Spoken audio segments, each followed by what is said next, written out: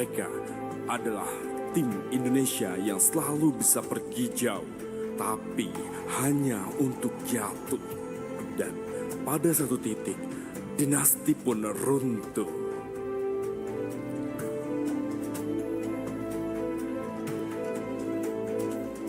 Pilar-pilar yang membuat mereka menjadi besar, satu persatu tercecar. Piala dan panggung dunia yang tadinya selalu sempat berlalu. Sang raja sempat dibilang B aja, tanpa ada yang tahu bahwa mental mereka adalah baja. Kalah tidak membuat mereka kapok, tapi berpikir cara berbenah untuk hari esok. Dan di season 14 semua berbalas. Pilar-pilar baru yang buru menang. Kata Pak Ape, kumpulan pecundang yang menolak menyerah. Mereka berjuang, dan berjuang. Hingga suara ragu tertutup oleh semangat mereka yang lantang. Di M6, sejarah di XL Asiata Malaysia yang belum dicapai kembali dimulai. Karena dengan pilar baru ini, menciptakan badai pun bukan hanya jadi andai.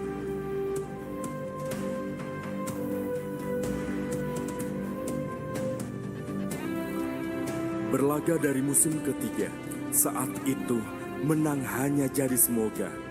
Di regular season 014, mereka kalah tanpa belas, kalah tanpa balas.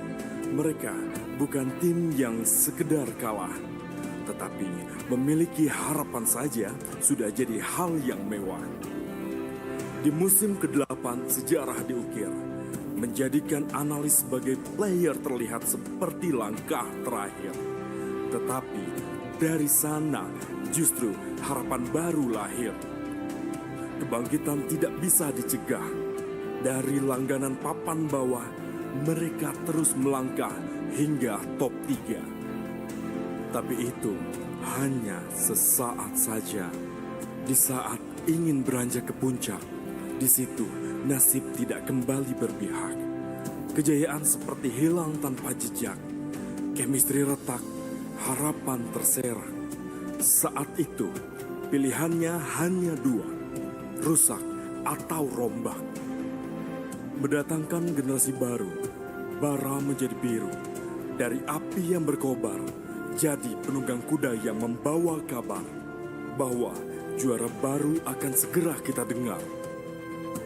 Karena para darah muda ini lapar, dan pada nama mereka tidak gemetar. Pada raja mereka tidak gentar. Hingga kata juara berhasil mereka kejar.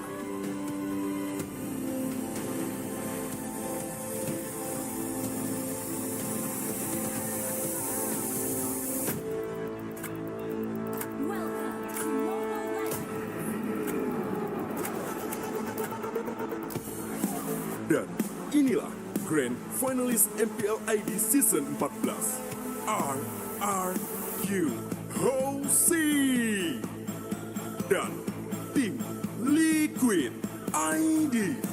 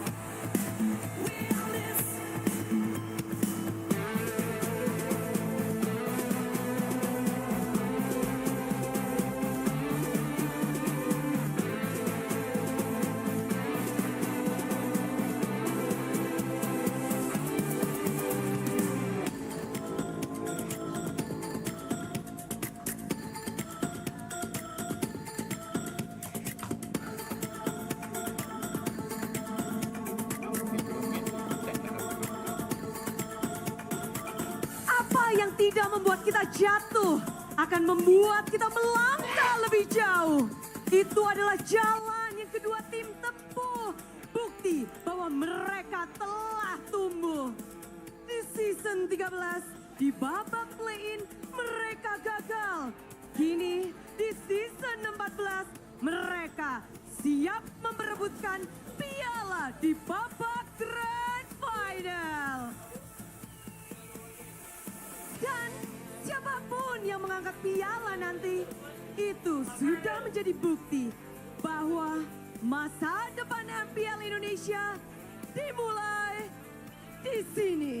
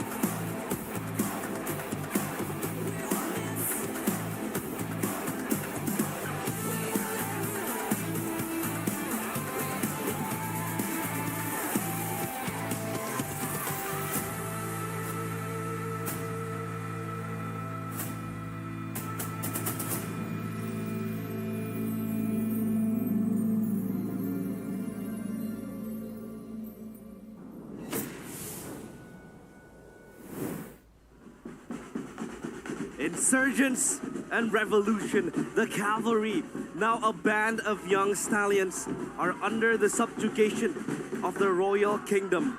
But now, it is their time to break free. Led by the usurper, they stage a rebellion and charge forth towards the kingdom. Behind the castle walls, a prince trying to unearth his crown leads his army to battle. Seeking ascension to finally become a king, he liberates his sword and prepares to fight. Cavalry or royalty? Welcome to the grand finals of MPLID Season 14. It is Team Liquid Indonesia against RRQ Hoshi. The Kings, who've been able to force the cavalry to bow to them in every meeting in the regular season all the way to the playoffs. Last time they met, it was an upper bracket final match, and for Liquid, the biggest doubt for them was, could they conquer the mental block that they have? It's always just been lingering up against RRQ Hoshi. The answer was no, not yet. 2-0 lead, didn't matter. They were still reverse swept by the Kings. But today, after getting all new morale, I would say, beating Bigatron Alpha 3-0, with a declaration of war back again to start this coup, to start this rebellion, to try to take that throne away from the Kings of Kings. It doesn't mean the King of Kings can kind of rest easy though. They're up against Team Liquid, and every single time they meet, it seems like they get closer and closer to getting the job done. So for RRQ, the pressure is just as high, if not higher, to maintain their dominance, to once again gain success over Team Liquid ID and prove to the audience, prove to the world that this is their time, this is their moment. The loyalists of the kingdom, of course, it has been a long time coming. Finally, in M6, they stand strong. However, still, there is going to be one more obstacle that they have to overcome, and that is toppling down the revolution that is going to be built by Team Liquid ID. They were able to at least convincingly win yesterday, 3-0 against Bigatron Alpha, but the problem with Team Liquid ID is that they have been on the backs of RESTREAM Kaon because they haven't been able to beat them since the regular season. For some reason, our counters has really just been the kryptonite. Yeah. Like you said, full counters for Liquid ID. So what is it, Arashi? What's going on here? We've been speculating that it's a mental block. We've been speculating that they're overthinking. But here in the grand finals, are we expecting the same? Are we expecting Liquid to bow down again? The Cavalry to bow down to their kings? Or will they finally take that mantle for themselves? You know, the Usurper has been looking very hungry. Mr. Flava Fave. Flavor Fave. The whole cavalry has been looking very hungry, very eager to prove themselves. But for RRQ, I think that's the big question here is, have they shown their cards? The way they were able to actually perform not so well, but then afterwards immediately recover and go for a clean sweep, clean reverse sweep. A lot of people are thinking, man, that shows that RRQ still had cards up their sleeve. I mean, the Lunox pick on Skylar came out of nowhere. That's the issue when you're dealing with Keskute here, right? The Trickster. What is he trying to do in this current match today, right? That will be all for us at the caster's desk, because we want to throw it up to the panelist desk to decipher what is going to be the case for today's match. So panelists, take it away. The boys. Thank you so much, casters. Thank you so much. I realize we have Mirko as well as Arashi over there, and we're back here on the panel with me, Eterna, alongside with Gani as well as Gideon. And we're moments away now of coming into the drafting phase for our first game of this best of 7 series. And you know, ladies and gentlemen, for those of you at home as well watching, just to remind you, this is going to be the first time that TLID with this roster have actually experienced a full best of 7. It was only a best of 3 in the regular season to a best of 5 and best of 7. So this is not a sprint, it is a marathon, and the marathon starts here with RRQ actually being on red side. Boy, oh boy, TLID, they will be tested. They will be, yeah, I think this is going to be their biggest obstacle. Remember, regular season, it was RRQ #1 position. Will that story be the same, or will the prophecy of Aaron the Conqueror be true? Honestly, I'm genuinely worried for TLID. Yes, I'm going to be leaning towards their side, hoping that they take the victory here, but RRQ have been looking very stellar throughout not only the regular season, but when the kill switch goes off. I don't even know how to explain it, right? First 2 games that they played against them, it almost looked like maybe, just maybe they had a chance, and then suddenly new varnish, new polish, and new text coming out from them as well. So we're going to see how that all pans out, ladies and gentlemen, as we enter the drafting phase. Game number 1 presented to you by our official tournament smartphone, Samsung Galaxy S24 FE. And again, we're going to take a look at the bans here. TLID go for the Edith first ban, alongside with RRQ, full respecting Cho in the first phase. What's going on here? Well, I can only assume that they want to get rid of some of the more flexible picks, or more so set up potentially for a Valentina. And I'm only making these assumptions from St. DeLuca's perspective, because from Keskute's side, he's already getting rid of the Chill, banning out the Fanny as expected. I don't see the chip just yet. Chip and Suyo is still on the table here, Gideon thank and God. Eterna, but Matilda actually banned out from Blue's side. This is very interesting. TLID, they like to rock the Matilda, but it does seem like that they will pariah the Suyo or Chip more. Amen, amen. Now there's only, oh baby, come on, St. DeLucas. I'm pretty sure that you've been holding this back all this time. Chip comes through. No more illegal bans coming out from TLID. Wait, is this the first time we've ever seen Chip let go in the playoffs? In the playoffs? It should be, right? I'm telling you, this has been the mind games. Nobody should ever ban Chip on the blue side, and only TLID is the only team that does that, and that's so bizarre. So this time around, it's looking even cooler. And this is the thing, though, right? We haven't seen Witty on the Chip too much. Is this a big gamble that they're going for? I think Chip is so broken that it doesn't matter. Especially with the minds of Witty, right? Witty the Wise will rock and exploit this hero like it's nothing. Very, very strong response though. Natan and Yves, their high ground is looking very, very solid. I love it. I love it. At least from Keskute's perspective, he understands that if we are going to go for a full-on team fight, I need to limit the area of influence that you have. But TLID optical for Hilda once again, as well as the Alpha. Are they expecting Kesku to go for maybe Khalid? No, goes for the Bane instead. Very interesting, right? Because usually you pick up the Hilda after the Assassin, or if you can, bait the Assassins out. But that is going to be Kesku picking up the Bane. So what's your play now, TLID? That's a big question. That's a big question because if you're looking for neutral objectives, we've seen the Alpha falter against the Bane. We saw it yesterday actually in a opposite scenario, right? We saw that Fabian picks up the Bane. It was very difficult for Super Ken to pick up those neutral objectives on the Alpha. But I guess it depends on timing as well, right? Timing is going to be very important. In the second phase, we're moving on now. Lilia actually is the first ban from RRQ. Really smart at Kesku. He understands that right now, seeing DeLucas' composition doesn't have any wave clear at all. Chip, maybe in the early game with Concussive Blast, but as the mid game starts rolling by, Chip really needs some extra wave push coming in maybe from a Lilia, ideally a Yve, but I think now that both of them are gone, I can only assume that Kesku is only going to get rid of another mage as well. That and game 3 yesterday, Gideon, Yeskill rock the Lilia against the Yve as well. So somehow it's in a similar position here. So Kesku, yeah, we saw you game 3. Let's ban that hero out today. Carmilla ban though, from the side of TLID understands that, hey, I think we are going to clump up and it's the counter for that chip. So now the question is, for RQ, do they want to ban out the Valentina? Yes. Right? Because Yeskiel needs a hero here, and if they want to kind of level out the playing field, they can go for the Valentina, but RRQ don't take it. They go for the Harith ban instead, seeing as that we did see that the Harith did do good, relatively good against the Natan in the lane. Well, I don't know about that, Arashigi.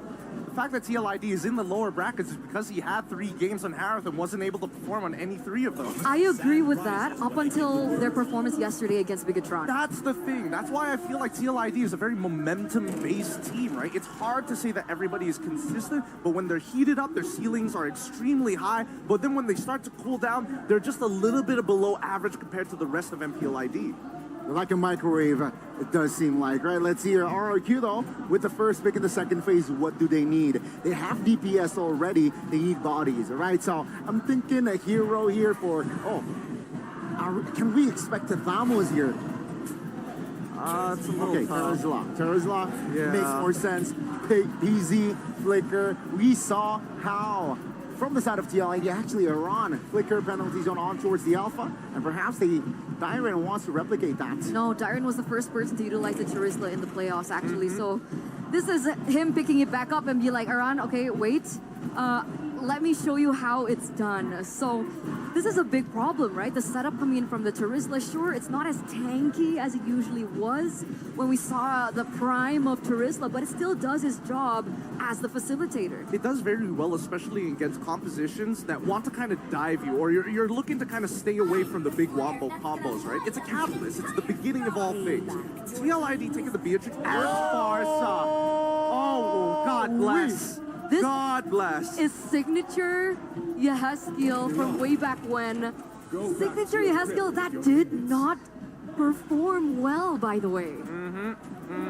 And here's the thing. Facehugger used to rock this Farsa like it was crazy, so I believe he told Yeskiel a thing or two on how to play the Farsa. I don't know, this one might be a little difficult. As much as I want to believe that Farsa will eventually outscale the entire composition coming up from RRQ, there's just so many ways to cancel out the feathered airstrike, right? At the edge of the RWM, penalty zone, even with the deadly catch, a lot of ways to put yourself at threat. So I feel like TLID, they're going to have to take a very slow, calm game. RRQ, just let TLID come into you, right? Get those first 2 items, wobble, combo them to the ground. And on top of that, the implosion from the Tigreal. So there's a lot of things that they need to figure out with this draft. And we're going to throw it over to our casters to begin game number 1. The Land of Dawn will be the arena, and will be the witness of whether or not the revolution will go through. Game number 1 of TLID against RRQ Hoshi. The battlefield for the coup. Will RRQ be able to quench this rebellion? Will they be able to beat the usurper Fabian? What are they up to? Leaving the chip open in a grand final. It's a best of 7 Iran. Already putting the pressure down onto Dyren too. Ooh, look at Terizla, man. We've seen Darren perform well on this, but Aran as well. Team Liquid ID knows how the Terizla wants to operate, and they can kind of counter it. But the most important thing, for sure, has to be the Farsa, man. What season is it? Season 8. We were making jokes about it just yesterday. If you close your eyes, does it almost feel like nothing has changed at all? And in Season 14, the high ground artillery, front to back, backline setup is now back in fashion. Emblem share by IndyHome, though, showing again the Wilderness Blessing for mid and roam. It's all about moving around. But the Bargain Hunter for Skylar, showing some confidence here, knowing that he can probably move around and actually escape from a lot of this aggressive early game potential. Yeah, the Farsa does kind of have that extra range in the lane against the Eve. But talking about the team fight, will the Farsa be able to at least survive the first encounters, the first, rampage coming in from RRQ?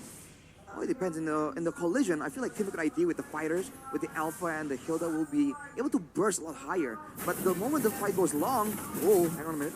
2v1 situation. That's a deadly catch as well. Ryan to be forced to use the vengeance, but he will not be able to survive. Still running away. Wow, he does. The bush is all he needs. Gets caught one more time. Okay. Aran still with the reach. He gets it with the push. Brings the flicker forward. Stunned up by Winnie with a crash course. A big flicker wasted from Rins. Winnie shoved back into Setsujin. No deadly catch. Fabian will save the Spear of Alpha for the Turtle. More prio for RRQ, but TLID have the healthier HP bars. Looking dangerous right here. Both teams going for it. Winnie with the crash course over to Setsujin. Now it's going to be the feathered airstrike over to shove back from Edok. Taking with the Spear of Alpha. Going to the Tyrant still. Losing his life. Winnie in the back with the crash course is now Aran jumps in, but he's going to be caught into the turtle pit. Setsujin guns him down. And Rins gets him out with a double kill. Oh, they get it all. They lose nothing and get everything. It's going to be Setsujin acquiring the turtle for himself. Break down that fight for us, Arashi. RRQ going in and out, waiting on the cooldowns. They know that the burst damage is massive from Team Liquid, but Edok was able to buy so much time, dodge away from so many skills using the Sacred Hammer as a bit of a displacement tool and also a repositioning tool. Team Liquid ID has to be careful, man. If they go for a long drawn skirmish like that, they're susceptible to getting punished.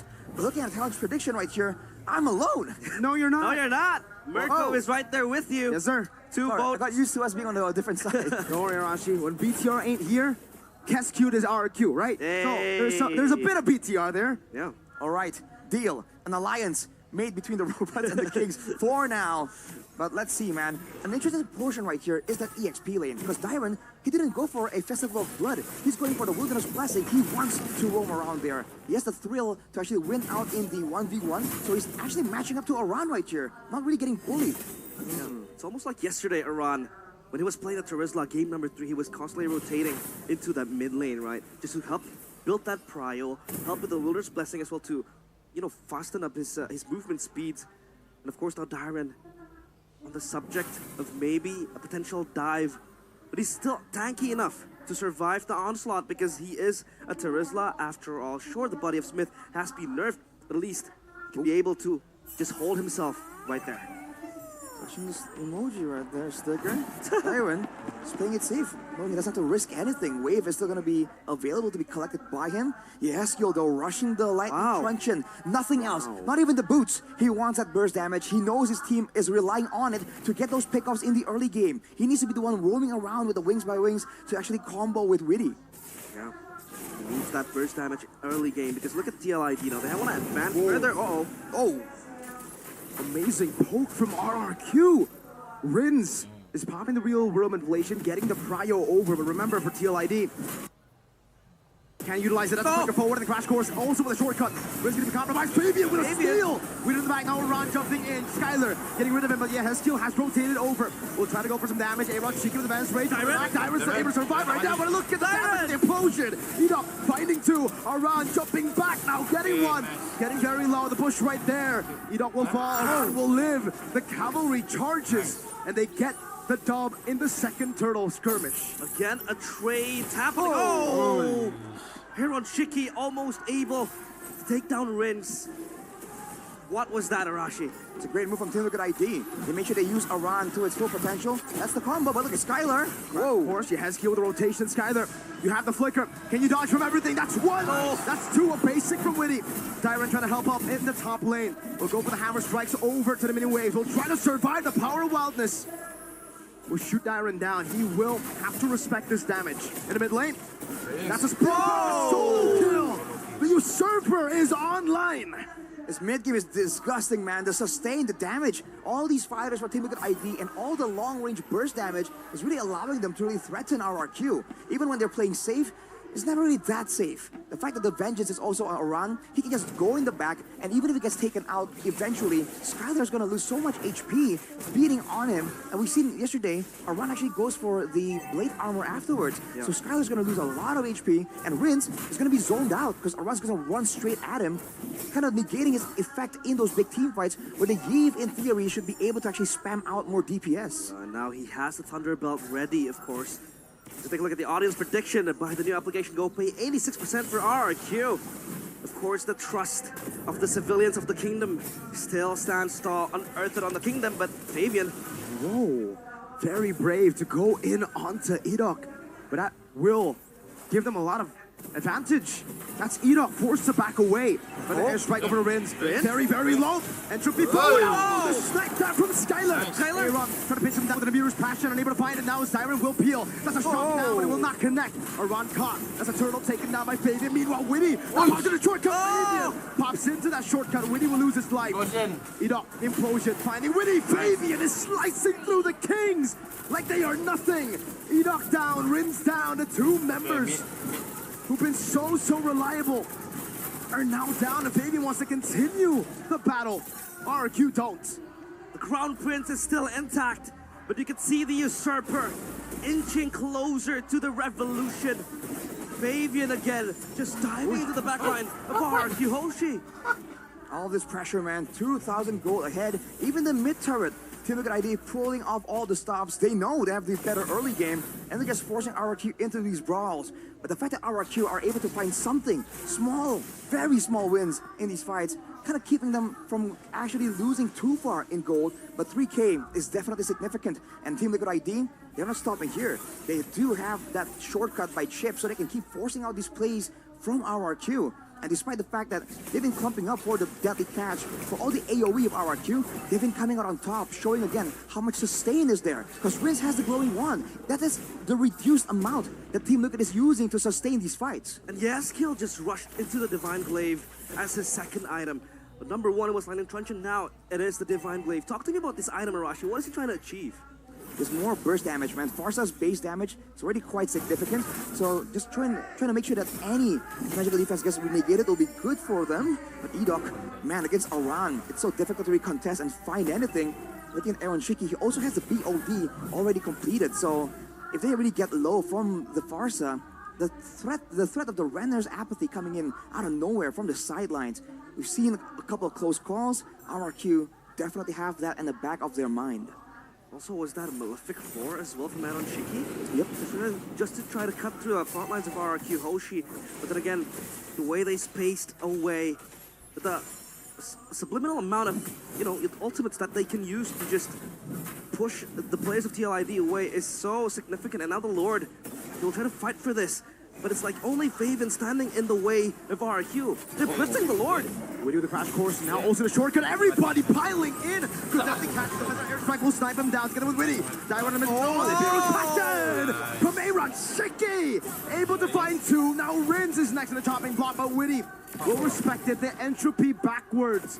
Lord 1 taken by TLID. They enter the castle of the kingdom, and they make it theirs. Having a party, feasting with the Lord. They get it for free. It's a great play for Team Liquid again, using the shortcut to zone everyone away.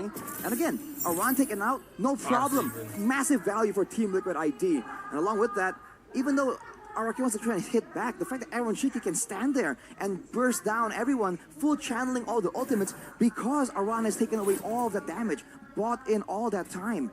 They have the Lord right here, and they do have the global presence. What are they going to try and do with it? If you take a look at R7 making an appearance here. Now Aran. Look at Witty. Running forward, Witty is able to just crash course. Implosion as well. RRQ will take Witty. But what do they lose? The Lord is still on despite the entropy, the bottom lane. Holy defense. Already baited out. Up top, Skylar will finally deal with the Lord. It's taking a bit more time. It will fall to the mini waves there. So at least it is a tier 2 and a holy defense in the far lane for the cavalry. Holy Crystal though for Skylar is hitting his power spike. And that means that Natan can be so much more, oppressive in the team fights and in the defense later on. But as they say, Lord number one is to take map control. And they look for a conceal play. Oh, the penalty zone now. Real well played. Shiki will be caught. Skylar eliminates him. Aran looking for an angle. Fabian looking for some damage. Feather air strike bursting him down. You don't take it down. Aran in the midst of it down with the vengeance as well. Aran will not be able to find a power wilderness. Skylar still able to cut away. Now Rins getting the kill back. Shortcut. Oh! Fabian, after recalling, after going into the mid lane, will be able to rejoin the cavalry forces to get rid of Tyrant. 2 for 2. They fight back, and they fight back hard. RRQ is looking for a Hail Mary play, but TLID, they charge forth. The Stallions ready for any form of oppressiveness from the kingdom. No execute. Fabian finds his Pure Alpha. Now the deadly cast appeal from RRQ is not enough to take him down. Fabian will finally be slain, but at what cost? Oh! With a double and an outplay. But still, it's CLID. We're able to take that kill back. Now, who's it worth for? Considering the Team Liquid ID was ahead 4,000 gold, RRQ, it's down to 2,000. It has to be worth it for them. They've bought more time. They've stopped the momentum of Team Liquid ID. Man, Sustajin, what is he made of? How do you find that moment there, walking through danger, just deleting your Haskill? Ice cold. Ice cold. The mercenary is here to back up the Crown Prince. Look at that damage. And this warrants a respect towards the Bane, because the Bane, as time progresses, as the game gets later, the damage just becomes disgustingly insane. And that is built upon, burst damage as well for the Bane. And this could be the time frame where TLID has to respect it, prepare for a Lord Dance. Heading around for now, but there's the chip in the back line.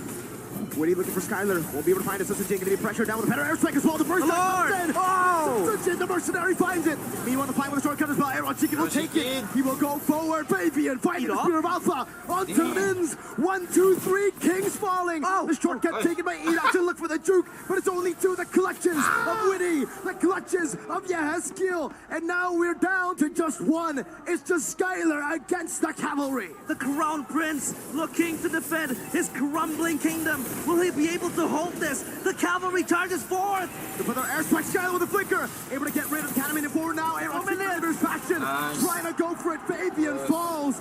But they will take the battle in game 1. They take control of the castle walls. The young Stallions. They charge, and they charge hard. Game number 1, TLID 1-0. A great use of momentum right there. They know that RRQ, they can't really afford to lose more lords with the base turrets getting lower and lower. They go for that macro play. They go for the flank with Really. That's the power of the chip. The backline in shambles. The formation disrupted. And RRQ, despite having that golden combo, the Yve and the Natan, are unable to stop the momentum, the speed, and the charge of the cavalry. We talked about the Yve and the Natan boasting a very high win rate in the playoffs. And Rins with the Yve as well, 100% win rate broken by Team Liquid ID. Does this signal something, Arashi? I mean, it signals that Team Liquid are here to fight, despite the stats, despite the history, the 100%, despite the 3-0 so far in this season. They are showing that they can break those numbers through sheer will. That is Team Liquid ID demanding respect from the kingdom. It's insane how they're able to recover from this. The Lord taken away by Sitsujin, but their backline was collapsed upon. Enoch bought a lot of time for Skylar, for the Crown Prince, to run back to his throne, but still not enough. They were able to maximize the initiation shortcut from Witty as they secure the first game. The chip has to be respected after this. They definitely got to respect it. We were already questioning it here. Thing is, this is the grand finals. We've kind of filtered out all the teams who can't play the macro game. We've already filtered out teams who don't have, a vast hero pool.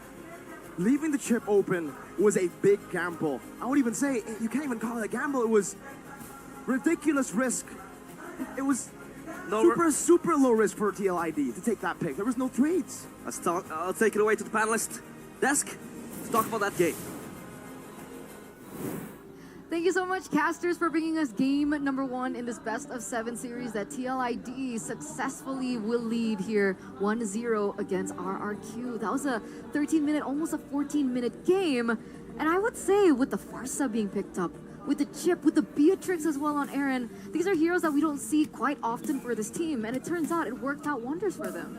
I mean, let's start from the draft, right? That Yeah. Matilda ban from the side of TLID, it opened things up here. Opened things up, like the Suyo being open, Chip being open. Does seem like RRQ, they are more afraid of that Suyo. They banned it out. Chip, they thought that Natan and Yves will be enough, but it's not. I don't know. I feel like a couple of things don't seem to line up here, right? TLID, one of the only teams that I've seen ban out the Chip in the blue side, decide not to do it at the very end here at the grand finals. Does that mean that all teams in MPL who have like these weird quirks have been just like, even RRQ, all of a sudden we've never seen Skylar pick up a Lunox, he picks Lunox into the Harrods. So is this all just mind games? Is this all just a deep conspiracy the deep state is putting into this at this point for MPLID? Honestly, it's possible. Honestly, it's possible. And the other thing that I really wanted to point out as well, this is a Kes-Cute kind of thing. Sometimes he likes to experiment in the early stages of a full, like a best of 5, a best of 7 now coming into it. I think he was experimenting. Let's try and let the Chip go. We know the damage that a Suyo can do, but we haven't seen the damage from the Chip quite just yet. Let's test it out for game number 1. He did it. It turns out the gamble didn't pay off. Well, to be fair, his composition that he cooked up was honestly really good, right? It's just the threshold. If this game drags out until 15 minutes, I think definitely is where we see the big turnaround for RRQ. And I was even mentioning to Gummies, like, man, TLID, they're starting to run out of time. Like, Skylar is about to hit his power spike. Everybody on the side, even Dyren, as well as Riz, both already at the point where he can actually slow down the initial push from TLID. Yeah, I mean, I think also to add to that, right? That far side actually caught RRQ off guard. I feel like that Farsa pick. Well, let's look at our MVP. If it's not Woody, I would have to Woody give it the to Wise. Farsa. Yeah. Okay.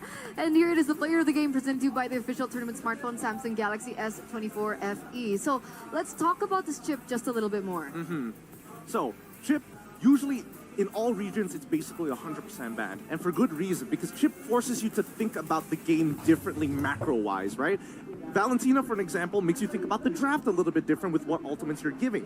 But in terms of entire gameplay, I think that RQ did a really good job at actually surviving somewhat in the early game, because Chip can easily just gank you out of nowhere. And especially for laners, and I think even for Skylar, he would be pretty annoyed if Chip suddenly caught him off guard. So I think here, when we start looking at the very first fight of the game, that's where we see it, right?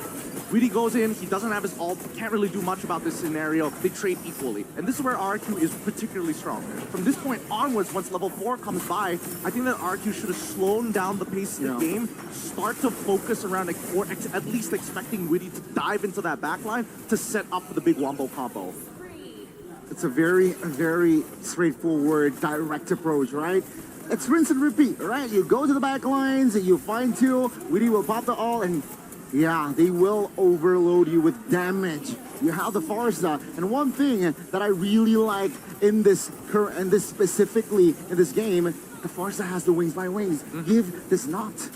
Yeah, and at least for being Farsa, you scale a lot harder than Yves. Your burst damage is rather ridiculous, and it's very easy to pump out. And I think a couple of fights that TLID ended up losing was mainly because I didn't hit all 4 of my shots. I missed 2 out of the 4. And when I do hit him, I think it was, no, it was definitely not this one. But as you can see, Farsa not necessarily being in a position where you have to take the portal every single time. The added range from that feathered airstrike allows you to be a little bit more flexible. You just got to be relatively near Witty. You don't have to be on top of him. And that actually brings me to my next question that I really wanted to ask. How long is the cooldown for Chip's ult? Is it a long one? Is it a short one? I want to say 40 seconds. Yes. Level 4, right? So level Okay. 12, maybe 30-ish. Because I find that quite interesting, because there are a lot of moments where he actually pops in the portals that he utilizes just to bring even one player from TLID in. Like, we saw a couple moments that he actually utilized it for just Fabian to come in to follow up into the team fight, that he had to kind of go back before. Or maybe Fabian was actually chilling on a certain neutral objective that Weedy successfully dodged. Well, I mean, think of it this way, right? Because when you're using that portal, it's also a transportation tool. So if, let's say, if you're a jungler, right? You do a particular clear, you're going to repeat that process. You're going to go start from your orange all the way back up to your purple. But guess what? Lord is spawning on the orange side of your jungle. And I'm already at purple. I don't want to walk all the way there. So Chip can actually teleport you real fast in those types of situations, especially when you know that, hey, our WM is down. We know for the fact that the Deadly Catch just got used. So it's pretty safe for us to transport you here and win over the neutral objective. And also, that is why the efficiency, right, of this hero is still that expensive. I feel like, yeah, maybe call it experimenting, but Arkiyoshi definitely will not let the chip go in the second game. Take a look at the items here. Aaron Shiki, 512, yeah, straight up, right? Penetration, have to seize, Hunter Strike, and also that Malefic. That is where I feel like, okay, you got the Malefic, Arkiyoshi is going to feel the damage, and then he adds more BOD. Arkiyoshi cannot handle that damage, that sort of damage. 13 minutes. I mean, we look at the gold distribution now between Aran and as well as Dyron, and honestly, it's not too big of a deal, right? Because both of these guys were more concerned about the team fight than they were about their lane half the time. Once they walked out of the laning phase, I felt like Aran just kind of like checked out from the lane. He's like, oh, hey, Dyron, walks away, comes back, hey, how you doing? You're looking good. Walks away still. And this is a unique thing because from the last time that they met, we actually observed that Dyron had a really good foot in with how Aran actually rotated. And I think that was one of the main pillars as to how TLID couldn't have their footing in the neutral objective fights especially. But why this particular time, Aran seemed to have the better out of Dyron? Well, I don't think he had the better out of Dyron. I think Dyron had some pretty good engages, but the counter engage coming out from TLID, and honestly, Aran got really lucky a couple of times thanks to his Wilderness Breath and giving him extra movement speed and his natural passive to keep him alive. He should have died like 2 or 3 times in the early game, but he survived with a sliver. Yeah, it does seem like that Aran just... It seems like he's lucky, but sometimes his calculation is that deep, right? I think from 3 minutes onwards, that's when his calculation started to kick in. That first lane one, oh my goodness, he's clenching his butt cheeks. Okay. We saw that moment, right? He was on a sliver of health. One. It took like a couple more seconds for him to get taken down. Luckily, the healing just came back in. It's great. It's great. And generally, I think this game really is a great showing for MPLID because there's such deep understanding, right? KesQ decided, hey, you guys don't have any wave clear, so I'm going to ban out the heroes with wave clear. And then you get Beatrix and then Farsa as a way to kind of compensate for that. And not even that, even when we saw in the items, right? Going for Blade of Heptases, for an example, is not exactly very common amongst Beatrix players unless you know that I guarantee want to burst somebody down, which is what the comp wants to do. Because if it drags out and you get wombo comboed by what KesQ was throwing out, I don't think it would have been an easy game. Because we've seen a different layer of Beatrix, right, Gon? We've seen the Beatrix go Sky Piercer in the beginning, but usually that's because when it's a paired win with like something like a Franco or something like a Kaja. But yeah, I like the adaptability that this team has shown as well as in the drafts too, because technically with the Farsa being picked up, one, they're able to utilize that early pressure from level 4 that the chip offers, but also a layer into the late game just in case it gets to that point. Because remember, RQ had the Natan. It's a very good balance, right? All right, it does seem like SDL knew that RQ, they will pick up the Natan and Eve. And hey, guess what? We have the Beatrix and the Farsa that can equalize in that department. And well, TLID, they win the early game because of the chip rotation, very efficient. Fabian, of course, Flava Fave, again, delivering his world-class performance. Sure, a miss retry a couple of times, but not really impactful in a sense that it was crucial. Mid-game, they got the Lord, RRQ. They were the ones who was struggling to find the right connection. I think, all right, now as much as the panel here being, you know, big blue supporters, I think that RQ had some really good ideas. Generally, it just boiled down to just timing, really. It's just timing. All these early fights that were coming out from TLID, and because they were winning them, sped up the timer, but we did see RQ actually fight back, trading equally 2 for 2s, 3 for 3s sometimes, despite having a 2, maybe even 3 deficit, 3K gold deficit. So it's pretty good for them. I just think that, like, they just needed 2 minutes and the meal prep was complete. Because technically, the Natan, Skylar, he already had his Holy Crystal, right? Did he get the Divine Glaive at the end? Jadi, was there enough time for him to secure that item? I think we'll get a little bit of a flashback later on, maybe after. But I don't know. TLID, they knew their timings really well. They knew that, you know, pre-level 4, they didn't have the power spike that they needed. And especially, that's why the first turtle was a little bit shaky for them. So the drafts are going to be interesting when we get into game number 2. But before that, we are going to throw it over to our host to see. Udah kelar Mongstar? Melissa, what you doing over there?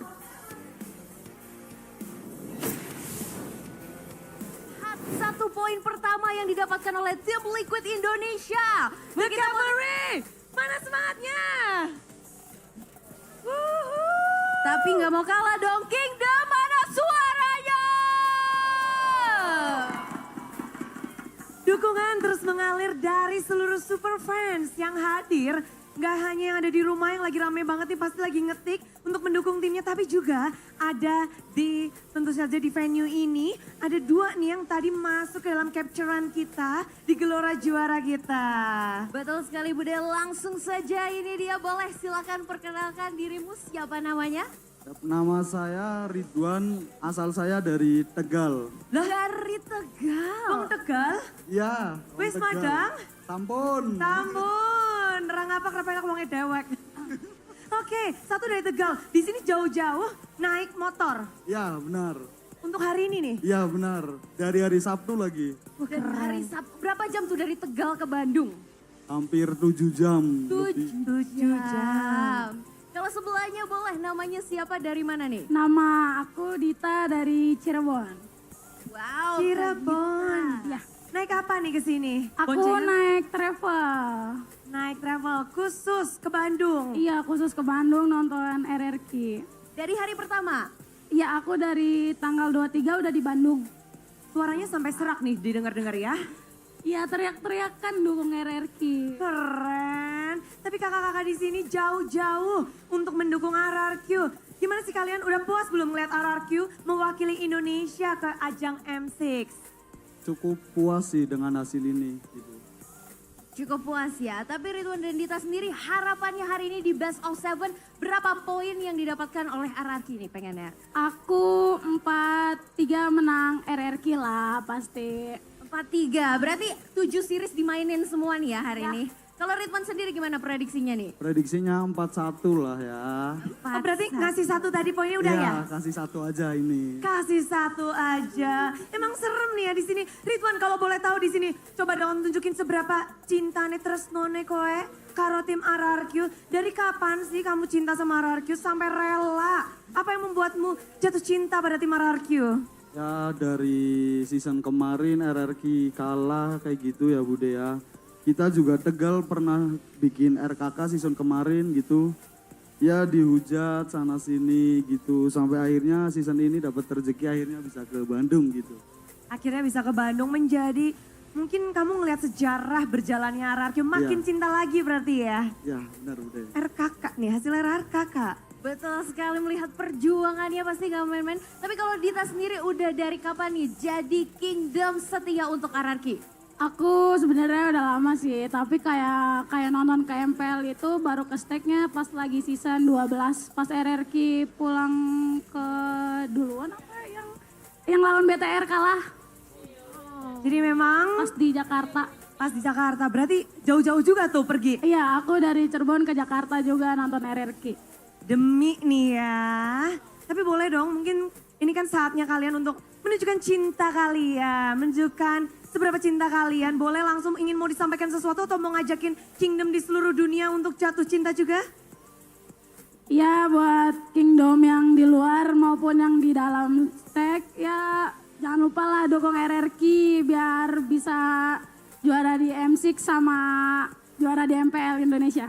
Ridwan, saatnya kamu semangatin nih tim RRQ. Let's go! Salam buat RSI Bahari Korn yang dari Tegal yang sedang mengadakan nobar di Warmindo Hita. Itu aja udah. Buat RRQ-nya yang mau main Buat nih? RRQ tetap semangat lah, fokus, riset semuanya pokoknya game ini. Kita sikat abis sisanya. Sikat habis. Betul sekali. Terakhir, kalau kan ini sudah pasti masuk nih ke M6 di Malaysia, bakal ikut ke Malaysia nggak nih untuk dukung tim tersayang? Ya kalau ada rezeki pasti bakal ke sana sih. Kalau Dita sendiri? Aku udah ada niatan mau ke Malaysia. Wow, fans setia sekali untuk RRQ. Dan kita harap yang terbaik ya pastinya untuk hasil hari ini. Terima kasih banyak Kak Ridwan dan Kak Dita. Ya udah. Betul, sama-sama. kita semua akan langsung melihat bagaimana Best of Seven ini akan berlangsung. Tapi sebelum itu kita akan langsung ke panelis mencari tahu seperti apa game kedua akan berlangsung. Inilah dia, RRQ dan juga tim Liquid ID. Game kedua.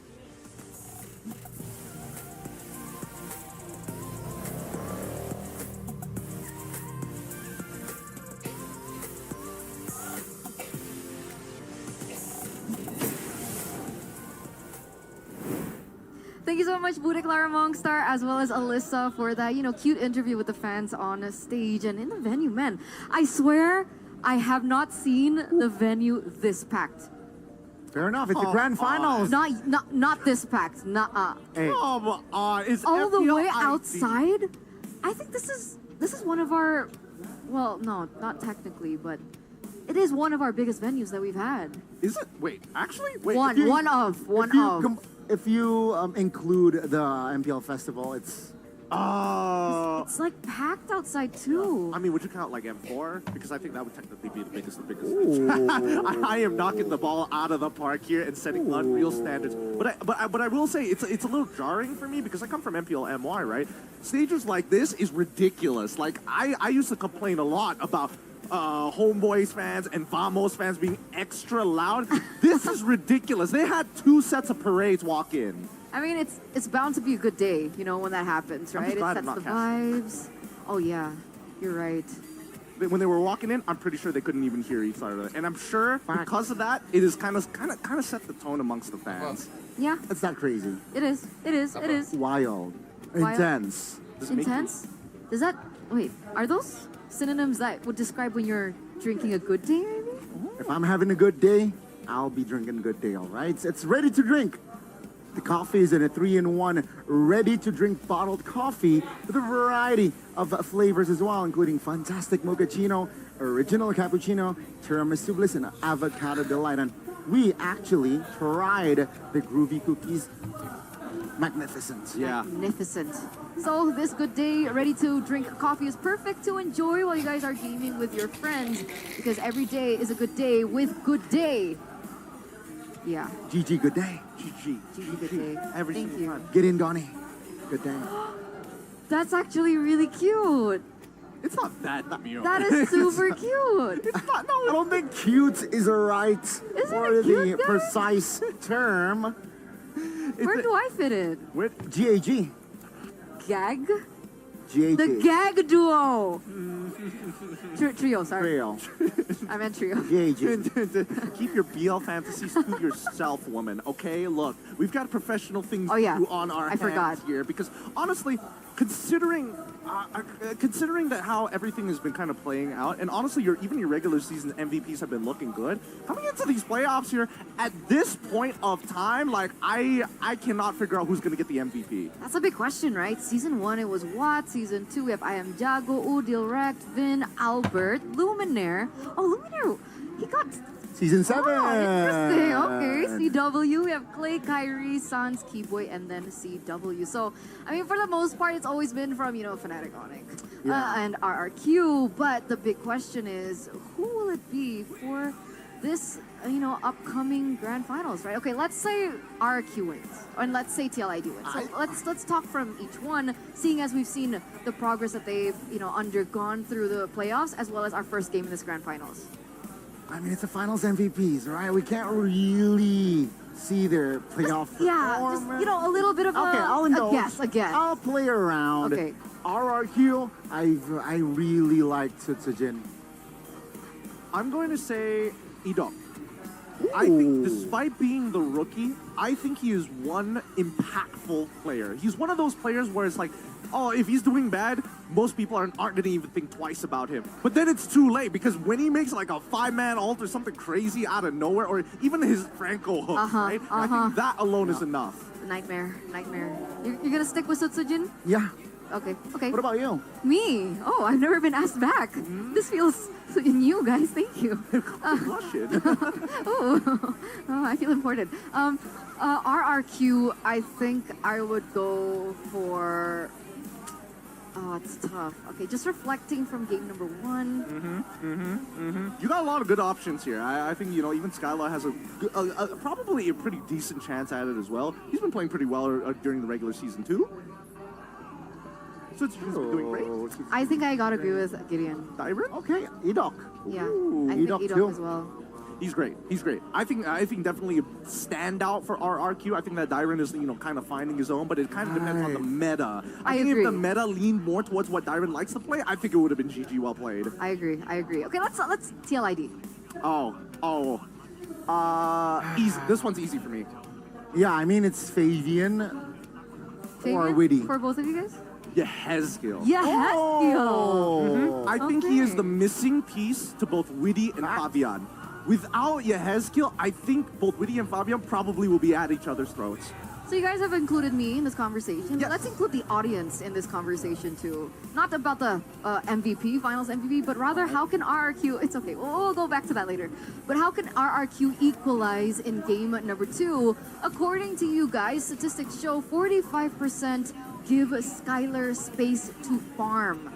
All right, so let's talk about that. Did we think that Skylar was not given space to farm? We'll start with you, Gunny. We'll have two things, right? Space to farm, meaning the other 4 distracting the, like going to the other lane so that, yeah, he has space, quote unquote, to farm, or someone babysits him, quote unquote, a lot, rotating towards the gold lane a lot to have space to farm.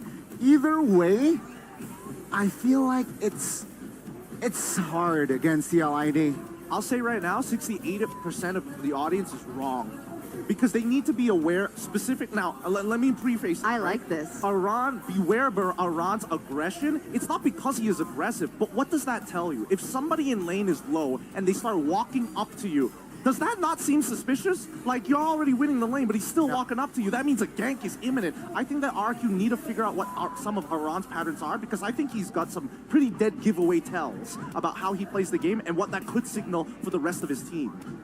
This is the first time that I've been on a panel and one of my panelists is like, no, I disagree. I like this. Guys, keep on disagreeing. Oh, look. It's not that I entirely disagree. I just think that No, it's okay. I like it. You sure? Yeah, it opens discussion. Right? Let me just check if my Instagram's still around.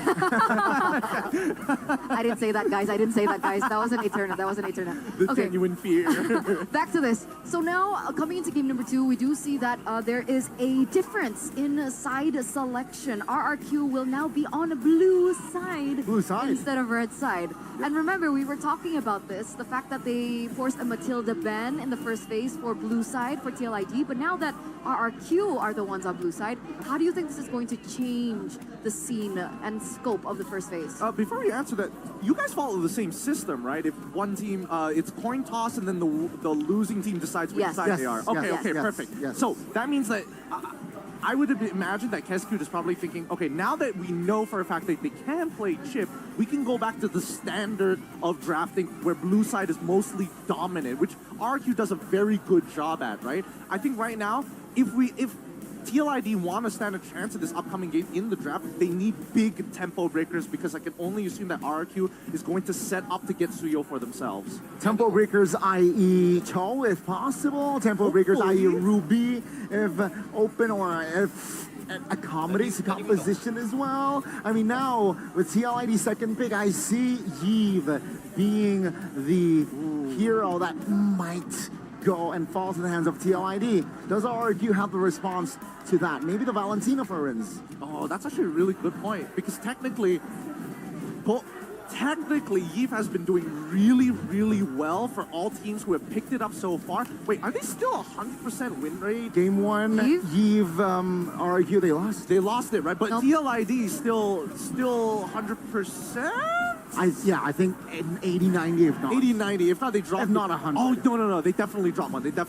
Yeah. Okay, so that means what would they have to do? I think we need to start thinking about the other lying mages that could be played. Valentina, as Bonnie mentioned, is great. I also think that Lydia needs to be taken into consideration. One more, just because it got shown last game, has to be Farsa. Oh, Farsa Rins. Exactly, and that adds layers now, right? It's not just as straightforward as we once thought. It's no longer just Jushin, Yves. That's Yves, right. Lilia, Yves, Valentina, right? There's layers to it, but once again, ladies and gentlemen, look at this. Oh man, even TLID are going all out. It's not just the Kingdom here showing for their team, showing up for their team, but the Cavalry is here to show themselves as well as we make our way to the drafting phase for game number 2 in this best of 7 series. This is the drafting phase presented to you by the official tournament smartphone Samsung Galaxy S14 FE. And let's take a look. The bans are already in place. RRQ on blue side. We have the Fanny Joe Hilda ban. TLID Chip and the Suyo. Talk to me about this, guys. Matilda? They want the Matilda. I don't know. This is what I was worried about, right? SQ, he's really smart. He's already thought about it. It's tempo breakers. He got rid of the most important one, which is Cho, because they're setting up for assassins. They wanted to ban out the Fanny. I'm pretty sure they will always ban out the Fanny no matter what side. And St. DeLuca is like, okay, get rid of Chip, get rid of Cho, and now he has to make a really difficult decision. Do I still focus down on the assassins? No. Goes for early game aggression bans, huh? They opened, or he opened the Matilda for RRQ, and RRQ will gladly take it / deny it from the hands of Weedy Device. TLID, they will pick up the Yves and the Alpha, so they will deny the combination, that, yeah, cheeky Matilda Alpha combo. And so, does the Natan come to play here for RRQ? I think it's, yeah. I think they should pick up the Natan, or if not, they might explore the Focus, perhaps the Bane. Yeah, they are going to prioritize the jungler here, because if you remember upper brackets, Bane was always banned in second phase from inside of TLID. Yeah, but also Bane makes it really annoying specifically for Yehezkiel on this Eve, because now every time you drop the RWM, you are put on a timer when the deadly catch is coming at you. You want to get as much damage as you want to, but you're not going to get the full extent of your ult. Wait, does the deadly catch cancel the real manipulation? It doesn't, but you don't want to eat the damage. Right. You don't want to be put to 1 HP because of one shark. All right. So Ixia here gets banned by TLID. Very smart. Yeah, I mean, TLID actually brought the Iksha yesterday, but it does seem like TLID knows that RQ that definitely can rock this Iksha. They do not want to give that opportunity to RQ, though. It seems like they will ban out bodies, right? Hero for Iran, I think that will be their main priority. I have a big question. Do you think the Angela might surface here for TLID? We've seen TLID fight support with support before. As a last pick? If not that, Rafaela? As a last pick. Yes. Yes. I think that is going to be the case, and Barat, as expected, right? EXP leaders will be the target of Ron. No Hilda, no Barat, no Khalid. I think there's not much of a winning matchup here, because right now Phobius does pretty well into most things, even against the Ruby to a certain extent, but it's a skill matchup, right? Also, one more thing that needs to be taken into consideration for the EXP is whether or not they need to like get their hands on something that can slow things down, right? Maybe even play a Terizla here still to kind of keep them in place and force out ultimates, or they go straight into the CC and just purely focus on winning the lane. Oh, the CC, I like that. But RQC, it seems like they are, now they don't want to deal with the heavy spins that Akai can't produce. TLID, they should just pick up the EXP here. What EXP? Barak? Is that the desperate play? Is that the only play? They can go X-Morg if they wanted to. X-Morg. High loss, man. I forgot about the high loss, but I think the high loss is kind of like mid here, only because I don't think it's a bad game. I think by all intents and purposes, it's great, and that's why it's in the meta. But against Bane, against Matilda, that's where it gets a little bit iffy. If they add one more layer to it, a means to kind of slow them down on the glorious pathway, or even just taking up a Valentina for themselves, it kind of just evens out the draft anyways. So Valentina is definitely on the board here. So again, real good relation, perhaps here of Alpha can be stolen, but no. They are going for that 2 Sin and the Irithel, most likely with Sprint. Okay, so the signature Irithel for Skylar does pop up here, but this is a Jushin pick into a Yves that has been quote-unquote the theoretical counter. Angela, no. Support v support. I feel like this last pick might not necessarily matter. Because looking at RQ's composition, it's push and pull, right? It's Yeah. all Ruby. I think they need a stronger initiation tool, but then most of them have already been banned. Is it a Grok? Rafa, Yeah, there you go. All right. Yeah, so it ends up Saint Lucas decided instead of going for a full dive composition, tell you what, let's just change it back up. We're also going to play the push and pull. So this game is going to be very adaptable. Both teams are going to be playing a very strategic game of ping pong where they're going to be rallying against each other. And once we get into the late game, that's when we see the very big smashes where Phoveus comes in, Deadly Catch even, and even the RWM. So we need to see that evolution of the ping pong into the tennis and then the tempo breakers. Oh, that's it. That's it. Let's see. I think TLID with that draft, we might see a 1-1. Oh, okay. Okay, the bold statement here from the panel, ladies and gentlemen. We're gonna see exactly how this ping pong tennis match proceeds between both of these teams as we throw it over to our casters for game number 2. Game number 2 on the cards. CLID, they have 1 foot in the castle of the kingdom. But now it is the time for the kingdom to once again reinstate their oppression. Gonna stake their claim to try and get that early game dominance. We were expecting something completely different, man. With the bans showing up earlier, we thought an assassin was gonna show up. But once again, it's a jungle, utility jungle, fighter jungle showdown here. And Fabian and Sysogen both duking it out. But now it's a very different approach. RRQ seem to be doubling down on that early game option. This Irithel is picked, right? And we saw it. Skylar yesterday with the Matilda and the Irithel playing around. Don't you think it's situational? But before that, the emblems are actually. Ooh. Wow, lethal taken by Fabian there. Emblems by Andy Home showing the tenacity for Yehezkiel, respecting the aggression coming in. Darren with the agility and the Festival of Blood, so he's trying to play that massive frontline role, but ooh, duel. This is the thing, it's still a skill matchup in the bottom lane, man. It's not entirely a win for the Irithel. You do have an advantage, in a way, for poke and wave clear, but Aaron can do what he's doing best, laning. Yeah. Back to my question though. The Irithel Matilda combo in this scenario, do you like it? I mean, sure they have a high loss, they can charge at them, and as well as the alpha maybe, but oh, Skylar. Good juke, but damage still. Oh, can't really ignore that. Skylar almost taken down, has to hop and sprint. Sysogen rotating over, has it, and they catch Witty. Bit down by the Sharks. Wow, out of nowhere, Sysogen playing it aggressive, matching the alpha, getting the gold buff as well. And on the top side, even with Aran trying to be sneaky, avoid laning, cutting the wave, Darren actually came in to punish him, kind of equalizing the situation. Looking kind of okay for RRQ, but the big moment is this turtle fight. Can they actually get it done? A lot of zoning tools for RRQ.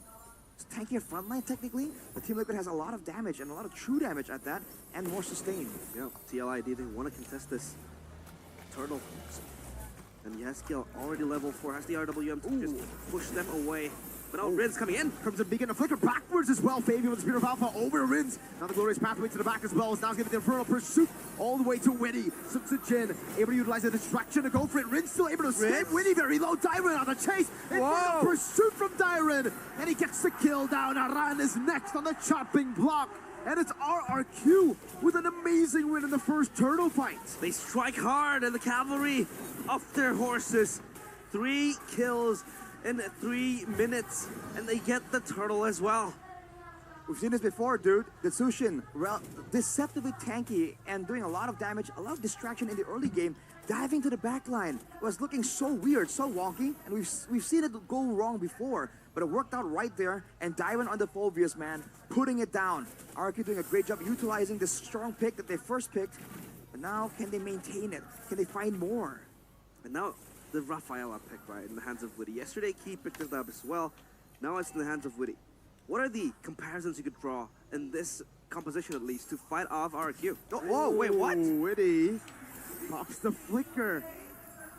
Okay. Every time I ask a question, something happens, but that is not what I expected. Maybe the certain eager from Edok to kind of get information, trying to find control, and with that moment, with that exchange of resources, they're gonna go for the third goal. But look at this! Oh, Crimson Beacon, Witty gunned down again. Rins with a lantern flare. Aaron gonna enter Entropy, and now it's gonna be Fabian with the flanks as well. The Spear of Alpha able to find Another kill over at 2-for-2. Fabian caught in the bad spot. Sutsujin does a bit too much damage. Now Yehezkiel gets Riz, flicker out. And Yehezkiel gets the kill.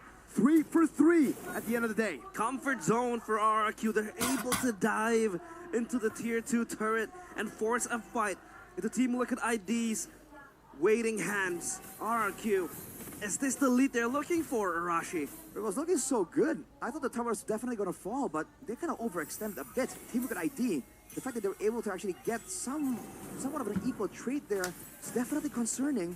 But right here, there's so much control over the turtle. You can see Fabian immediately just going for the clear, going for the other resources available on the map. But look at the duo on the top side. Yeah, 1v1. They run with a flicker. That's a mistake. Skylar will capitalize on that mistake.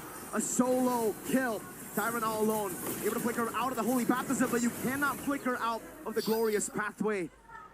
TL will get a trade. What is it with Team Liquid ID and their flickers in game number 2? That was a miscalculation from Matt on Shiki. It certainly came out of nowhere. I'm looking at the items here. Whoa, hang on a minute. 1v1. Deadly catch now. The spear versus the shot. Sutsujin soloed. Fabian getting the shutdown now. Getting the Lancer Flare to throw him back around. Fabian traded back again. Wow. That's Sutsujin 3 and 0 taken out by Fabian though. So they're both having 3 kills, but in theory, Fabian shouldn't be able to win it out there. And from that engagement there, Skylar also wasn't able to get the turrets. So both teams are hanging on to their early game objective very, very well.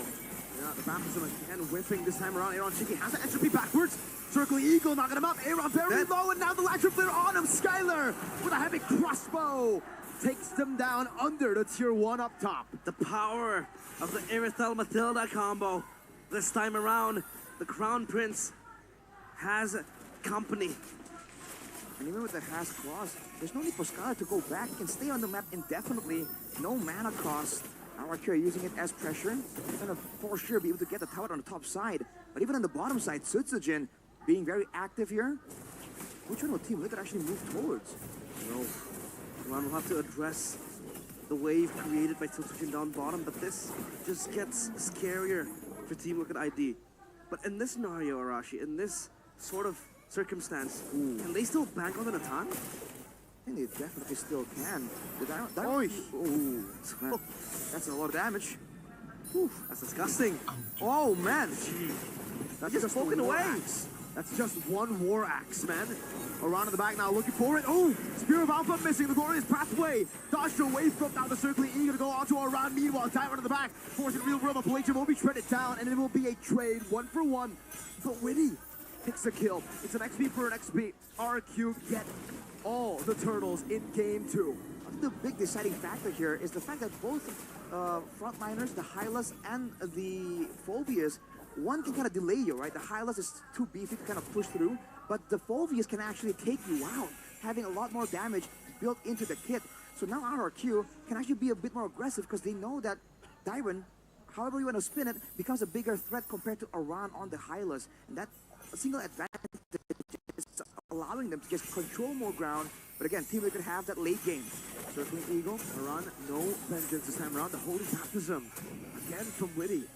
Only landing onto Dyron. Yeah, and the Phobius can somehow skip the high loss as well, right? You could practically target the backline of TLID indefinitely as E-Dog just opens up the map for RRQ. Now the question becomes to TLID, how do they want to deal with this Phobius, Arashi? You just have to wait until they get a bit more damage, but even then, with the Vengeance, it's going to be difficult, so they have to kind of play the back and forth. That is what we theorized earlier with that Rafaela pick. They wanted movement speed, but look at Rins. Crimson Beacon, Aran still trying to go for the defense in the mid lane. Pops the glorious pathway and dives all the way to the back. TLID, is this a mistake? The Holy Baptism catches on the Skylar. Oh, Diamond's free hitting. Now, 2 fights going on. Diamond able to get that Infernal Pursuit, Fabian very low. The chase around Cheeky! Again with the flicker forward, only to get gunned down by Skylar. The Stallion misses his flicker yet another time. RRQ, all hands on this game.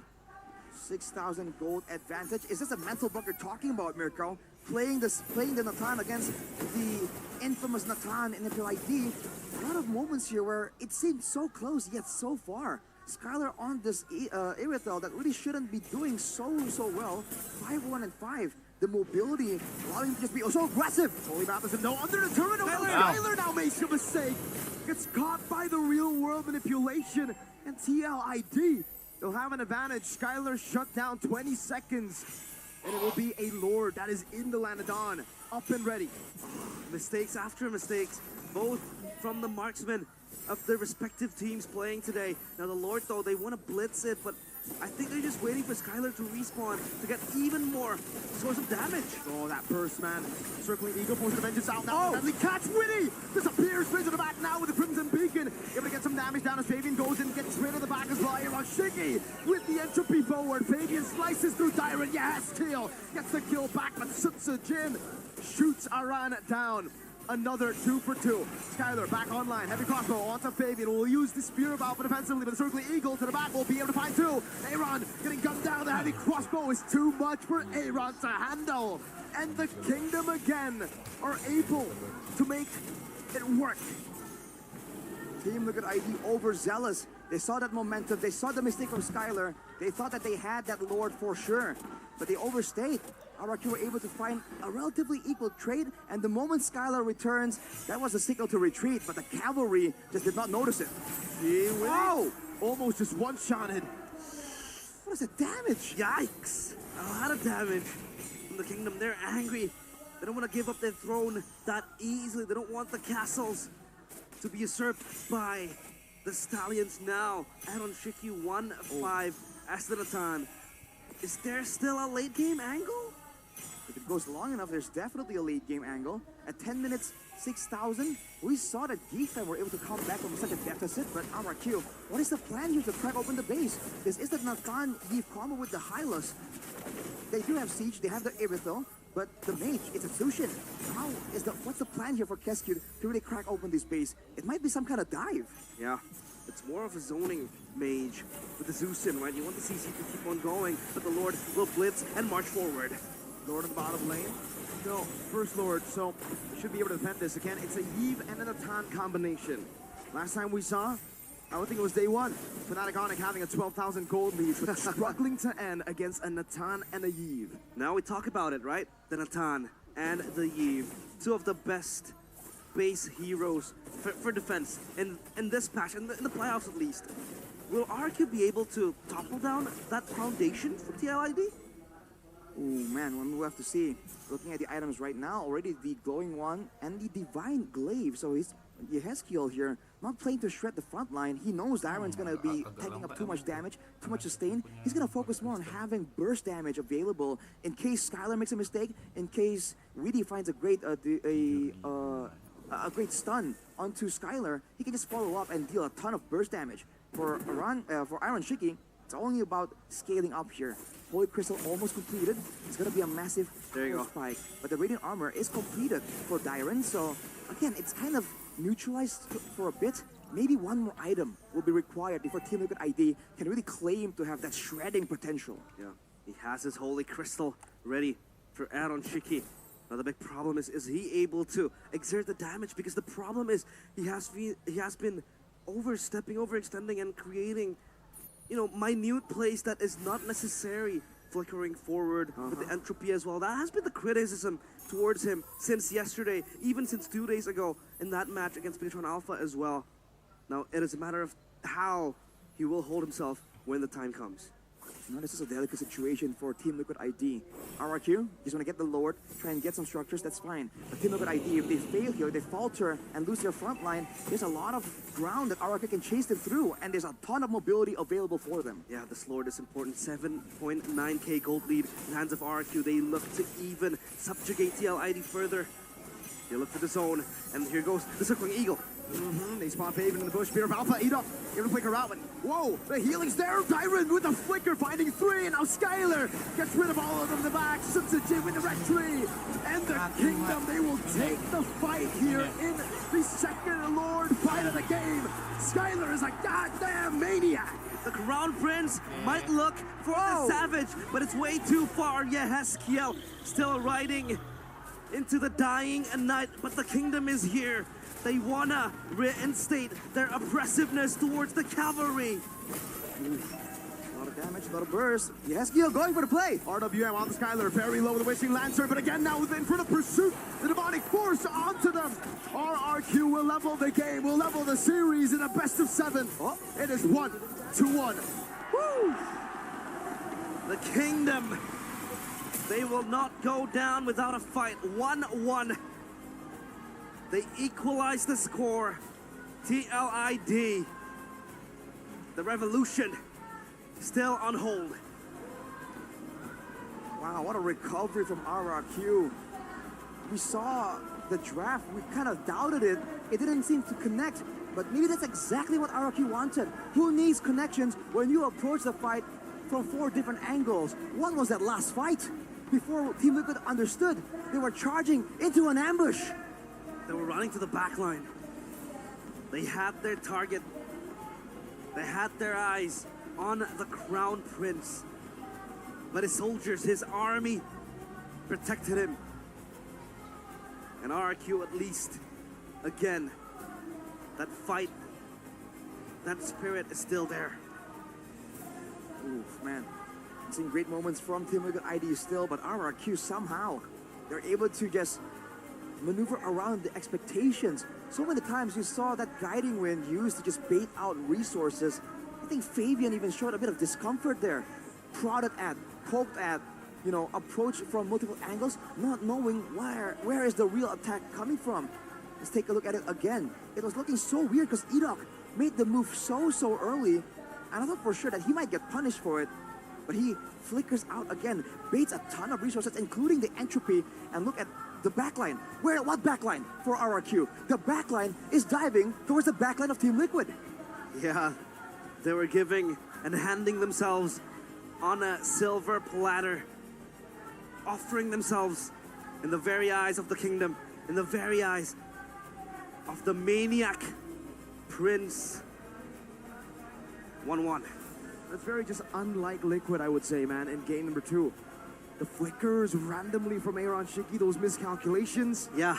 And fighting with an 8,000 gold deficit.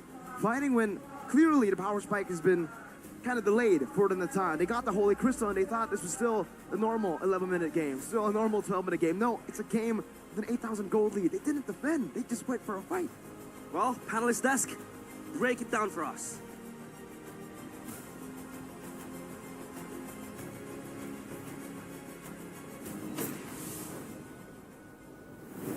Thank you, casters. What an amazing comeback by the Kings of Kings, RRQ, to equalize this to 1-1. And obviously in the grand finals, we wouldn't expect anything less from both of these teams, but we have got to talk about this game. Man, I completely agree with the casters, especially Mirko bringing up the point that TLID made a lot of mistakes, and RRQ, being the strong team that they are, completely capitalized over them. This is the thing, right? We mentioned that TLID, they're a team that is addicted to the rush, but they're behind, so they need to keep their addiction to that rush. When they're behind, they need to, just slow down their pace. Rein it in. RRQ, they got the early game, they got all the nukes, important fights as well. Yeah, of course they want to push the pace. TLID, they need to tone it down when they're behind, especially Euron and Natan, who got the Holy Crystal minute 12.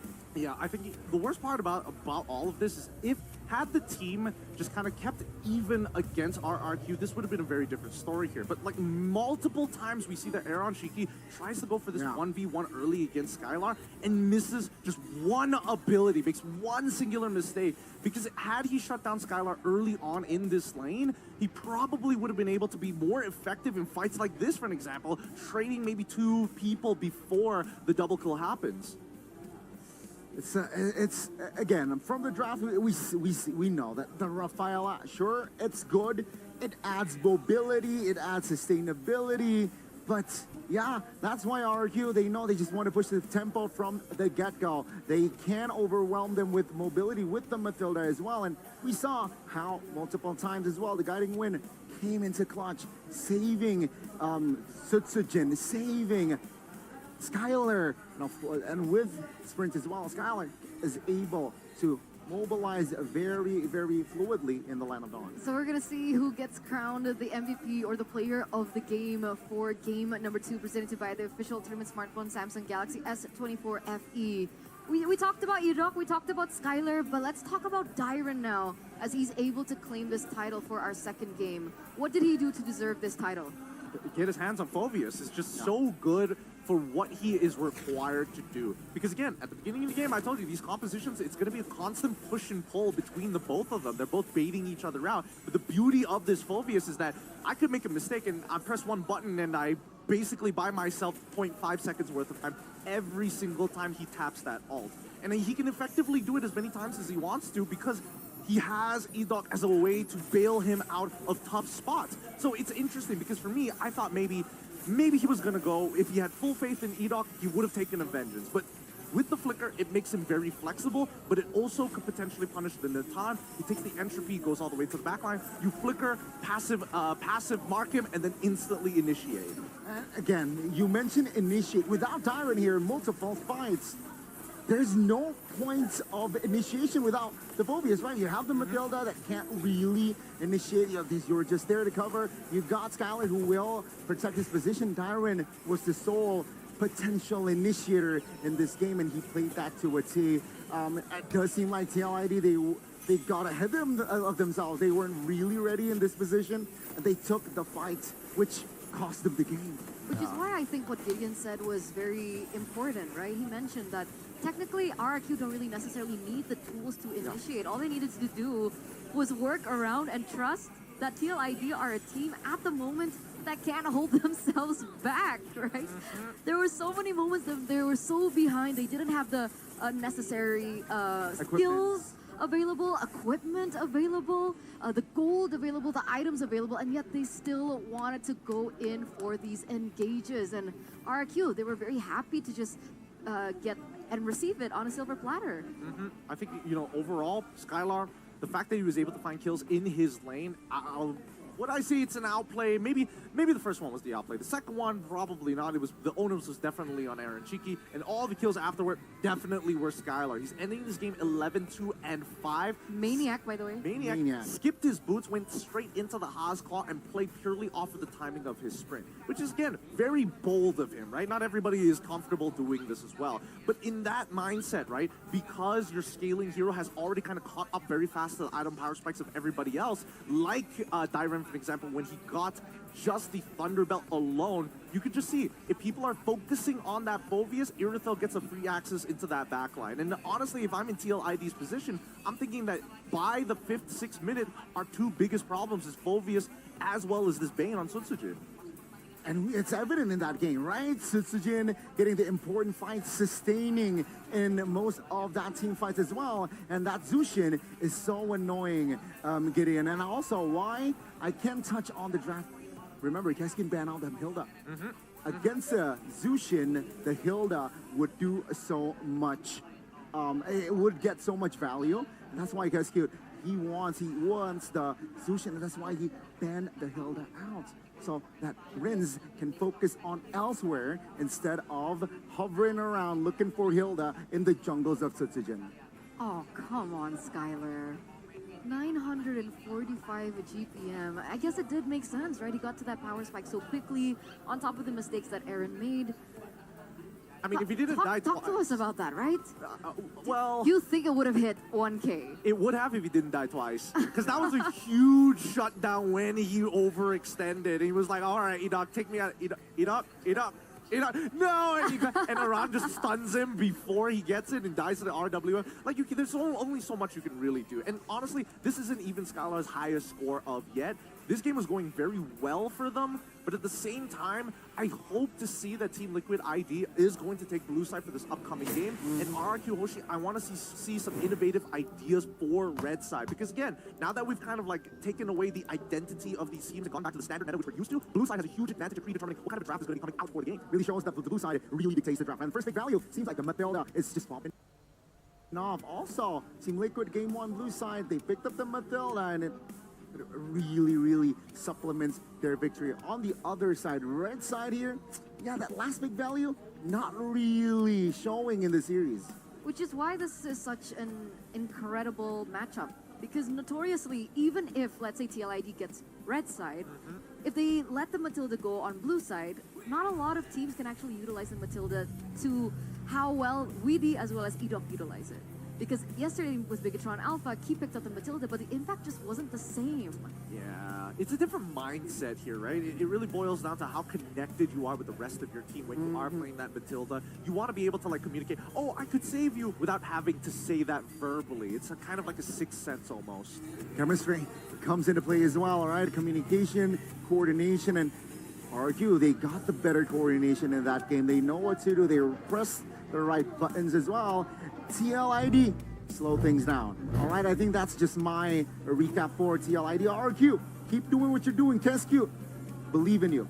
I think I have a slightly differing opinion on this one. Oh. I think TLID need to play an early game composition right now.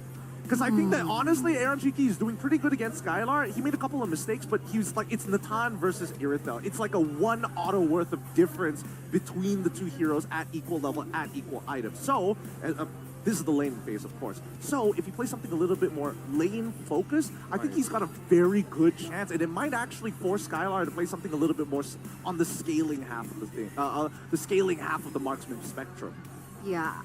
I agree, but also TLID need to be able to adapt from that. Like, you can't just be able to play with an early game comp and utilize that to that's it. That feels so one-dimensional, Gideon. No, it's not one-dimensional. I think there's a lot of beauty in early game aggression because it builds up to something big. And honestly, it builds up to something bigger than all of us, some may Wait, say. are you talking about? I like how he's mentioning big things. Yeah. Okay, Building to phrasing. something big, bigger, Guys, better Greater than ever. Don't even. You talking about Kadia here? I am. I'm talking about Kadia, ladies and gentlemen. Feel the sensation of entering the world of gaming in real life with the most complete facilities. And you can only experience that in Kadia City because it's not about just esports. Okay. It's about all games and communities and fans as well. And a new era of play awaits, so don't forget to follow them on their social media at Kadia Gaming. You can also scan the QR code down below. They also have a Discord that you guys can join to, really feel that community vibe on Kadia. Yeah. Based on what I've heard, apparently like Kadia, as much as a city for all the gamers, apparently they've got an in-city game thing. Wow. I don't know how to explain it because it's so massive. Like you go around to different checkpoints, having to do like mini challenges and stuff to get like points to eventually build up to something bigger. I don't know the full details about it, but this is what I've heard. And Sounds fun. The little rumors going around. Dude, that's not fun. What do you mean that's not That's fun? like super, super duper fun. There you go. Always get me with that one. Fun. It's not just fun. Super duper. Super duper duper duper fun. Yeah, just the more dupers you add to it, the better it gets. Of course, guys.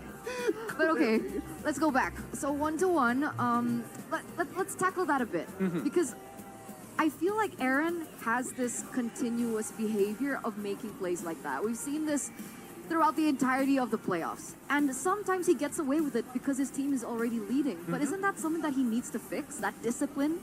Well, I think it's Aaron Shiki. He is that type of player, right? He likes to take the Risk. 50-50. He likes to take the risk. And this time, what bothers me, or what bothers perhaps the TLID fans, is he made a lot of miscalculation, which is unusual for Aaron Shiki. I feel like he rolled the dice maybe a little too many times here. Like there's obvious moments where it's like he clearly sees Skylar's kind of low. If I land just one ability, I can kill him. I can for sure kill him. And he did it twice and failed twice. One wasn't his fault because Edok was able to save Skylar with the help of the shield and the flask of the Oasis. So instead of addressing Skylar as the problem, I think they need to address Edok as the main issue here. Because right now, if we are comparing Skylar to Aaron, I would say out of 10 games, it's 5-5 in the laning phase. It's not even. I think that Skylar's great in team fights, but I think that Aaron holds up the snuff against Skylar when it comes to the laning. Here, obviously he made a mistake, but we have seen Skylar actually make the same mistakes before. Interesting. I don't know. Do you think it's an ego thing? Because you know, Honestly, It's maybe. It's play style. no. I here, would wait. love to imagine if it It's was. an ego Wait, play style, wait. maybe. Give me a second. Because in the look, we know how Aaron is as a player, as a person. The personality that he exudes on the stage every time he goes in for the interview. He's very confident. He's very cocky. Okay. Okay. And the only person that he's actually said that he respected was Skylar. And he looks up to Skylar. So is this kind of him trying to prove a point? Like, hey, if we're talking about best gold laners in MPLID, maybe it's not Skylar anymore. Maybe you should be looking at me. Or maybe this is one of those like from idols to rival situation. Yeah. But he hasn't made the full transition. He's still kind of nervous. He's just like, oh my god, Skylar actually respects me in lane. Oh my god. He's Idolizing, fanboying. He's playing footsies with me. He's keeping perfect distance all day. He's just fanboying in his head. That'd be so funny if that was true. That's like how we all feel when we're casting with Gideon. No. That was me with Coach Tic Tac. Just I jumped the gun straight into like I gotta know this. So you think that that is a potential factor or layer to why Aaron is playing the way that he is? It would be funny if it was. It would. Be, I would. If the interview comes out and it happens to be true, that would be great. But I think right now it's about the outside factors. How can you get your supports involved? How do you get your mid laners involved? So with that, we're going to throw it over to our host first before we start in game number 3. Ladies and gentlemen, what are they doing?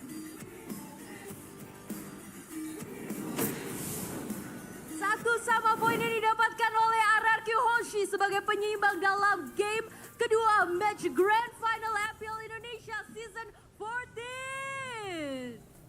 Begitu ramai dan begitu ketat tentunya, apalagi yang lagi nonton ini Dakdikdukser. Gimana tidak kedua tim saling membalas. Dan kalau membahas tentang ketegangan di Eldorado Dome Bandung, pastinya kita bakal membuat suasana ini lebih tegang lagi.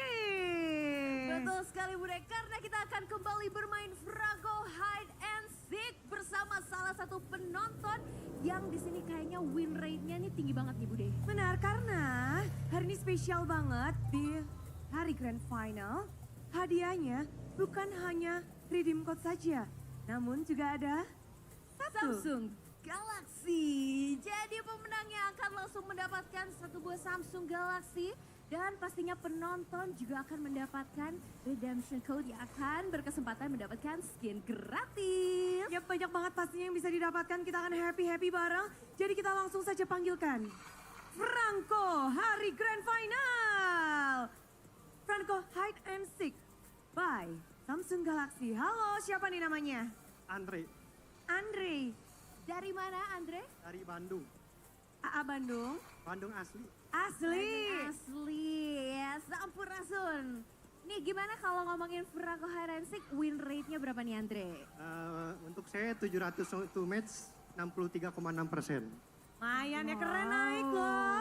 Kemarin tuh 57%. Oke, Sebelumnya 40. Oke, naik ya setiap harinya karena hari ini hari Grand Final jadi spesial. Kira-kira di hook tiga-tiganya akan langsung mendapatkan pada bedak-bedaknya tidak? Semoga aja. Semoga aja. Tapi tahu kan hadiahnya sekarang apa? Belum tahu tuh. Tadi, jadi kamu harus mewakili semua yang ada di sini. Harus menang, harus dapetin biar ada redeem code. Dan kalau kamu bisa ngedapetin ngehook dengan tepat, kamu juga ngedapetin Samsung Galaxy. Terima kasih. Belum dong. Belum nih. Semoga aja. Semoga aja. Jadi siap nih? Siap.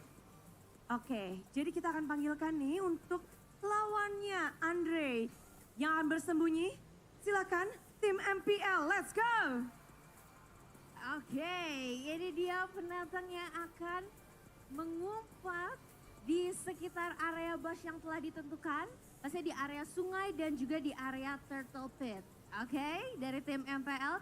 Jadi Andre harus bisa mencari 3 bedak-bedak yang bersembunyi di area tersebut. Jadi kalian punya tempat persembunyian khusus gak bertiga nih? Punya Bude, aman ada. Aman ada? Ada. Jangan jauh-jauh ya. Ya Bude. Nanti yang di sini bantuin. Oke. Ya. Ready? Ready. Andre ready? Siap. Siap. Semuanya siap. kita akan countdown bersama-sama. Kamu Sunda Asli, coba hitung mundur dari angka 300. Jauh ya Bude, Oh, jauh. jauh. Dari 3 aja Bude, dari 3. 5 deh, 5. Apa leh 5? Sampai 3 aja. Ya, oke, 3. Anjir sampai Tilu, hiji, Aduh. tilu, Cuman 2, hiji. Yeay, mari kita mulai. Inilah dia, Franco Hide and Seek by Samsung Galaxy. Let's go! Oke, ini akan bersembunyi dulu di area yang tadi sudah disebutkan ya Bude. Jadi hanya boleh di area sekitar bush, area turtle pit, dan juga di area sungai. Benar, dan Ya. kalau satu aja udah ngedapetin, kita akan langsung kasih aja redeem code-nya. Kita lagi baik hati ya. Betul sekali, karena hari ini hari terakhir pasti kita mau semua yang hari ini senang dan berkesempatan mendapatkan skin gratis. Turtle pit ya, turtle pit. Ayo jangan ngumpet di tempat lain, abang-abang Q. Ngumpet yang bener. Ini cloud-nya. Kenapa guys itu, Mat? Apakah itu tempatnya? Cloud? Di turtle pit, let's go. Ini untuk para penonton dibantu ya nanti untuk Andre biar bisa mendapatkan redeem code-nya dan pastinya membantu Andre mendapatkan Samsung Galaxy. Tim MPL sudah? Sudah? Oke, Andre, silahkan jalan. Bukan situ, Mat. Terusnya gampang banget. Jadi 3 tim MPL ini harus stay di tempat turtle pit. Dia nggak boleh bergerak-bergerak. Dia harus bersembunyi, nggak boleh pindah. Sisi satunya ya Andre ya. Sisi satunya. Yang sebelahnya, yang satunya. Bukan yang situ Andre. Oke. Dan ini akan menarik banget karena Andre harus mencari 3 kali kesempatan. Kamu nggak boleh masuk ya Andre ya. Penonton boleh dibantu ya. Waduh. 1 dapat, padahal 3 kali kesempatan. Tarik semua Andre. Oke, kita lihat Mana di lagi nih, kesempatan mana lagi kedua. nih? Boleh maju. Kemana? Kanan, kiri. Oh, Andre 1 kesempatan lagi nih untuk mendapatkan Alah, 1 bisa player. nih, tuh. Mana? Karena mampus Lah, lah. lah. Waduh, terjadi. Kemana? Kemana penonton? Lomang. Gak dengar. Mana? Ya, 3 kali kesempatan sudah dihabiskan. Dan tadi siapa ini yang recall? Benedetta? Hey, kenapa kamu recall? Gak apa-apa, gaya dulu. Recall, malah kepencet. Ini nih harus hati-hati. Namun karena kamu sudah berhasil mendapatkan 1 tim MPL, kamu berhak memberikan redeem code dan juga Samsung Galaxy. Yeay, Asik. selamat Andre mendapatkan 1 buah Samsung Galaxy dan pastinya untuk penonton bisa mendapatkan redeem code dan berkesempatan dapat skin gratis. Yap, tapi Andre, kamu kan udah ngedapetin 1, tadi menculik 1 cloud-nya. Apa tuh rahasianya kamu bisa mendebak dengan tepat? Apakah kamu habis semedi atau apa? Feeling aja. Feeling. Ya, terbukti kali ya win rate 64% ya tadi ya. 63. 63%-nya ya langsung mendapatkan. Terus Andre, Bude penasaran nih, kan kamu bakal ngedapetin hadiah. Coba dong kasih sesuatu buat kita, pantun. Jalan-jalan ke kota Bandung. Cakep. Aing Bandung bukan aing maung. Maung. MPL ada di Eldorado. Era The Liquid sama-sama gacor. Mantap. Dan langsung saja kita akan buka redeem code dengan pantun yang cakep ini. Inilah dia redeem code. Jadi siapkan device kalian, langsung aja cepat-cepat dia dapat. Dan semoga kalian beruntung ngedapetin skin. Dan inilah dia, jangan sampai salah huruf, jangan sampai salah angka. Betul sekali karena ini kodenya yang bisa membuat kalian berkesempatan mendapatkan skin gratis. Gak usah difoto, langsung aja dimasukin karena siapa cepat dia dapat. Betul. Dan pastinya hari ini seru banget, tarik menarik. Dan dari Andre sendiri udah ngedapetin handphone ini. Mau kamu buat push rank biar mungkin win rate-nya naik gak sih? Push tiap hari. Push tiap hari. Mantap. pastinya kalau dari Andre sendiri nih pendukung dari RRQ atau Liquid? Saya Liquid, khususnya Iron Siki. Iron Siki, berarti Kalvari ya. Boleh dong dikasih semangatnya dari Kalvari, boleh dipanggil? Kalvari, mana suaranya? Oke, jadi langsung aja ini kita akan serahkan ya hadiahnya. Satu buah Samsung Galaxy yang akan diberikan kepada Andres. Betul sekali, ini spesial langsung di tangan. Hati-hati ya, ini nanti bude kantongin. Enggak dong. Ini untuk Andre karena sudah bisa ngehook di Franco Hide and Seek by Samsung Galaxy. Congratulations Andre, kasih tepuk tangannya dong. Dan thank you udah memberikan kita redeem code. Ya, dan itu dia tadi keseruan kita pastinya bermain Franco Hide and Seek. Masih banyak lagi keseruan lainnya dan pastinya game ketiga yang jauh lebih menegangkan karena di sini kita akan melihat siapakah yang bisa mendahului skor yang sudah didapatkan. Kalau begitu langsung saja Bude kita akan lempar kemana? Kepada panelis kita untuk mencari tahu seperti apa game ketiga. Let's go!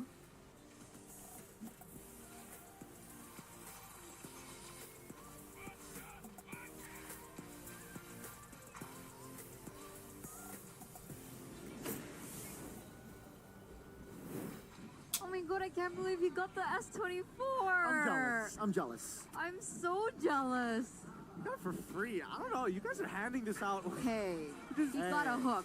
It wasn't It's not free. for free, Gideon. I mean, it's Come basically for on. free. Come Are you saying you can do a on. better job with the hook? Are you a better hooker? You know what? Now that you bring it up, I think generally the fact that you guys are handing out these phones, because again, this isn't the first time you guys are just handing out these phones. Even yesterday, somebody was doing that as well, and the day before that, you're handing out phones. Hey, this is how much we appreciate the audience, man. I And mean, the fan base, the support for MPLID so far. We've been hitting records, and hopefully we get to hit some records as well today for our grand finals. he earned it, right? I mean, he earned it, Gideon, for that phone.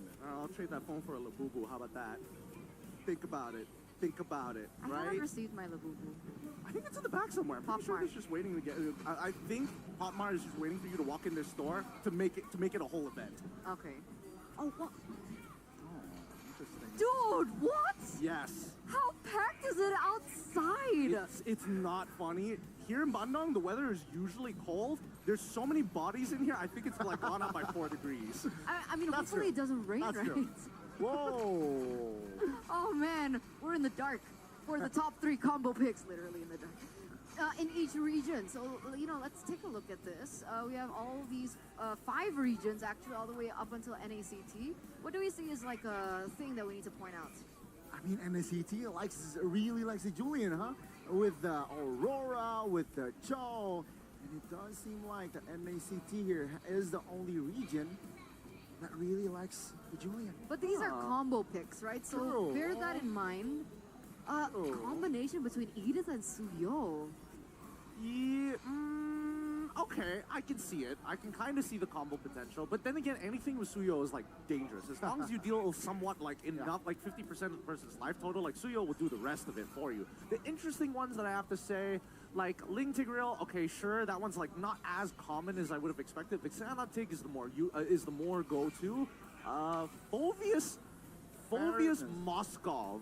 Oh. Yeah, I don't know. I don't know what's the synergy between the two. I guess you push the guy away and then Phoveus jumps in and then like you all Create space. and then you knock him up like I'm not 100% sure what it looks like. So there's absolutely no Matildas on the board, by the Nope. way. Nope. No Matilda Iritel, no Matilda Phoveus, no Franco Butrick. Yeah. We don't see that at all in all the other regions. So very interesting. But for those of you at home, Yep. we want to ask you guys, how can TLID regain momentum? How can they bring another victory under their belt for game number 3? It looks like statistics show 42%. All right. Aaron Shiki is more disciplined. Yeah, we touched on this just a little bit. We do still have a contest early objectives as 39%, I believe. Yep. Yeah. And give Woody a what? Give Woody an initiation There you hero. go. An initiation hero. I think 39% of people are wrong. I think 2 out of the 3 were correct. I think that Witty does need an initiation hero. It feels really bad when he's forced to play on, like, specifically the Rafaela. I think Matilda is still okay. But I do think that Eranjiki really needs to, like, kind of calm down here. He can't keep forcing these 1v1s against Skylar, especially after you lose the first one. Yeah, I think most audience got the right right idea. Right idea here. Aaron Chiki was one of the main factors on why TLID lost their footing in that game, especially in the early game, mid-game likewise. So in game 3, if TLID or Aaron Chiki specifically can tone his game down, especially being under, I mean, expect TLID can bounce back. Especially him being on an Aton as well, right? Exactly. Usually we see Aaron. Usually we see. Yeah, usually we see Aaron like get that power spike sometimes at 10 minutes, under 11 minutes usually. And he got the Holy Crystal, I think, above 12. So we're gonna see now, it actually looks like TLID have chosen to come back on blue side as we get on to the interaction phase for game number 3, presented by the official tournament smartphone Samsung Galaxy S14 FE. So far, I think most people are going to be like, yes, he needs to be disciplined. I agree he needs to be disciplined, but I think the mid lane matchups are really important right now because there's a lot of opportunities for TLID to kind of set themselves up for their mid trio to influence the gold side of the map. I mean, they can predetermine what's going to be strong side still. Even so, I think that RQ has been doing some really interesting scenarios, like Sutsujin. The way that he's starting on these jungles, he's changing it up. He's not consistent with how he rotates across the map when he's doing his jungle pattern now, compared to like 2 days ago, where he always follows one path. So no templates here for both junglers as well. It's going to be the main key, but for the bans here, right? TLID, similar to game 1 here, right? Banning the Matilda out. Chip is open, so there you go. Witty will rock the chip again like game 1. RRQ, they need to readjust. They need to have a different scenario here from the drafts. Guys, here's the thing. This is so unsettling because RRQ purposely left the chip open. They went in for the Choban, understanding full that the chip will be left open. So what do you think is the game plan now?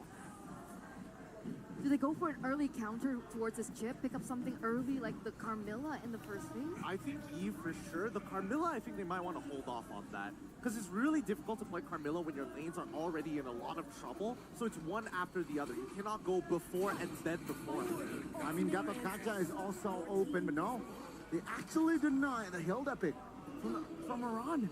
So maybe that's the way that you want to invade the jungles with the Hilda, possibly. Even though TLID locked the Alpha and the Even, now that's going to be a problem for the Hilda. It's going to be quite a big issue. I don't know if they're going to throw it into the EXP, but I'm just going to assume for now that it's going to be the support. I feel like the Eve would have been a better pick here for RRQ. They technically could still play Jushin to kind of slow things down if they wanted to. If they want to take it even a step further, they could play Charm. But that means the whole team has to play like very vertically, which isn't ideal considering how fluid both teams play. I mean, Lilia's still on the board. Valentina's also still on the board. True.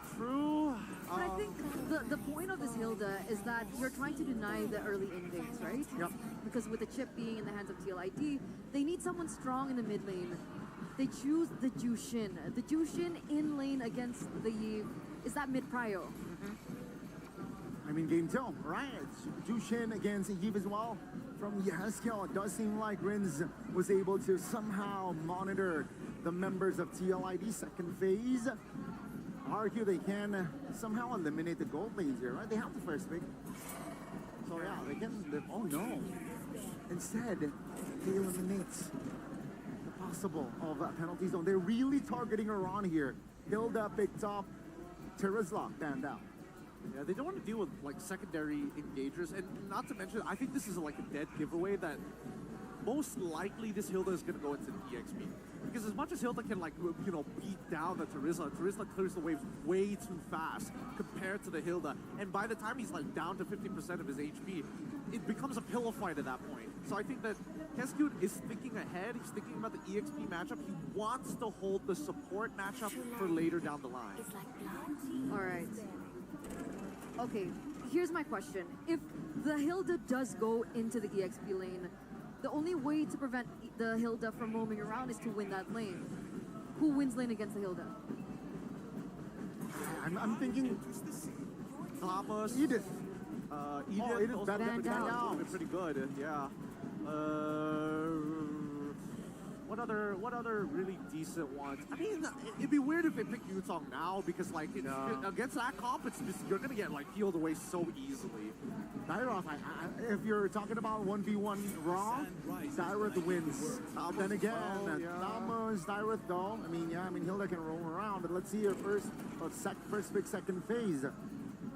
They can actually hold their marksman pick. But do they really want to eliminate the flex of the Hilda this early?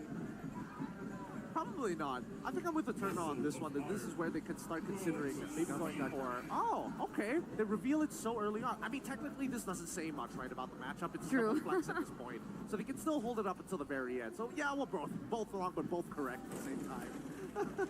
Avatar of the Guardian can definitely like counter the chip shortcut, right?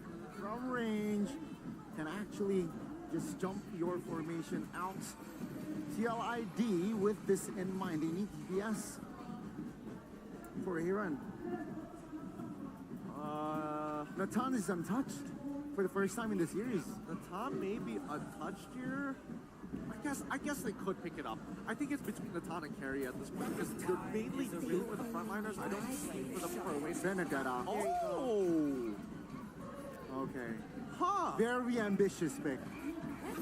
That was one of my questions, right? Because I've been hearing that a good... Oh, Iritel, okay. I've been hearing that a really good counter towards the Hilda in the EXP lane. This is assuming that she does go into the EXP lane, is damage EXP laners.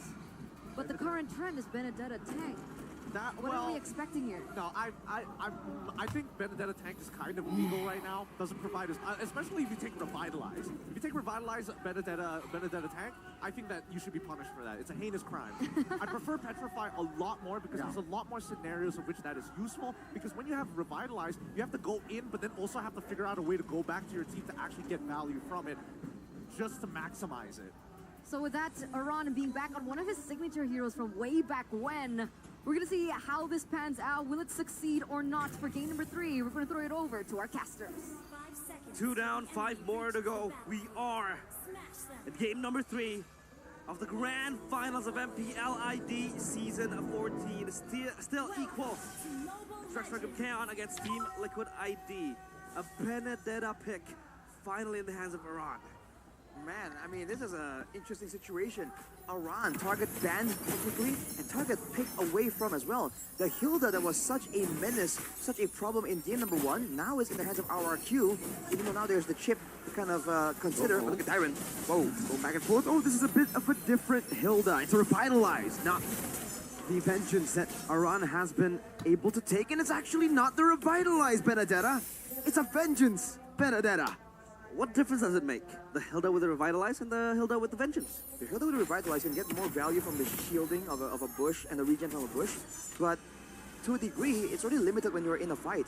Whereas with the Vengeance, you have a lot more resistance to burst damage, and you can argue that throughout this match so far, the resistance against burst damage has been the more important factor here. Yeah, that would be the case, but now Edok, he will be able to be close to Skylar, but now add on Shiki. A lot of critics towards him, but Dyron.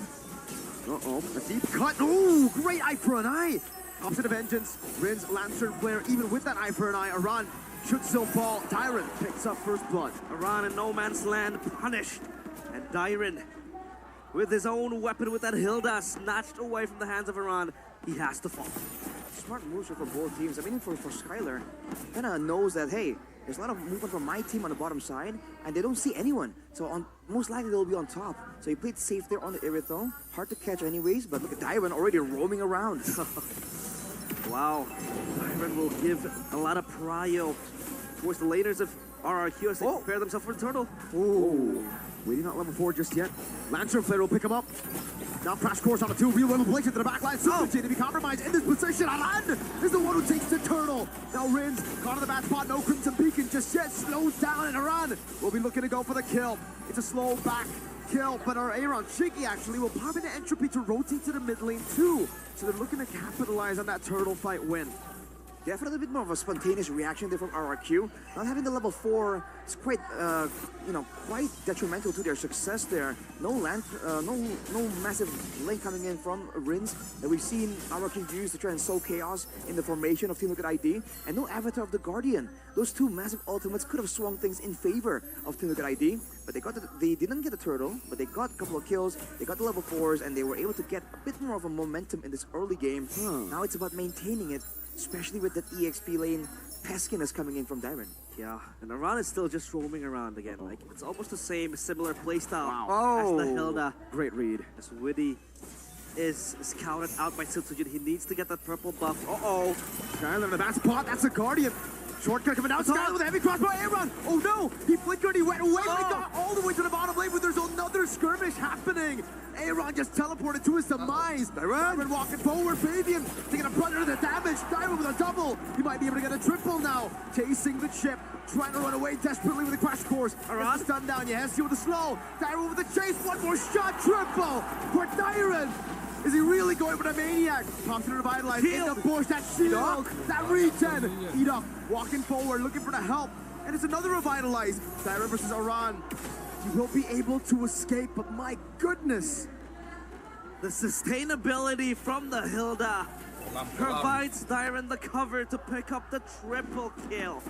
That is insanity. Oh, Witty now caught again. Still, just a deadly catch, but man, they have been able to handle this chip really, really well. They've been able to find him again and again. That's the big problem. Witty has not been able to find a way to sneak around. And if he does get spotted, Aran is absolutely on the case, man. He is a marathon runner. It's not about the sprint. It's about how long he can chase. Look at how far it went. It was from above the turtle pit all the way to the bottom side turret almost. But look at this engagement. Again, it's a shortcut. Edok just gets out with the AOG. Skylar up top winning the trade as well. So, man, RQ really just winning on all fronts right now. Was that Witty's flicker that was burned? There is a slight problem over there, of course. Flickerless chip now. STLID, they want to try to match the pressure. But how exactly can they do that, Arashi? It's so difficult because they don't really have the best of catch. Again, it's only the chip and maybe Aran that can kind of have some kind of stun. Everything else are just slows, are just knockbacks. And against a Hilda, that's difficult. Against a Gato Kacha, even more difficult too. Nice one. A blink and another. Oh, Dyron, Raid Boss is here. Not taking any damage. He laughs at the face of TLID's damage.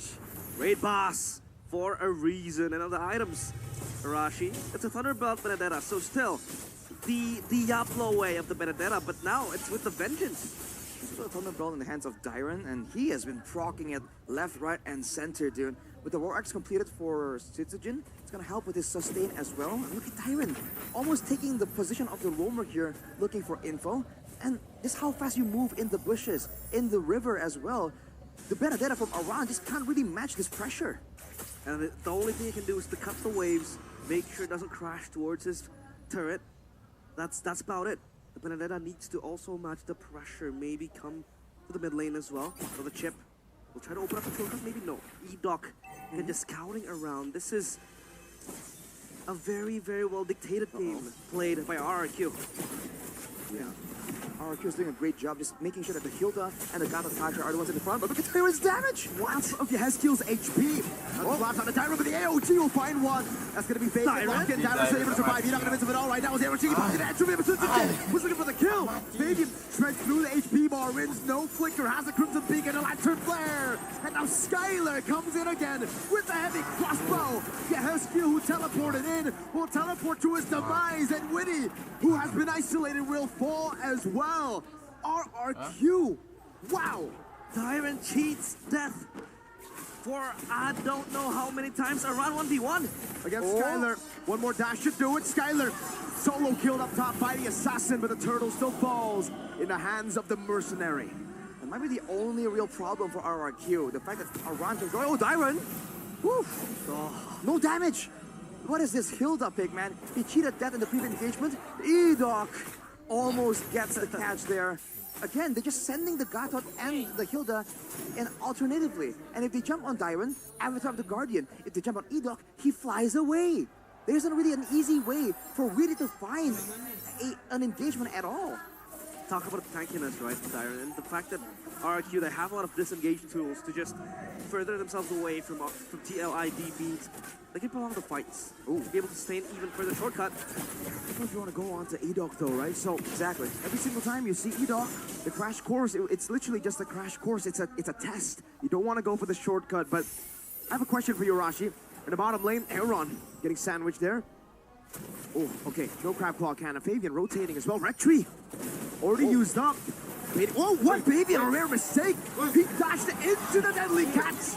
He wanted to go up on it. So did you know deadly catch, real world manipulation, and the ability locks him down, but he has top of the AOG. Around the final blow, really going to be taken very, very low. Simon again swings that sword or swings that spear, whatever you call it. It's him dying. Around next eye for a knife, trying to finds it. That's one.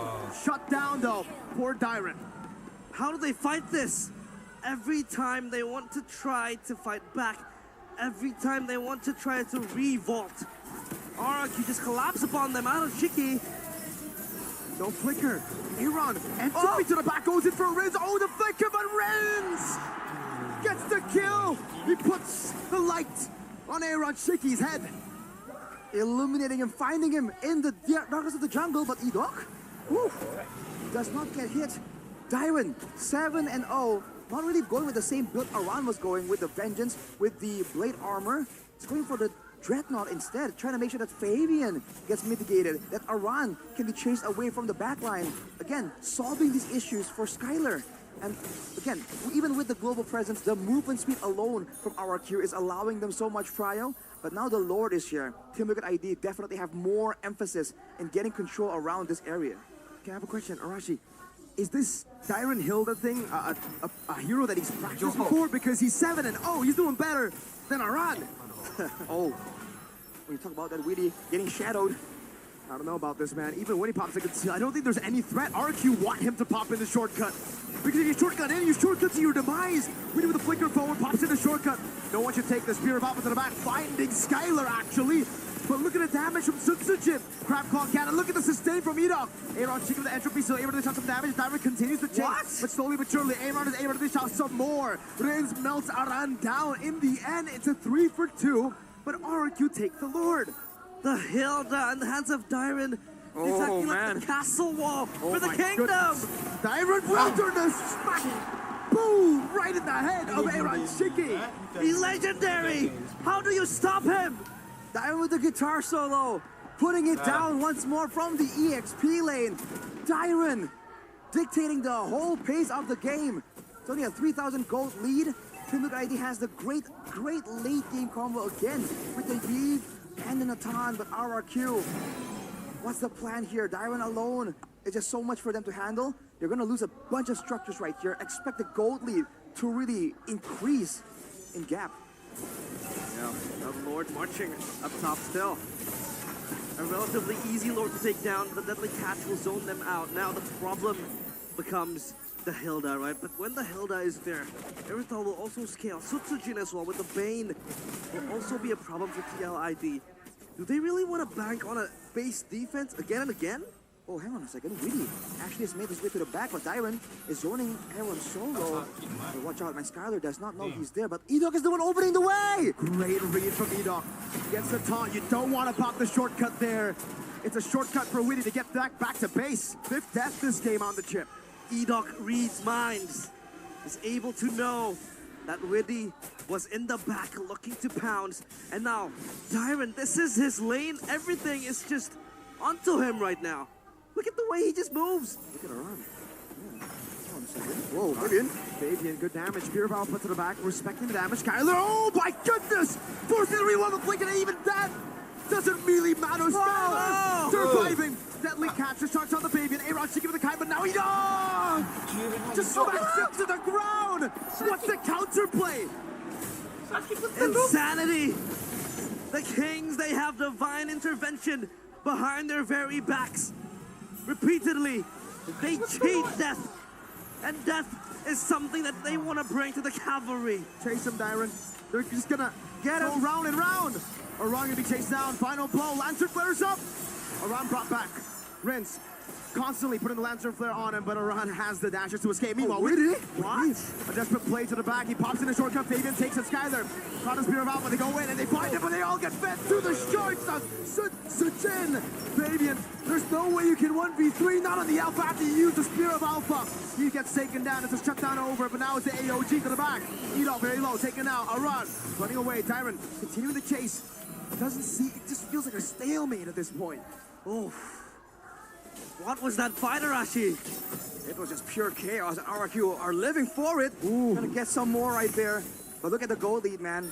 I think that was actually favorable for Team Liquid ID. Yep. An equal trade when they're at a goal deficit with an infinitely better scaling late game. The fact that Skylar got caught there is part of the win condition. Let's take a look at the replay here. Presented by the official team on my smartphone. Oh man, this was that worst damage. Skylar even goes under the turret casually, chunking Aaron Shiki to half HP. And Edok, the Nakakacha, that's the roamer, my guy. Flies out of danger. Now, securing the area around the Lord. The Team Liquid ID are trying to make a play with the chip here, sending you to the top side instead. Uh-oh, Aran. Oh, times it well. Teleport to the back line. Witty pops in a shortcut, goes for a cross course. Skyler to be covered, and then the Cats will be able to find them all. Fabian, Spear of Alpha, now to Edok. Big bonk into the head of TLID. Oh, no. Heskiel caught the base. Aaron in the base, still looking for a possible split push. He gets a base turret down, but Skyler's able to recall. Aaron should be able to recall as well, but RQ will not go onto the Lord.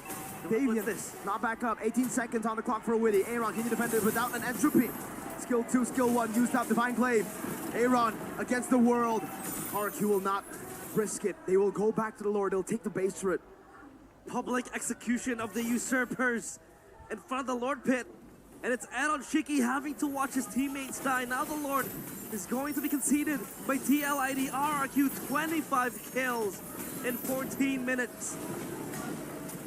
Oh man, Divine Glaive is completed for Aaron Shiki, by the way. But he is just so vulnerable, especially if he wants to kind of enter the fight with that shortcut. But the Skylar was kind of kite away from Witty, and then recognizing that he has the protection, he ran back into Witty, into his team, to allow that wombo combo to really get used to its maximum potential. The deadly catch, the avatar of the Guardian. Oh, and Aran now, facing danger. Uh-oh. He's gonna try to cut the wave. Skyler had a crossbow already. Aran still has a shortcut. That's why he's staying up top. Riz walking up. Fabian, Spear of Alpha, able to find Riz. Big mistake. Tyron isolated. Now going to be melted down, but he has to win a crown as Fabian will pop in his own winter crown. But it is inevitable. It's a shutdown over for Fabian to take big taken down as well. 2 for 1. Oh, Lord cleared. Crab Claw can't do it a lot. Witty. Shortcut over, crash course as well. Full lock-in, gotcha! Edok finding the Tyler, able to cut away, and again, Sujin gets the deadly catch on him, forcing Heskiel to back away. Edok will chase Aran as Skyler makes his way back to the mid lane. They have to hold.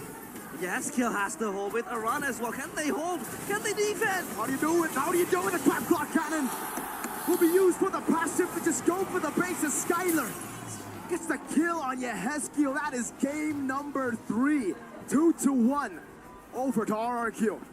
Absolute cinema. But it's RRQ with the public execution of the usurpers. TLID, they had to try to match the pressure, but it was way too much for them to handle. 2-1 RRQ. They have their foot up front. What was that game, dude? So many moments looked so good for RRQ, and it got overturned by Team Liquid. But just when you expect Team Liquid to finally get some momentum, there was a fight that looked so good for them, and RRQ turned it back around. That base tower take in the mid lane didn't seem like a massive factor. But right after that fight, they found the window, they recognized the calculations, and go straight for that end.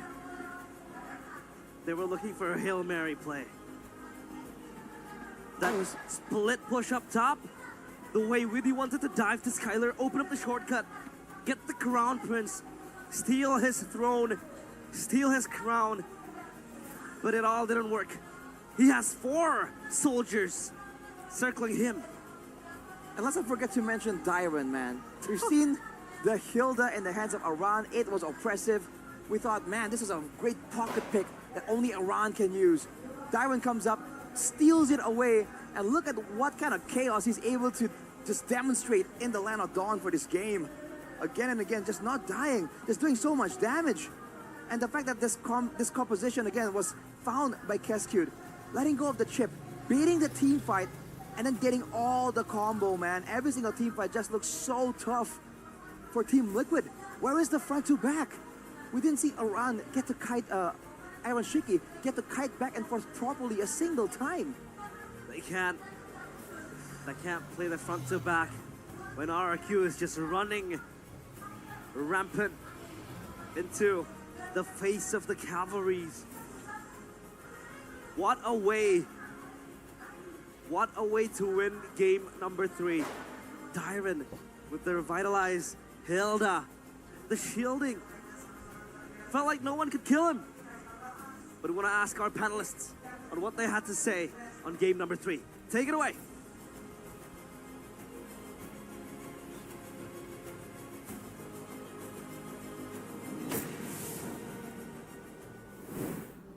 Thank you so much, casters, for game number 3. And I mean, I gotta say, you know, despite me being a full TLID fan, I swear that was one of the most amazing games I've seen from both of them. Honestly, RRQ putting up an amazing fight in the early portion of the game, and the way things just really progressed, the outplays, the skirmishes that went down, that was a very high kill game. I mean, Iran basically carried the team back. I believe Iran made a lot of plays that game, but Dyron Shore, right? 8-0. Gatot Kacha, such an underrated pick in that game. He made it work. Where the shortcut, sure, it may surprise Skylar multiple times, but the AOG has been connecting like crazy that game. It really has. And honestly, when we look back at some of these moments, right, dropping the AOG, it feels like he can't miss. There's so many things that can go right for him, and worse yet, the chip ultimate as well as the RWM are huge signals that the Guardian, Avatar of the Guardian, wants to come in for, and it cuts them off from that backline, which is all Skylar needs, because he's doing a phenomenal job when he's allowed to free hit. And that was the biggest problem, right? Because even the casters mentioned we didn't really see Aaron Shiki be able to get that front to back. I mean, Gatot Kacha didn't really allow that to happen. So chaotic. It really messed up with the formation that TLID really wanted. I mean, yeah, it's surprising because technically Gatot Kacha was available to be banned in the second phase, but a very, very strong performance yet again coming from the Kings of Kings. MVP goes to the highest kills in that game. Yep, Dyron, presented to you by the official tournament smartphone Samsung Galaxy S14 FE. And for the longest of time, he was sitting at 8-0. Yeah. Eventually, he got shut down. But I mean, at that point, Dyron already kind of did his job, right? That oppression in the early game. I think Arashi put it really well. We thought that this was a specific signature hero for Iran, but Dyron picked it up and showed us a different layer that the Hilda could offer.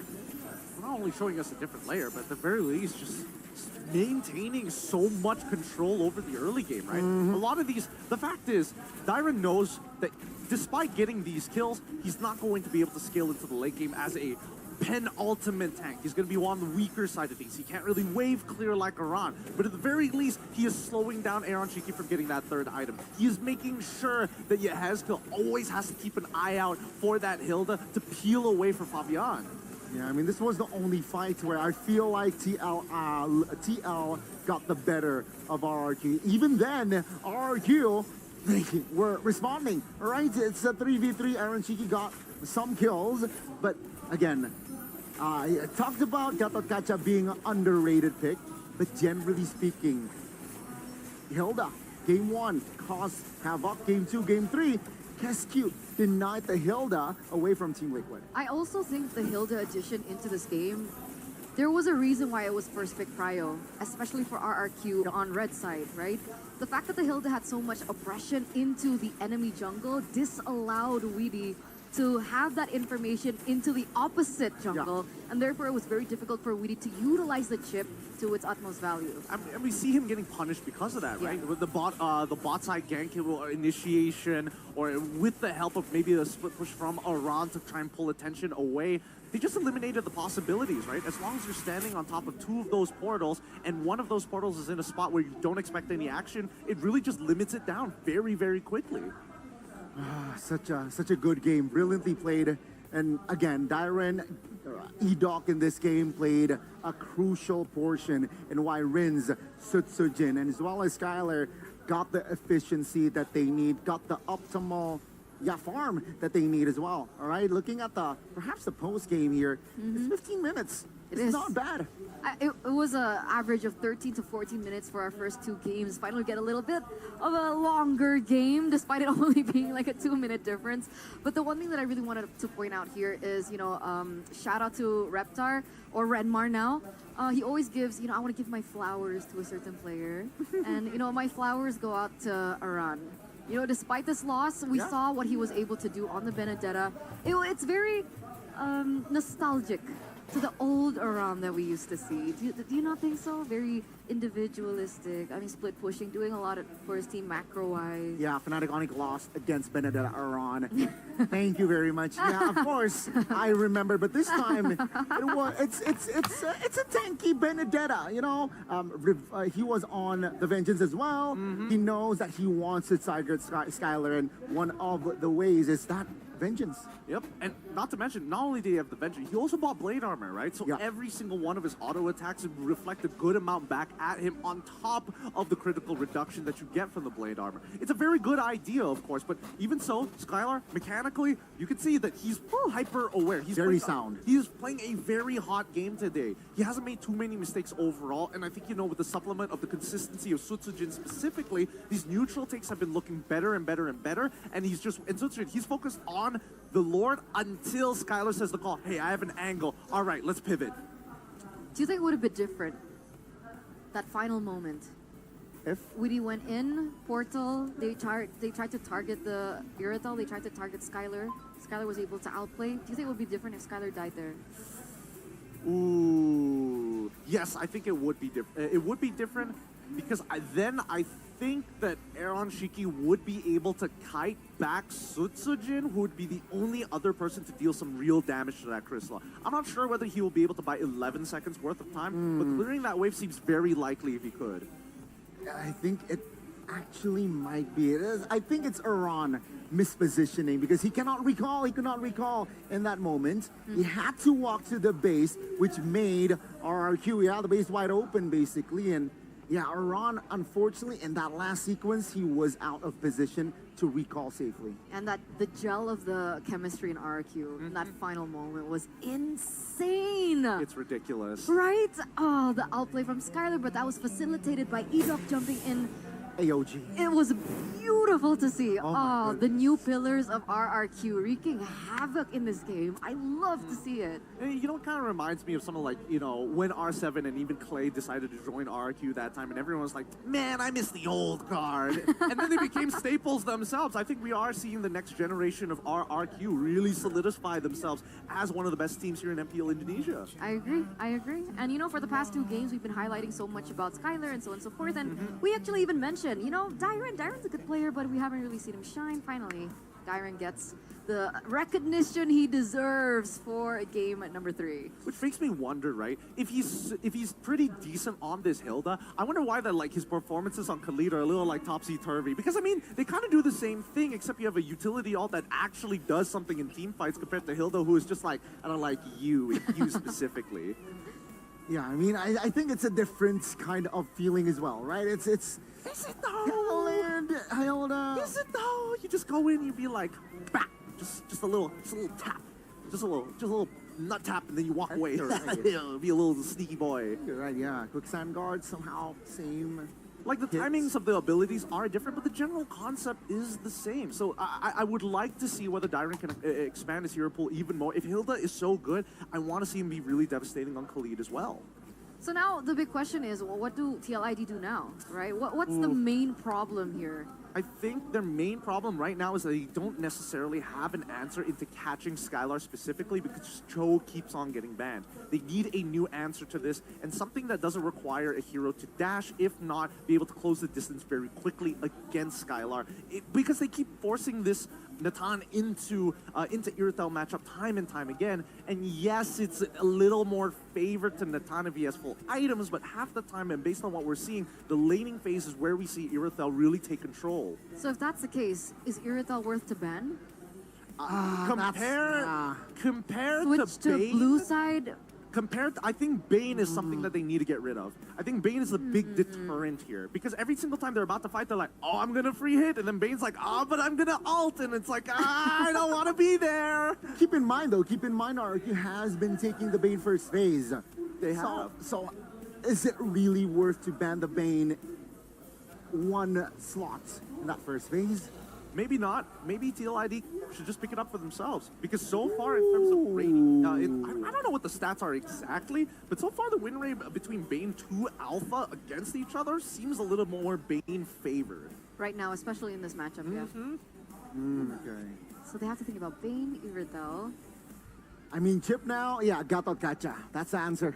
More, But what, like, okay, TLID, what if they choose blue side again?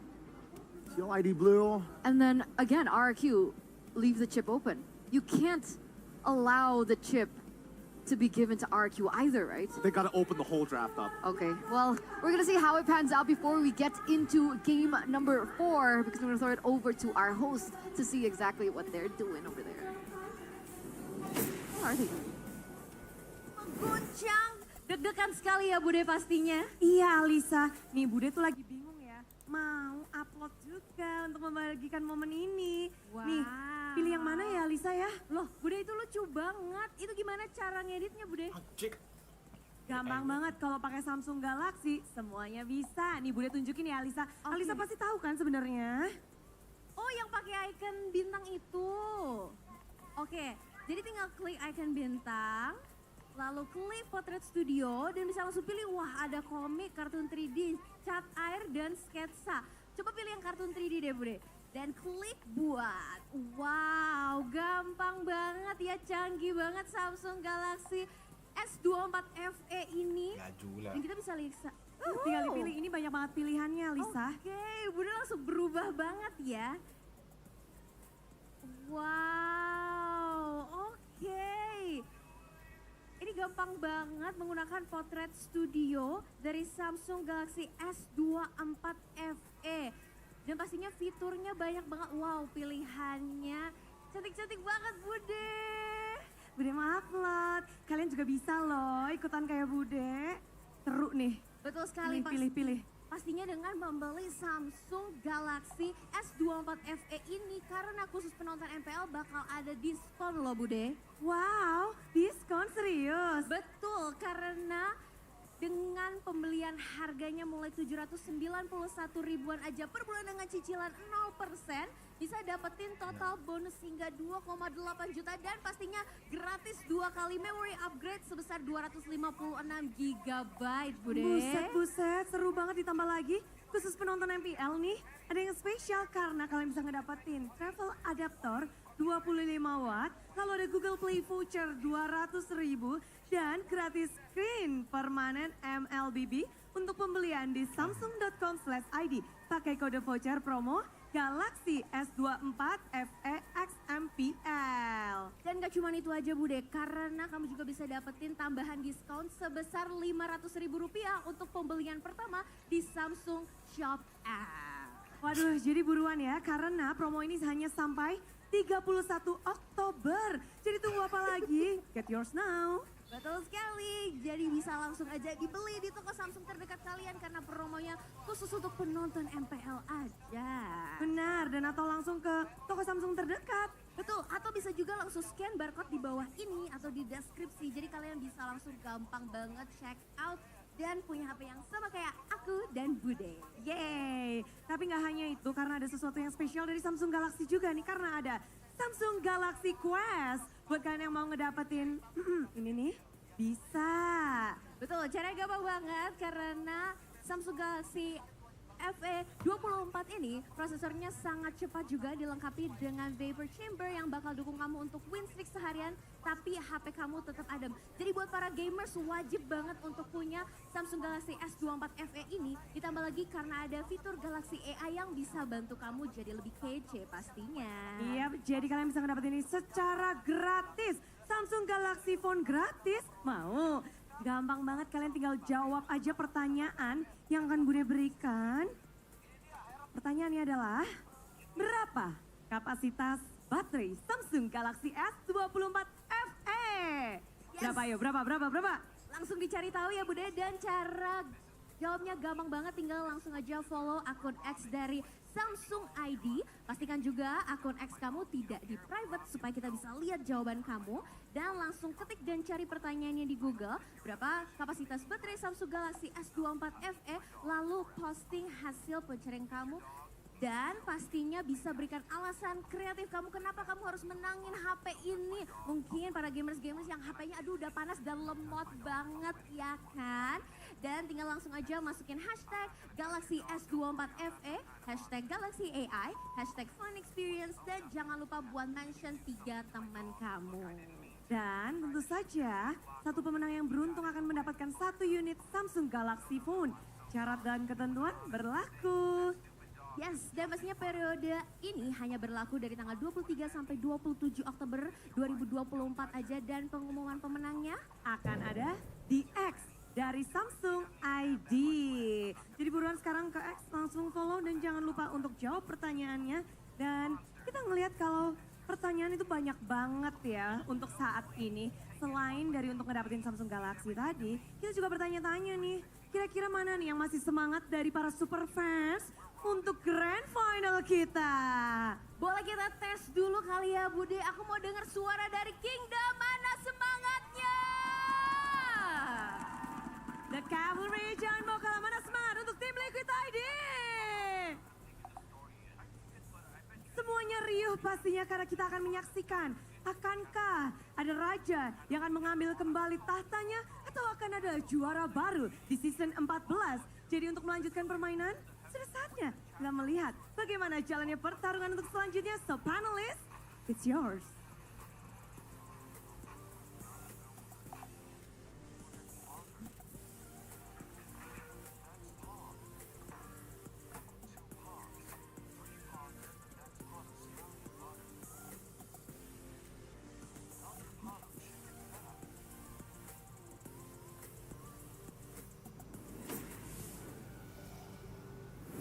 Thank you so much, Bude, Clara, Monster, and Alyssa, and welcome back once again, ladies and gentlemen, to the English panel. Once again with us three, the GAG trio, JG.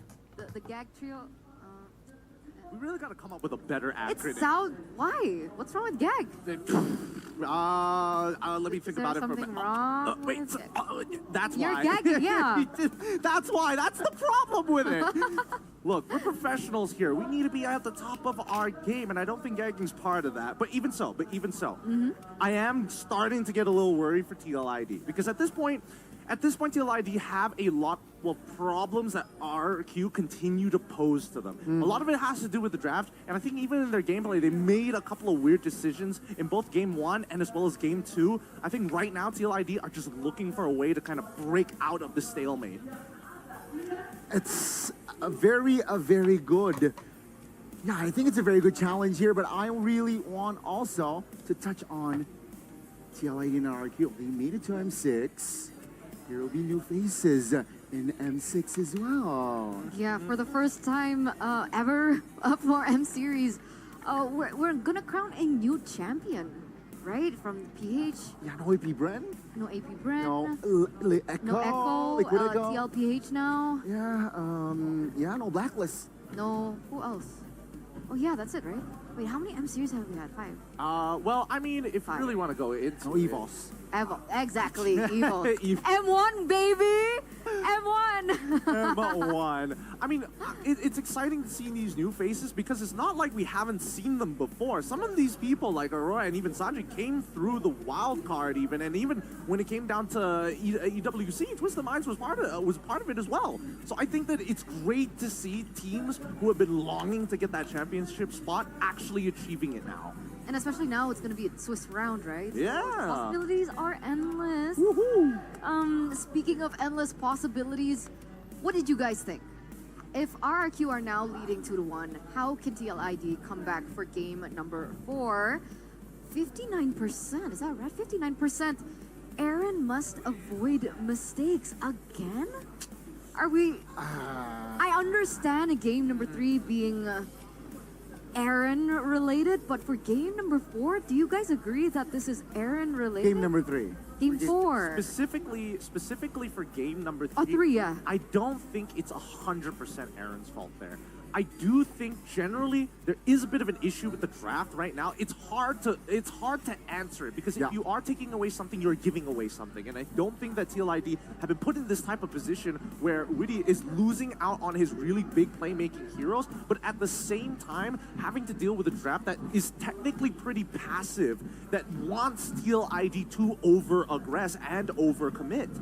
I think that's why I'm more inclined to agree with the second point, right? Don't overcommit is where I feel like TLID needs to repair for game 4. And for game 4, speaking of second pick for RRQ, meaning Yeah, they're gonna TLID. get right side. Yeah, TLID will have the blue side. Okay, avoid overcommitting and overextensions. Name me moments in game number 3 that you believe TLID made that problem. Bank again, I think wanting to kill Darwin in the early, I don't think is wise. Is that a discipline problem though? Discipline problem? Because I feel like in game number 3, the discipline was a lot better for TLID. Yes. The discipline was very, very high. I think the biggest overextension probably was around that very first Lord that we saw glimpses of it, and then even when we got on over to like the fight, the overextension of the fight afterwards, which inevitably led to like their mid inhibitor breaking and and things like that. I think that was as close as you can get to the overcommitment that people are worried about. But I agree with Eterna. I think so far, coming into game number 4, TLID in terms of discipline is looking a lot better, but they need to find a clear solution in the draft, if not show us something else. Because if not, I feel like Kescube, he's just going to keep replicating this draft again and again and again. Take the chip, I don't care. I agree. So we're going to get straight into it, ladies and gentlemen. Oh. For the drafting phase presented to you by the official tournament smartphone Samsung Galaxy FE. Yeah. There it is. The shake-up. Let's go! Suyo, Jushin, or Matilda. Sushin. Suyo, right? I mean, Fabian, he's been having a tough time in Alpha, so I think he needs a bit of a change of pace. If they want to go, okay, yeah, I don't think giving Suyo to Sitsujin is wise. Picking up the Matilda here, they need to go Suyo, and there you go. RQ, Matilda, Phobius perhaps? Phobius bad, Bane. Jushin? Oh, Matilda. Hilda again. Oh! So game 2, they banned the Hilda. Game 3, game 4, they picked up the Hilda. Dang, Kescube. Oh, this so smart. Both of these coaches, very, very smart. They know what they're doing against each other. Nathan Lucas is still going to have to go in for the Jushin, but he's going to pair it up with the Khalid, and this is a great flex pick against specifically the Hilda. Okay, Ben Irtal. RQ going for the Cho ban is signaling highly that they might want to go for the Irtal. Do you think it won't work against the Suyo and the Khalid? I think the worst part about this is that not only do you have to ban out the Irithel, there might be some consideration for Ixia as well. Because again, we're thinking about things that work well with the Matilda at this point of time. Oh, you're right. Man, Kai, woof. Just like game 2, RQ, they banned the Akai out.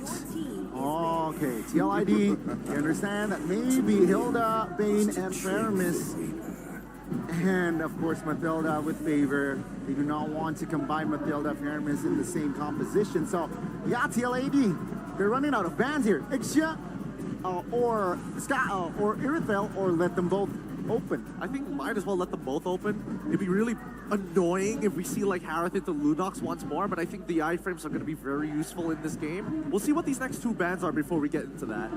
Okay, what is going to be the choice here for RRQ? Why did they go for the Akai ban here, by the way? The Akai hasn't found as much success. Sure, it has worked, but the amount of times it's succeeded as compared to it kind of failing in terms of that execution is quite huge. They're shutting a run down now with the Benedetta now taken off the board. Okay. Let's go. Ban out the Benedetta. They want to force it. Yeah, ban out the Irithel. And now keep it standard here. They know that Skylar can play Lunox, so it doesn't really matter if you get Harith at this point of time. I think that Skylar might even play a more safer option because Natan is still wide open, right? I think leave the gold lane. Yeah. Leave the gold lane. So what? Hylos here maybe? No. They already have Hilda and Mathilda. So Mage. He's been out. Probably Lilia, right? Lilia, I like Lilia. They need some kind of wave clear, some kind of high ground. Vixana is all right as well. Doesn't look like there's too many good ults anyway, so Valentina doesn't seem like ideal just yet. Or do they want to go crazy Luo Yi? Okay, they open their card with the marksman pick here. Very safe, very safe. Natan finally switching over for the kingdom. This is concerning. You're so stressed. I'm so stressed right now. Oh man, all right. So they already have a nail in the late game now with the Natan. An early game control with the Bane, the Matilda, and the Hilda. TLID, what's the stopper here? They choose Hylos as well as the Beatrix. I like this a lot. At least Beatrix can hold her own for a little bit. There's a lot of combo potentials, with Bojushin as well as the Khalid. Let's not forget, I don't want to put Suyo out of that picture as well because he has an infield to start, but he was more to set up for the other two. Yep, Aurora. Oh, so good. Perfect. It makes sense, right? You want someone a little bit safer as well. As compared to a Vexana with the passive that the Aurora has, if the Suya wants to go in for a trade kill, it's a lot easier to weave in and out of this with the passive that Aurora has. Honestly, that Aurora pick might be the pick that makes RRQ to the championship point. I think it will as well. I mean, Eugloria's pathway, you don't want to get hit by that frigid breath. It really forces you to think about your zone of influence. Taking the traditional front to back might not be easy, but you gotta make things work. So will we be heading over to championship point? Ladies and gentlemen, we're gonna throw it over to our casters to bring you game number 4. One game away from that ever so coveted MPL Indonesia trophy. Smash them. 2 steps away. 2 steps away. 2 steps away, man. 1 away from that elusive match point. There we go. Welcome to It's a battle for Mobile match Legends. point for RRQ. As we get into the land of Dawn for game number 4. 2-1 right now for RRQ and TLID. They got their hands on a Suyo. We've been waiting for this possibility. Fabian on the Suyo. How crazy can it possibly be? Rins, though. No. How crazy is he? Oh, Sacrificing the passive. down bottom lane. Getting ganked on the Hilda and the Fabian dash forward.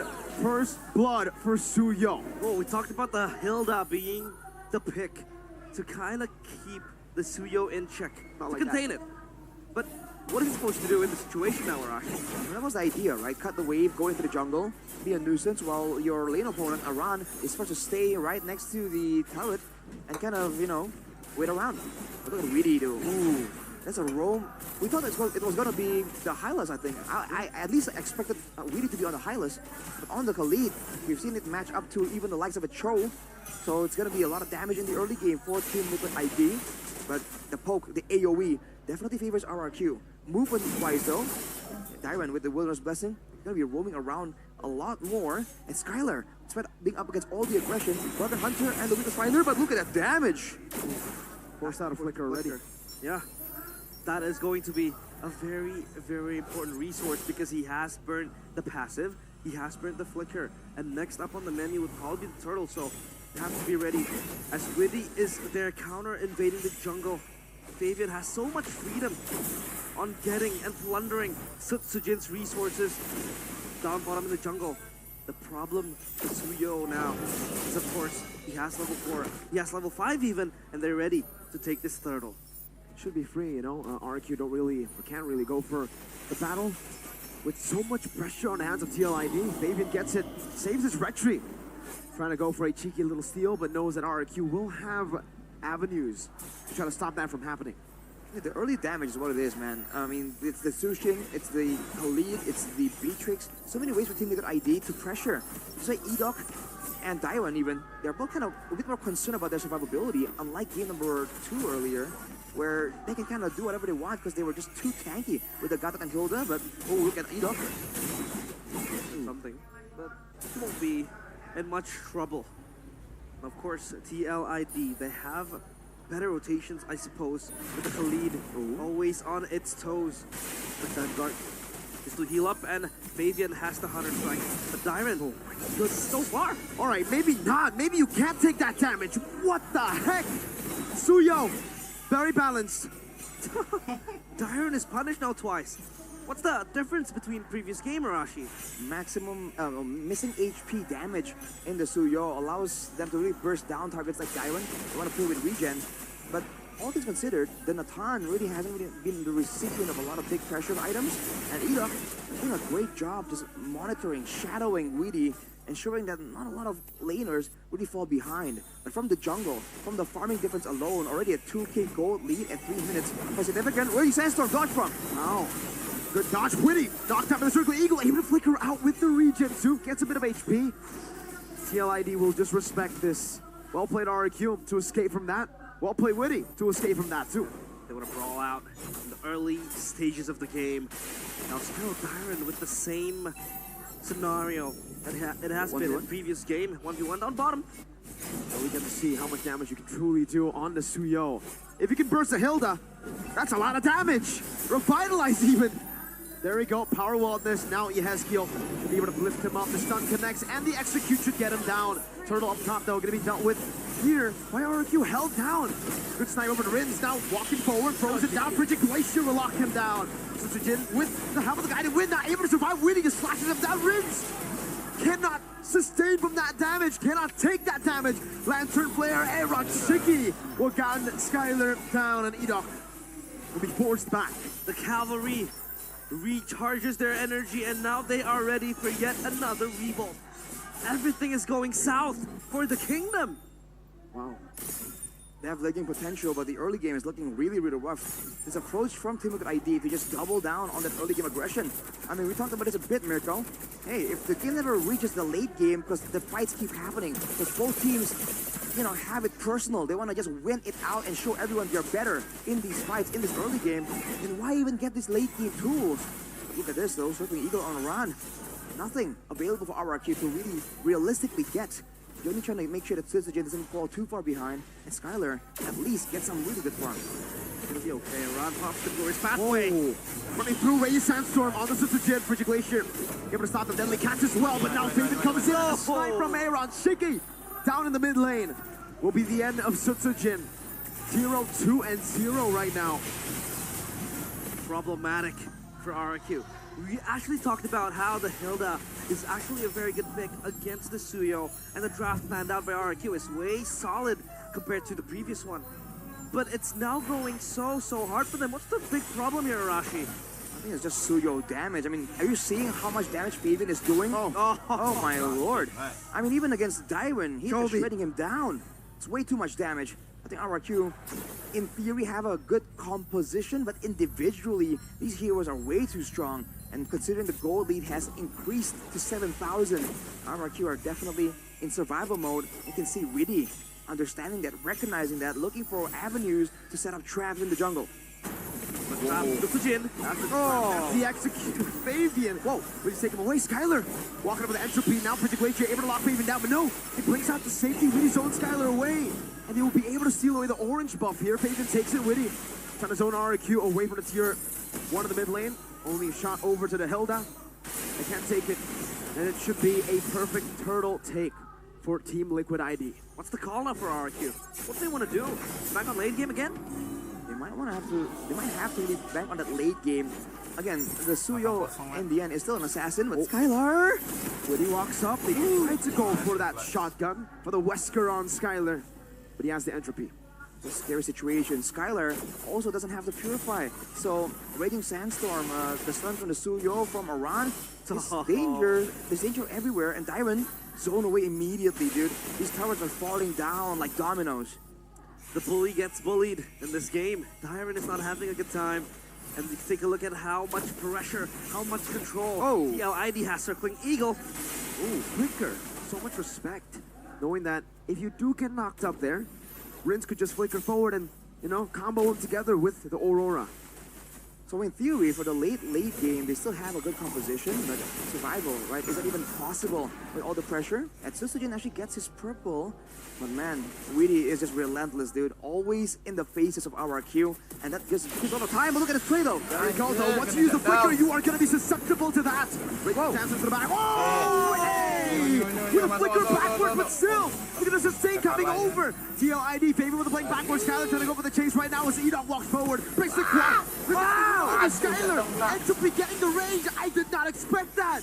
A shutdown, a big one at the 8th minute mark, and it went to the worst target for TLID. It went to Skylar. The castle walls are shook by that one retaliation that is made by the Kingdom.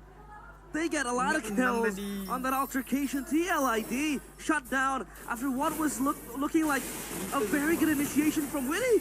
Iran, we locked down again. Circling Eagle, everything. Sutsujin, Crab Claw Cannon. He was 0 and 2. He's gotten 3 kills out of nowhere. We know this issue, man. Aurora is so annoying to deal with if you're the fighters. If you're Weedy or Iran, and later on, it's gonna disjoint the formation of Team Liquid ID. The load is up, but Iran is not around. Uh-oh. This Lord, they want to fight for it. They want to blitz it. They want to dance together on this chance. Conceal open by Winnie. Very early for Glacier. Now Raging Sandstorm. Shiki! Redemption. Now it's Fabian in the midst of it all jumping in. Deadly catch used up as Aaron Shiki deals with Tyron Winnie. Quick Sandguard, still healing, still buying time. Finally frozen and taken down. Fabian with the flank again. Fabian with a soul severed will be able to find it. Aaron forward. Skylar gets shot, but he will not fall. Almost, he assassinates the Crown Prince. It was so close. And now TLID, they have a time frame to control even deeper into the map for RQ. Fabian is showing on the top side. He's going to be forced to go for a 1v1. Fabian is absolutely on the hunt. Ooh. Sutsujin stunned. 1v1. Now slashed down.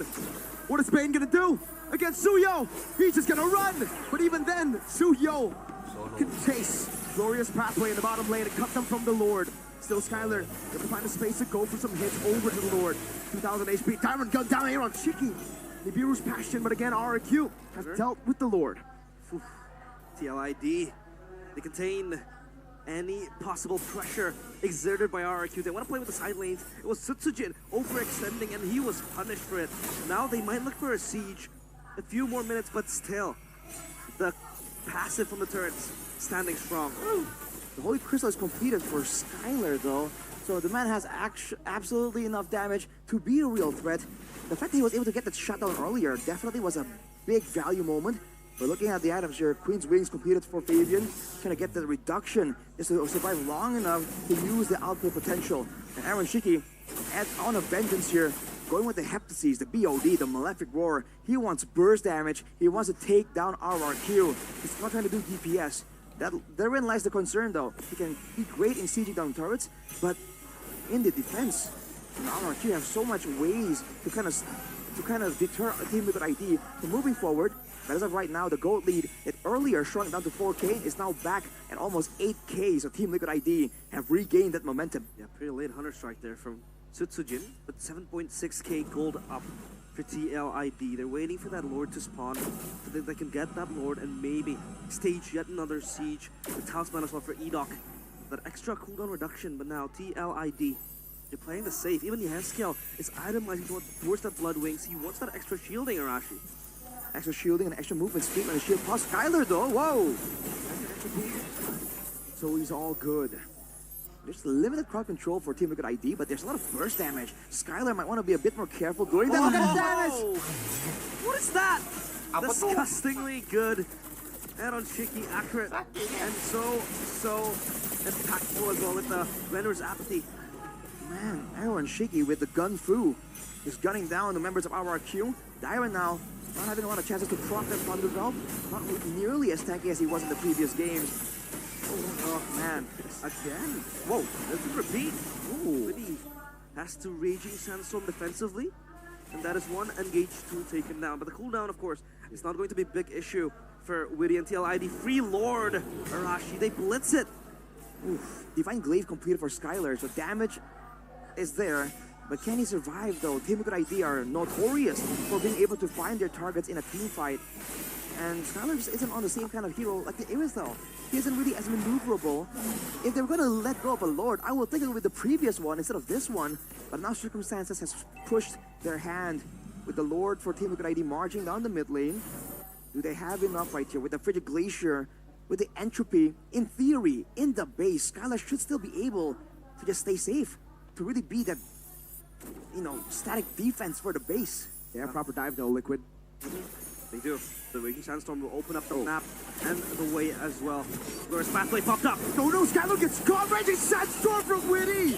All the way to the back, finding them. Skylar will fall, unable to utilize the flicker. Tyron gets gunned down and slashed down by Fabian before he can even do anything. The Suyo, we thought it might be countered here, but maybe the Suyo is just too strong. Fabian on the Suyo, 12,000 gold lead, 2-2. We got a game 5 in our hands. Domination by TLID. They will still ride into that dying night. RRQ. They are shook that Hilda wasn't even able to contain the Suyo. Is that the solution? The Beatrix. Mr. Dyron tries best to do the exact same thing he was doing on the Hilda. Zone away the backline. Be too tanky. But against the Beatrix, has that Hilda bitten more than she can chew? The Weskers, the Nibiru's passion is absolutely melting Dyron down. No pressure at all coming in from the EXP lane, and an absurd amount of damage coming through from the jungle. Team Liquid ID has just powered through the draft through brute force. In theory, RRQ had a chance, but in practice, Team Liquid ID has just stomped all over them. They don't care about the odds. They like those odds. They equalize the score. We got a game in our hands. Game 5 imminent. And TLID, their young blood's boiling again. The revolution, the rebellion is not done yet. TLID. What a game that was. Phenomenal stuff from TLID, man. Again, you know, I think there was a miscalculation for me, right?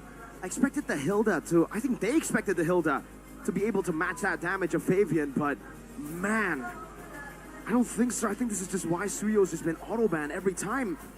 Even here, Tyron just disappeared, man. That mini Bauman ult though. Mini Bauman ult, you have an alpha. A mini retreat. You have an alpha 3-time swing with that hold of the skill 2. Yep. You have a stun, a dashing stun with skill 1. You have a sword. Yeah, you have a blink. You change it to skill Mia. 1. You know what? Nerf 1-1. Nerf. Hey. Yeah, probably, man. But give some respect to my girl. You want to talk about the elephant in the room, though? Skylar, he doesn't know to purify. Is that too greedy? Answer our questions, panelists. What do you think about the non-purify Natan in that game? Take it away. The Suyo. The Suyo! Thank you, casters. I mean, I personally am not complaining about the Suyo, you know, being given over to TLID because, man, yeah. TLID. Super balanced, by the way, in the early game. Very much so. Perfect hero with no flaws whatsoever. It was evident in that game. But yeah, speaking of Natan Flicker. I think it's a mistake. I think it's greedy. I think that like Skylar, as good as he is, has costed his team games for one reason or another. Sometimes it's like too many recalls. Sometimes, most of the time, it's battle spell choice. And finally, we get to see him punished hard for this one. Because previously, didn't want to go for Purify. Takes a Flicker. Irithel. We've been through a whole meta of Irithel. Most people were like, okay, we can go for Sprint, but as soon as there's CC, give me a Purify. Man still goes for Sprint. He doesn't care. He trusts in himself, and I respect that, but man, TLID, good punish this time. I don't think they're going to get away with it again. Okay, I mean, it did bring TLID now back to 2-2. So we're back square even, dead even between both of these teams as we take a look into the highlights again, right? And what I find interesting, we talked about it before, one of the highest amount of survey votes was the fact that TLID really need to be able to secure that early game. And this is just typical template TLID gameplay that we saw earlier on. Don't forget about the factor of that Khalid flex, right? I mean, I think 80% that Khalid, we thought EXP, and then yeah, you pick up the high loss. Maybe Skylar thought that high loss was going roam, and that's why he opted for that flicker. But then the switch up, right? It's Weedy on the Khalid, game changer. He was so active, landing perfect moments as well with the Raging Sandstorm, and therefore he deserves the player of the game presented to you by the official tournament smartphone. I think Witty is, honestly, Witty had a really incredible early game, and I think that Rins unfortunately forgot what Khalid does. Losing Aurora passive level 1, absolutely unforgivable. It's just how? There's no reason for you to lose it that early on. At the most, you lose a battle spell, but your passive as well, that's when it becomes ridiculous. And as Gami mentioned before, having that double flex the double flex pick in both Khalid as well as the high loss is really interesting, because now if you play the Hilda, no matter what the matchup is, it doesn't feel very, very nice. And specifically against the high loss, you're just gonna get sandbagged. That's why you see the constant proxy of waves, and that's why you see the positions of Fabian as well as his boy Witty just pathing down for purple all the way down to orange, knowing that this could be a possibility. So Hilda, meta undebunked? Well, on condition that high loss isn't there. Yeah, I think that's what I'm about to say. SDL, he brought the Hilda quote-unquote trend to Iran. It seems like Keskut, he denied it twice already, and suddenly with the Khalid, it's an answer from SDL himself, right? He knows the kryptonite, and it shows in this game that, yeah, Darwin game 3 was nowhere to be found in game 4. Yep. Could barely play the game. And honestly, like, even Scholar getting his signature in that Natan, Eroshiki feels a lot more comfortable playing this Beatrix. Like, he doesn't even need the setup sometimes. Whoa, I didn't realize 13 minutes and 24 seconds? Yeah. And Natan, this series, for the record, very low percentage.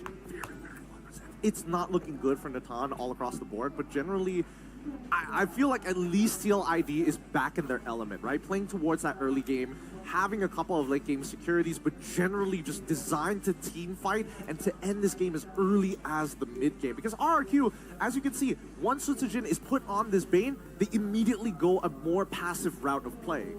I think this is going to be homework for TLID once again. I'm still sticking to my opinion that TLID really needs to work on this. If they don't get the early game, they need to figure out a way to adapt in the game and just recollect themselves to be able to play into the mid towards the late game. But in this particular matchup, how do they replicate that same purpose of finding a better early game setup? Because I don't think that the Suyo will be let go again. Well, here's the thing, right? This is why I think that blue side was very, very important for both of these teams. I think it's going to be a consistent back and forth until somebody figures out something about the red side that could maybe turn the tables for at least a minimum, for Team Liquid, at a minimum 2 games. If not, I mean, RQ is going to get the match point first, and then an immense amount of pressure is put on the team. It's going to be very interesting, you're right. It's going to be very intense, and it does seem like for this series that first pick value has been delivering like crazy instead of, if you compare the last pick value, all right? Remember that Aurora last pick, it wasn't really as expected. I expected more from the Aurora. I mean, Rin shouldn't have lost his passive in level 1. Like, so much happened because of that, right? Had Rin's not lost his passive, maybe he could have been able to contest that mid wave so that he could maybe save Dyren when he was proxying, you know? So many variables could have been tweaked significantly. Because again, as much as Edok wants to be able to kind of pull people out of these tough positions because he's playing Matilda, if you don't have the backup, you're pulling them into yourself for a free double kill. Very interesting, but I want to go back here. Go back? How far? Coach Tic-Tac. Okay. He mentioned 4-2. 4-2. And for now, it does seem it's 2-2. Will it be 3-2 and then 4-2? Just I mean, as like, predicted. calm down, because RRQ are also playing impeccable games. They are. Okay, they have been looking clean, they have been executing it well. That's right. And it always just boils down to the drafts. Because I'm not saying that RQ had a bad draft, but this was a really good draft for TLID with the identity and where they find their strength. Early game. Man, you can tell that your blood is blue. At this point, you don't even need a blood test. It's just, oh, no, sorry. It's B for blue. I agree with you. I think that, like, even RRQ right now, it's not about the performance. It really just comes down to, like, can we get a better draft? Maybe Skylar, let's not, take a Purify every once in a while. This is starting to get really, really nerve-wracking. But at least for TLID, especially for the Calvary fans here, with this game, it's a refresh. It's a reset of mental. So we'll take a little bit of a refresh. Once again, ladies and gentlemen, before we get into that championship point, we're going to throw it over to our hosts up on the stage. Bye. Right. Ca, sini dong. Ca, welcome Bandung. Udah nyapanya gitu aja? Gio, lihat mama. Begitu ya. Ca, akhirnya setelah hari pertama datang, sekarang datang lagi untuk menyaksikan grand final. Kemarin nggak datang, hari ini datang lagi. Tapi kamu nyangka gak sih kamu bakal datang hari ini untuk grand final? Nyangka dong, nyangka banget. Kemarin udah pede banget sih, meskipun kalah waktu kemarin, tapi pede banget dia pasti bakal masuk ke final. Kepedean itu datang dari mana nih? Apakah feeling-feeling dari Echa? Atau mendengar bisikan-bisikan? Pede aja sih karena ada Fabian Acu kan. Oh, Fabian tadi jago banget gak sih? Jago banget, parah. Parah. Tapi ngomong-ngomong kita bakal kilas balik nih. Karena ini kan pencapaian terbaik dari tim Liquid sepanjang sejarah MPL Indonesia. Dulu, pada saat dulu biasanya kita ketemu Dark Era. Dark Era Kita pulang sambil ente, kadang-kadang ente. Kita paling bestnya tuh masuk 3 besar guys. Jadi ini sebuah kebanggaan sih buat kita. Kemarin aku capek-capek ngecas HP aku, tapi yang full malah perasaan bangga aku ke Liquid. Anda. Oh, asik. Asik. Gokil. Keren. Echa. Tapi Echa, ini kan perjalanan yang cukup panjang, apalagi Echa bersama Liquid tuh benar-benar dari Dark Era. Sekarang era apa nih? Apa ya? New era ya? Nggak tahu sih apa sih sekarang. Era baru era kuda nih sepertinya ya? Iya, era kentang. Kentang. Nggak tahu gue. Nggak tahu. Pokoknya GG aja, era GG. Era yang GG. Ya. Melihat sekarang mereka bertarung sekuat tenaga sebagai brand ambassador dari tim Liquid ID. Apa yang Echa lakukan dari tadi? Teriak-teriak sih. Aku disuruh maju-maju. Aku dari tadi waktu game pertama merinding banget sih, meskipun sempat kalah, tapi aku percaya pasti bakal bisa comeback. Kan ini namanya final, kalau misalnya nggak balas-balasan nggak seru kan. Kalau dibantai gitu kan kurang seru ya. Jadi emang sengaja sih puring kayaknya. Bukan puring. Apa namanya? Ngefur. Enggak dong, ini semuanya udah memberikan yang mereka miliki ya, Ca? Iya, benar. Rasanya di panggung tuh biasa, Echa biasa di panggung juga ya? Iya. Mengalahkan rasa nervous itu seperti apa sih? Nggak tahu sih, jujur kalau aku jadi player kayak tanganku gemetaran sih. Gitu? Iya. Tapi mereka hebat banget sih, maksudnya kayak player Liquid kan banyak yang masih muda dan first time masuk ke MPL kan, dan mereka hebat banget bisa ngalahin rasa demam panggungnya gitu. Itu big deal banget loh buat anak sekecil itu berkelahi dengan rasa deg-degan di panggung besar di MPL. panggung besar itu. Wow. Tapi Echa, ngelihat semua yang ada di sini, The Cavalry, ada nggak sih mungkin yang kamu ingin sampaikan sebagai brand ambassador juga dari BA untuk The Cavalry yang ada di sini, yang lagi di rumah, yang lagi nonton, yang lagi deg-degan juga, mau digombalin boleh nih? Aku makasih ya udah dukung Liquid dari dulu sampai sekarang. Kita dukung terus sampai Liquid menjadi juara. Kalaupun enggak, mereka udah lakukan yang terbaik. Terus aku nggak mau gombal buat yang nonton, aku mau gombal buat Fabian. Langsung aja nih. Aku dari kemarin sibuk nontonin kartun Mickey. Tapi Mickey-nya bukan Mickey Mouse, Mickey-nya mikirin Fabian Acu. Tapi sekarang Fabian akan melanjutkan permainan. Coba semangat terakhirnya nih, ayo. Semangat Fabian dan tim Liquid, semoga kalian menang menjadi juara. Kata-kata buat Barudak Bandung? Well. Wow. Dan itulah dia, kita akan melanjutkan bagaimana keseruan dari hari ini. Final belum berakhir, Grand Final masih akan berlanjut. Dan ini akan menjadi game yang akan mendebarkan siapa yang akan mendapatkan poin berikutnya. Mari kita cari tahu bersama para panels dan juga para caster. Monggo, Man of Down.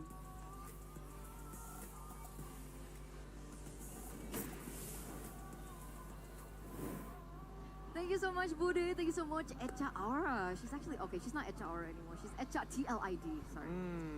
There are differences. Get with the program. But yeah, we gotta get with the program here in the best of 7 because we're now down 2-2. We're going to the 5th game. And we could potentially be, well, not potentially, we are definitely going to be seeing championship point. But the question is, who will be able to get there first? Will it be RRQ or will it be TLID?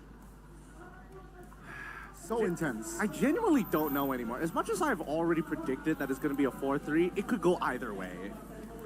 Right now, seeing RQ's performance is so spectacular and awesome, ladies and gentlemen. Hey, Eterna, what are you doing right now?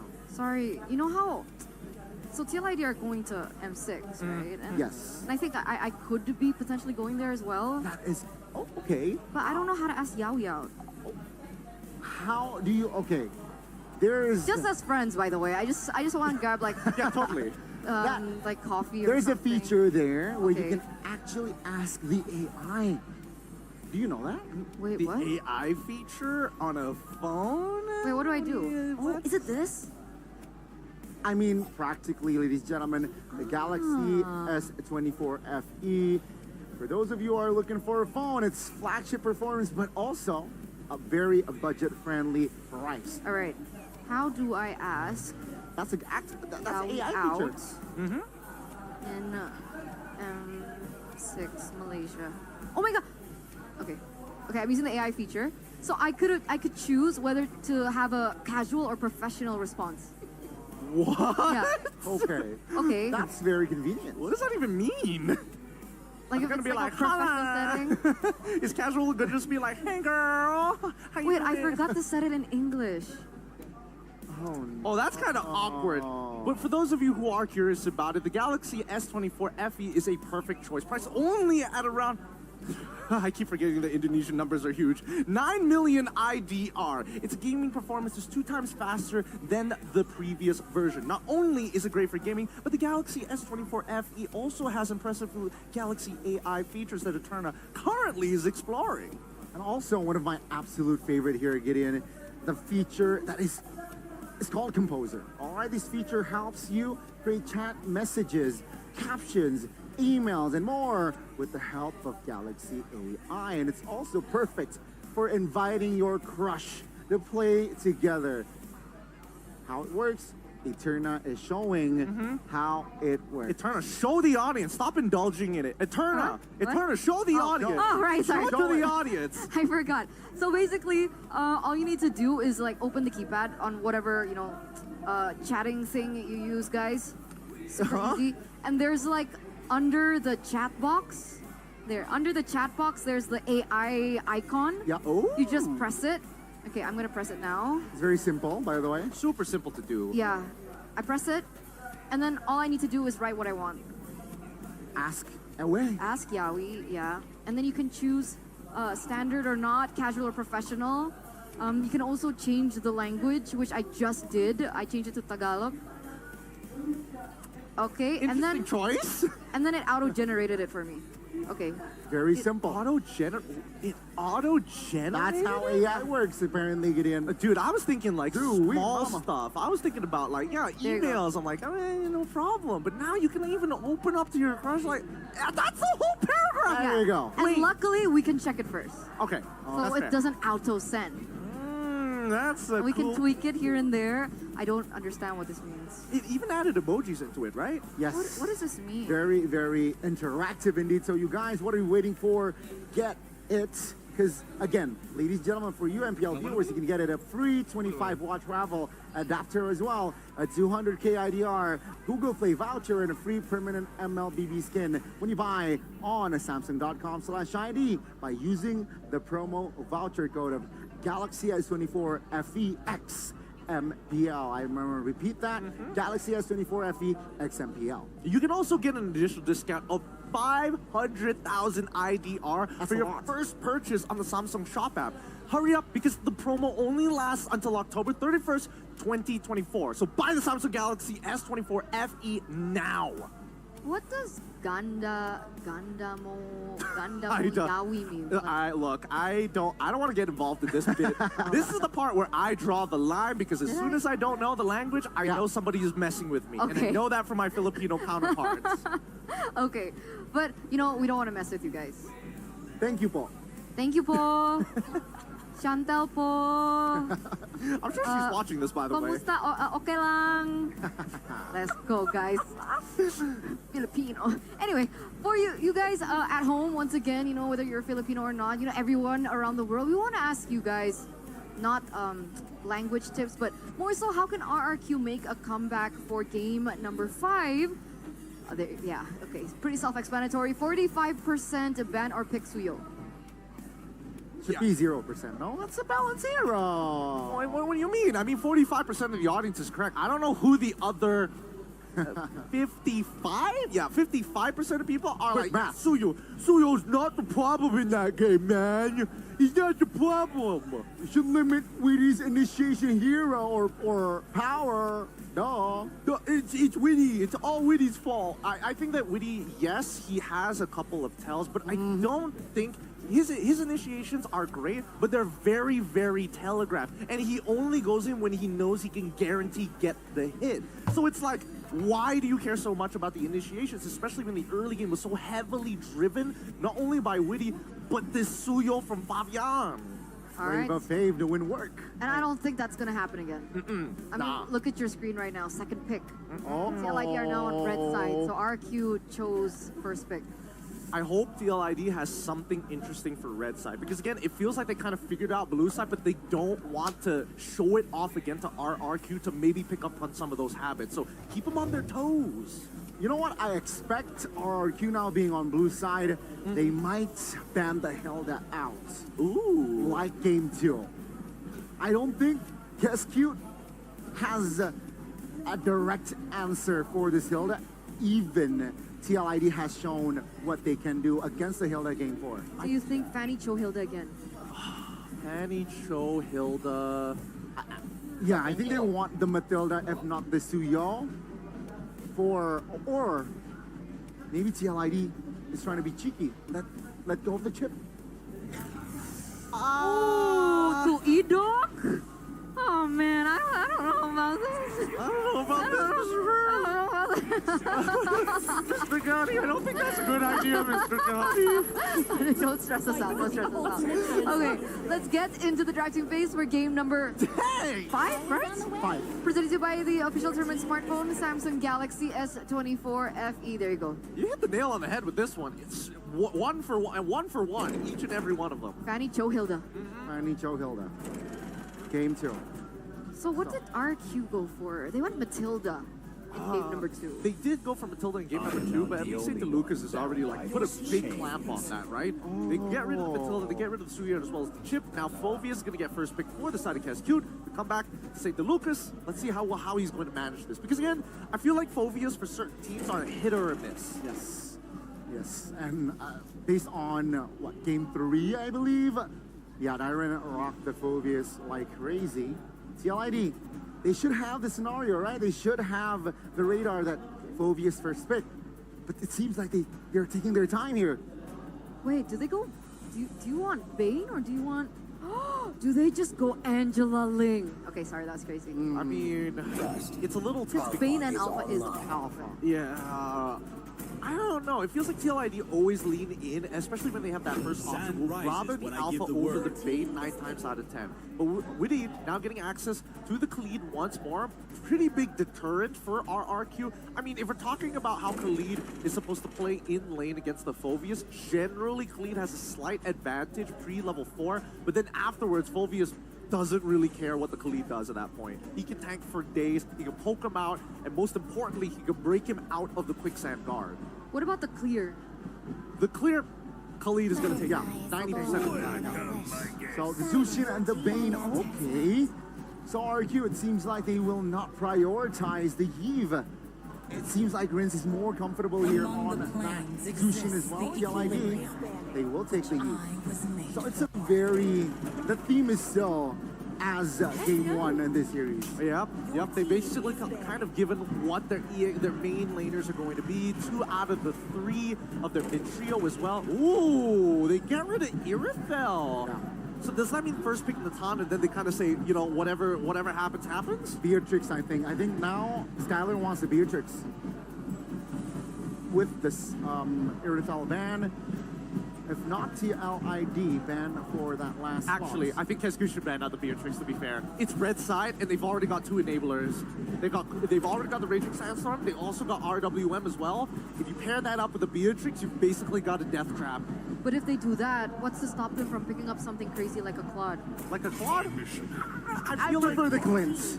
If Beatrix ban from inside of RRQ, I prefer TLID picking up the cleanse. This is specific for RRQ, Claude. It is. Specific and against TLID that have picked up the Eve. Yes. No, that's a very good angle to look at it. But 2 things that I was worried about. Number 1 was Hylos, which got banned out here. The second one is Franco. Also got banned out by TLID. Yeah, agree. Dang, they are on top of this draft. Woo! This is a tough one. Do they ban out the Beatrix? I feel like they should, because I feel like RRQ's, especially Skylar's hero pool, is deep enough to take advantage of it. Another body they are going for here.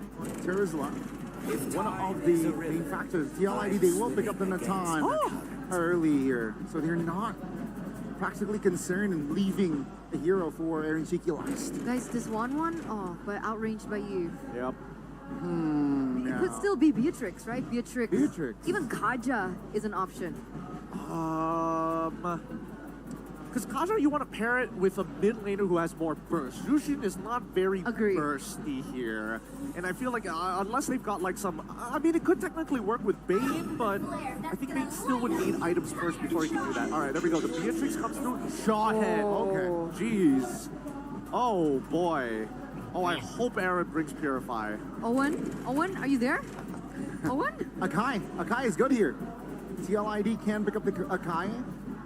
RQ banned it out like twice last game, and if not 2 games ago. Now I feel like Akai proper disengage tool, break pin down possibility, and Jawhead is going to be very annoyed against an Akai. How does it lane against the Phobius though? Because I don't think you can put the Akai in the roam. Actually, well, I think against Phobius it does pretty well in the early game, right? Because his base damages are actually deceptively high, and when you're dealing with the poke, you need to just worry about Phobius' second cast of his first ability. Okay, Implosion instead. So they're really doubling down on this big wombo combo. Want the big CC. Tigreal and Jawhead, both roamers first time in the series. Okay. How are we feeling about the drafts this time around? I think this is very snowball heavy for RRQ as well as TLID. I think First Blood is really going to matter between both of these teams. That first turtle is going to determine the next 2 minutes of the game. That's how devastating it's going to be. Let's not forget Natan Yves late game though for TLID. Huh? Let's not. So there you go, ladies and gentlemen. That's it from the panel. We're going to throw it over to the casters for championship point. 2-2. A ceasefire to be cancelled soon, as they will all battle it out again in the Land of Dawn in game number 5. It is still TLID against RQ Hoshi. Here it is, ladies and gentlemen, game number 5. The battle for match point, championship point. TLID able to equalize the scoreboard, and now it's another Alpha versus Bane in the jungle. It's not really that crazy anymore, huh, Rashi, from the regular season. But still, so far, both these junglers, it really depends on the early game. Whoever seems to get the early has always just dominated through. In theory, Edok on the Jawhead, again, can do so much more damage. It's so much stronger individually, right? 1v1, especially with the Mecha Suppression. Extra damage, 2% per each stack, up to 6 stacks, so up to 12% damage, additional damage for the team. It's like a mini focusing mark. Emblems of Indie Home, though, show that it's full movement speed, agility, and Wilderness Blessing for Edok. He's playing full utility, whereas for Witty, he's always been more frontline heavy, going with the firmness for the extra bit of survivability. But the thrill on 3 members, they want to have that early game damage. With 3 agilities inside of RRQ, it's going to be an early game skirmish. It's only a matter of when. With Skylar having the weapon mastery, waiting for a kill. Whoa, Good shove over. It's not the ejector threat. And for TLID, it's really just all about getting the Natan to a comfortable spot. It's not really the best of matchups against the Beatrix, so playing it safe is okay, as long as they go for the control over the neutral objective. We talked about the Akai, right? As the disengage tool against Jawhead. But then you see Witty in the Tegriel. Not one of his best heroes, of course. We haven't seen it that much. Yep. But we talked about the Sacred Hammer, right? That can really knock back the enemies from RRQ. Is that also a disengage tool to really just counter the Jawhead approaching? In theory, that's a little force can't really be stopped like that. But, you know, if he gets a pushback, he might be in danger of being picked up himself. Look at this, though. Control for Team Liquid, but RRQ are ready to contest. Good shove from Witty. Good ejector. Fabian be locked down. Now demonic force. Oh, the shots. Edok is the one who gets it with the smart missiles. Tyrant first blood. There you have it. Rin's Crimson Beacon to the front, forcing Witty to flicker out. Fabian thrown it through the Sharks. And he was stuck in the turtle pit. RRQ, they get that early game going. Iron Tricky, it's not going to go for the kill. Darren has a level advantage. He's trying to bully Iran. Beat him up here while he has the advantage. Going for a bit of a play here. Uh-oh. Iran might be forced to use the Raging Sandstorm. Darren doesn't want to go for the dive. He's had enough. He got the dub.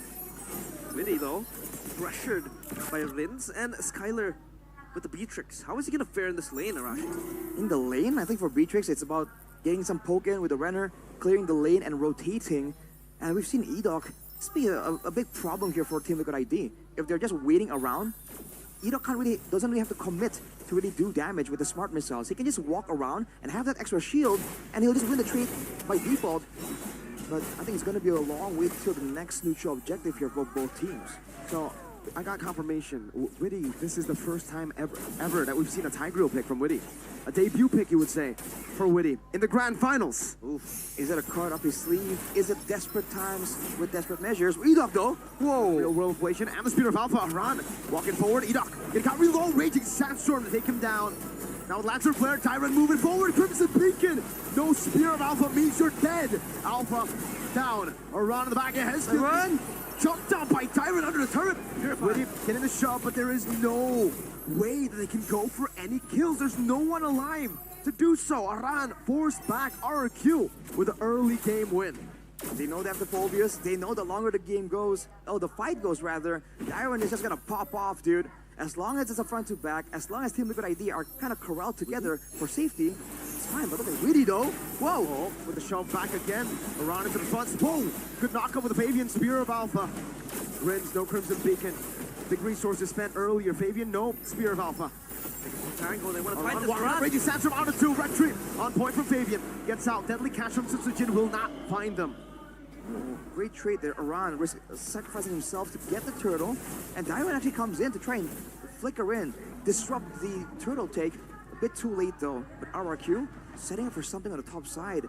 There's going to be surprise coming in from Fabian and Witty, though. Oof, they invade TLID's jungle. They have control over this. And Witty getting tossed upon. That's the ejector for you. Whenever you're in these bushes, opening up is always scary. There's a lot of abilities that could just mimic the movements of TLID, and they can jump into the backline of TLID as well. Talking about the Phobius jump, and then Edok with the Unstoppable Force. Does this mean the only tool that can keep them in place is the trigger ult? It might actually, maybe the Real Manipulation and the Raging Sandstorm, those two, this can all be comboed together in theory. So RRQ for sure needs to be a bit more careful.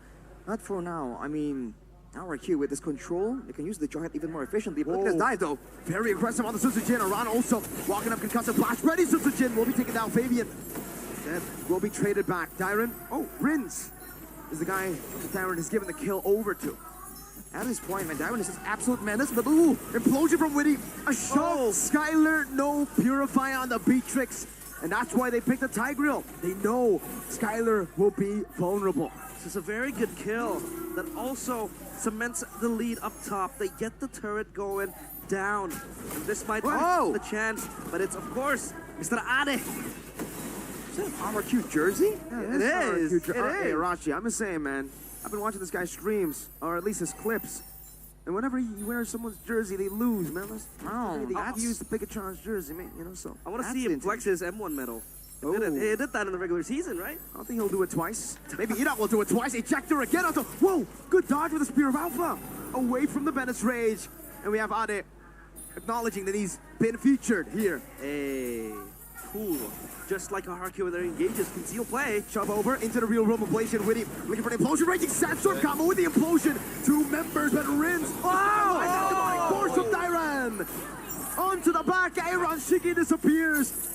There's a shot over, trying to find them. Yehezkiel still gets out, but it's a big win for the Kings of Kings. Dude, RRQ, they're just getting so much more value due to the clumping nature of Team Liquid ID. They've been trying to corral together for safety, but it's really working against them, especially when Dyran is just so out of control, dude. 3-1 and 4, getting shut down there, but having so much pressure. Compare his impact here to Aran. All Aran has been able to do is zone people away and get big card control AoEs. But for Dyran, he's doing everything. He's sustaining, he's doing damage, he's knocking people up left and right. Is just so good right now. His damage, he's actually the highest gold difference from both teams. As an XP. As an XP leader. Insane. Yeah, so good from Dyran.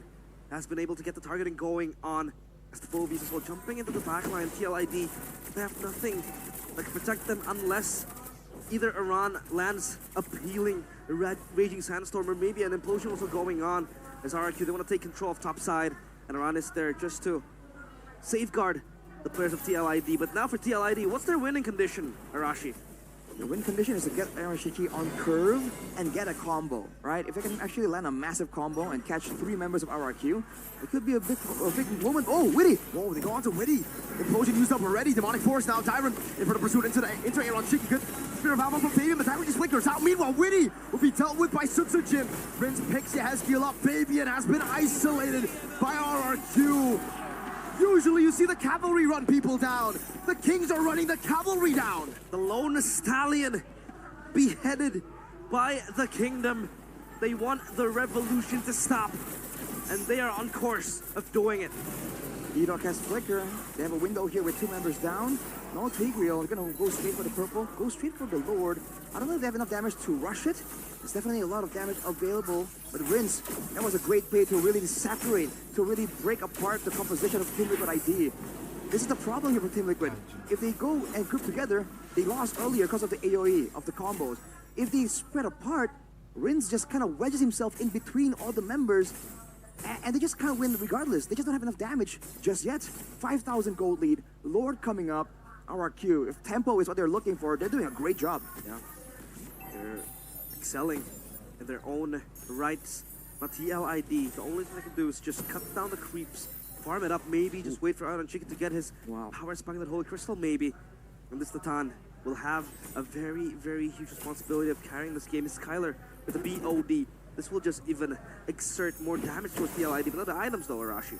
In the items, Thunderbolt, Radiant Armor completed for Dyran. He's definitely up on the curve. Skylar has the Sky Piercer though. It's a Spa. Let's see. With that build, can he actually get some stacks going? As Hitsujin, as always, man, that damage is great. Oh, there you but go. Third item, Power Spike for Aaron. Now RRQ needs to be a bit more careful. Dyran can maybe tank some shots, but Rins, Hitsujin, and Skylar, they have to be very aware of where exactly Aaron Shiki is. And he has a Purify, so he can't really be stopped as easily. Yeah, a single implosion towards Skylar can be the end of RRQ because Skylar is vulnerable, like you said. No Purify on the Beatrix. And this is the first Lord, right? So it's easy to take it down, especially when you have Anatan that just shred it down easily. And the Eve as well. And a Holy Defense. And a Holy Defense. Yep. Well, Fabian, on top of that, goes for the Queen's Wings as well. So it's going to be a bit more durable. As wow, a fast-moving Jawhead coming straight at you. Definitely scary, let alone the one piloted by Edok here. finding a lot of opportunities so far, but RRQ, the patient just wait around right here, and we get a taste of that burst damage. Haskill, almost. Surrender. More than half his HP. It was almost Yehezkiel. Wait, Oh, not yet. Is Yes alive? yeah, easy alive. killed.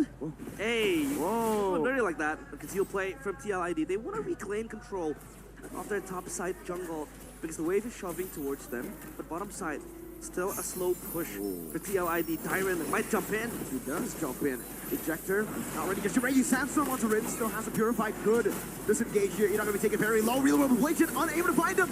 Down to the back, just jumping. Mentor's happening, not connecting. Aaron Shiki finding Tyron Winnie. Finding two, but then, only then does Rin decide to pop in the Purify. Very, very patient. Oh, Up really top. confused. It should be a base turret. It will. Free for RRQ. Wow, look at how much effort needs to be exerted by Team Liquid ID to catch Dyron. Even then, if they were just a little bit slower, if Dyron was a bit tankier, he could have gotten an extra kill there too. The damage on this hero really is quite insane. Now with the base tower taken, unfortunately for RRQ, it is not on the side of the Lord, so they cannot use it for an advantage. But look at where Skylar is, already cutting, already prepping for the next Lord take. 7.5k gold ahead. Team Liquid ID with the golden combo, the Natan and the Yi. Do they want to contest this? Do they want to let it go and play that defense? Take a page out of Geek Fam's book. They want to. They have to. They have to. They have to defend. They can't contest this Lord. I mean, Witty looked kind of confused with with Tinkeril as well. Yeah. The implosion. It was hard for him to find and target a specific RRQ member. And I feel like, yes, you have to bank on that implosion coming from Witty. But how are you supposed to maneuver if there's so much layer towards RRQ's front line? Especially with all the AoE like waves coming in. You Yeah. have the deadly catch, but also the wave of the Fovias just knocking you up. If you're coming from the front, it's going to be so difficult. And I think the idea for Witty is that he wants to come from a different route, not go for a frontal assault, but the zoning. Look at where Edok is at every single time. It's almost like the entrance to the jungle on the bottom side is plugged by Edok. The one on top is plugged by Dyron. Yeah. They have a tri-lane wave pushing up top, down bottom, one in mid as well. This will be the base defense we all talk about. Geek Fam style, TLID, can they hold? Let's see if they can. Edok walking up already, zoning them away. That's an implosion onto Edok. Let's jump back to Edok. Able to flicker out. Rin's gonna be caught by the speed of Alpha though. Aran jumping in, diving in. 2 members down. RWM catching Dyron with a raging sandstorm. Dyron melted by Aaron Sticky. And they keep themselves alive in game 5. The revolution still underway. They keep it alive. Renner's apathy to impale out on Shiki, but he will be fine. They hold the base, but they lose 2 turrets. Very similar gold lead still, so all things considered, not a massive swing just yet for Team Liquid, but these are the moments where they can find some more turrets, more farm in the jungles, maybe even another pickup if really can get close enough. There is a flicker available and Skylar has no Purify, so now he needs to really respect it without the frontliners available, without Edok and Dyron around to just tank some of them. Whoa! Oh my goodness, what happened to Aran? A full rock ejector, Witty caught. Lantern flare over to Aaron Shiki. No! There is no entropy. Buys the Blood Wings. He pops the Purify, but he will still be cornered. Oh! Even despite dealing that damage. Now in the mid lane, it's a cut in the waves. Fabian will be able to buy some time. Yehezkiel gun down. RWM not enough to take this game, to save this game. Fabian chased down by Dyron. 1 cannon minion, another super minion wave up top. The Kings of Kings have secured match point. 1 game away from an MPL title. The fashion, the closure of that game. It was unexpected. They won that fight in the middle. Sutsujin turning his back towards TLID, catching them all on their way back. And they got the team fight going. It was just a great reaction from RRQ, identifying the Team Liquid. They have damage, they have high ground, they have everything going for them going into the late game, but what they don't have is mobility. Immediately you saw Edok burst into action. You saw everyone use everything they can to locate that fight, and Rins on the Sushin with the spam ability, with the movement speed boost, with 2 gap closers, was able to just get the slightest bit of crowd control onto Aaron Shaky, and just like that, we talked about this. You're the kings of the base defense, but dare you venture out into the wilderness? It feels like it's a deja vu of the games they've played with the Natan and the Eve. They want to defend their base. They want to hold on to dear life. They want to hold on till Kingdom Come, but it just didn't happen. Why are they pushing outside? At this point, it's just no discipline. Why would they push in like that, right? They have a Eve, they have a Natan. They're great at wave clearing. They got a win in the team fights, but they didn't. There's no way they didn't pay attention to the respawn timers. There's no way. They definitely knew it was coming. They decided to stay because they thought they could win the team fight despite using all their resources for the skirmish already. That was just a bad call. It seemed like they thought that RRQ were going to come in one by one, because we've seen it happen before. But RRQ waited. They sacrificed a structure and they got it done as a team. We'll throw it over to the panelist desk to decipher what happened right there. Eterna, take it away.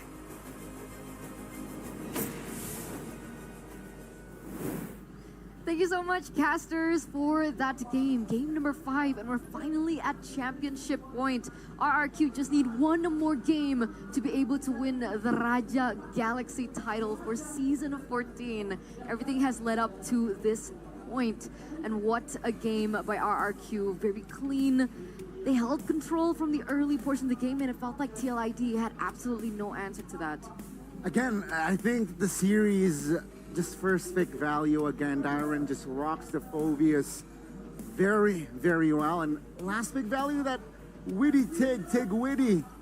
Yeah, that ain't it, man. That ain't it. I am feeling Witty on that Tig. And yeah, unfortunately, he was, his implosions wasn't really game-changing implosion in that game. Yeah, it wasn't, but I also think that they needed to focus a little more on an answer to particularly Jawhead, and I think they needed a better way to kind of get around the map. And as Arashi mentioned, yes, they don't have the mobility, but they have if they execute well enough in these fights, it's basically impossible for RRQ to have any kind of callback to it, especially when it boils down to resources. This is a war of attrition between these two teams. Nobody wants to pull that trigger first, but TLID is more inclined to do so, because if they're able to take at least one member out, the whole fight suddenly shifts into their favor. But for some reason, if the pilot behind the Tigreal wasn't Weedy, let's say it was somebody like Key, I think it would have ended a little differently. It's tough to say, considering that they have a Zushin as well here. Mm-hmm. I understand. He gets caught time and time again. It was a huge problem for Weedy to find those combos. It's not as simple as that. It's not as straightforward as that. And beyond that, Weedy, we haven't seen this pick in quite some time. I don't think we've actually ever seen Weedy on the Tigreal. But going back to the player of the game presented to you by the official tournament smartphone Samsung Galaxy S24 FE, it's Dyron on the Phobius. So we saw that the Phobius was first pick prio by RRQ. We thought that maybe that was a big gamble as compared to letting go of the Alpha and the Khalid, but man, just, this guy, man. I mean, even in the lane, Iran was suffering so incredibly that he couldn't go anywhere. He really couldn't. I mean, TLID found success in the previous match only because they had potential answers in their flex pick. Unfortunately, Phobius does really well into both Khalid as well as Hylos, so it really didn't matter for him. Dyron had the time of his life. You can see that Iran is significantly under-farmed the entirety of the game. By the time the game ended, he had like what? T2 boots, a Thunderbelt, Blade Armor, and then one more component. He was getting shredded by everybody at max build. Sutsujin, to me, is a very big standout in this match. He hits level 15, he's 4 levels ahead of Fabian pretty much the entirety of the game, and he can kill anybody who builds armor when he purchases Malefic Roar. Oh, it's so disgusting. It really shows as well how Keskut is always the one step ahead on the draft. And of course, execution, there is no doubt. RRQ is definitely up there. Dyron, take a look also this last sequence here. yeah, I think TLID, they snoozed a bit, right? They snoozed a bit in this last sequence, which cost them the game. Aaron and Shiki really know where to go. And they know when Aaron Shiki's down, yeah, it's just over. Again, very good call from RRQ, but very bad call, on the other hand, from the side of TLID to overstay.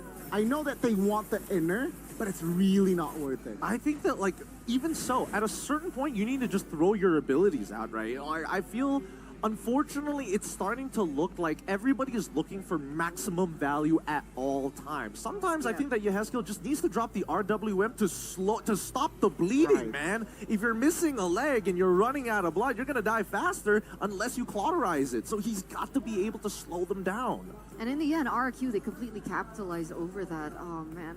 14 minutes and 35 seconds, that's all it took. When it comes down to it, is there anything that we should note about, you know, emblems, itemizations, or is this all standard? It's all standard all across the board. I think the Winter Crowns are really making the difference here. I think the only other thing to point out is really Skylar going for the Sky Piercer, because his job generally is to finish off his targets rather than chunking them out. It's, you know, two different play styles, and that's why he's 3-1-1. It's not his job to be that guy just yet. He's just letting the rest of his team kind of bully Team Liquid ID into submission, and just before their last breath, they just see Skylar on top of him.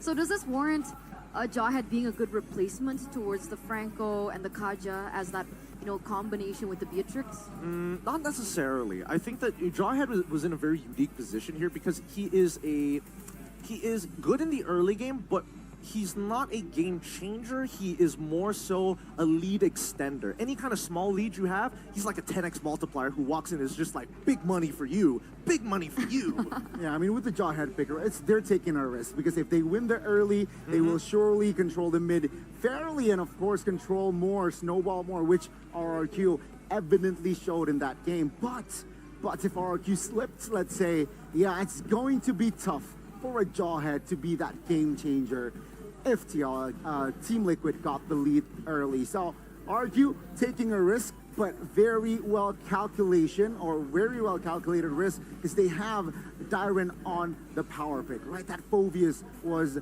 the center of that early and mid, and RRQ Oshi, they bank on the XP, that first pick value very, very well. So again, right, the general theme still reigns through. Not through, true, I mean. Still reigns true, early game. Early game, No. early game. Yeah, no comebacks, right? No, not just yet. I think so far RRQ is much better throughout every phase of the game in comparison to TLID. I think TLID, their early game looks good. Their mid game is solely dependent on their early game. Yeah. And their late game, sometimes they've been making some weird calls. So at this point, really this marathon is starting to kick in, the exhaustion as well as the overthinking to certain scenarios as well. Right now, we need the TLID that is responsive, very quick on its feet, because that's what RRQ is looking like. Every opportunity presented to them, they clamp on it so fast. Yeah, I agree. RRQ, they're so solid. No, Rashi! There's a reason why the Kingdom's been looking good all season. Oh, man. Really I'm freaking out a little bit. I mean, Championship point, guys. their job is not done that yet though. If they snooze Yeah. this game, momentum will shift. But like essentially, we can't even consider this momentum based anymore. No. At this point. Yeah. Okay, fair enough. It's been the back and forth for a long time. Exactly. So we're gonna throw it over to the host first before we get into the next and potentially the final game of this best of 7. Take it away.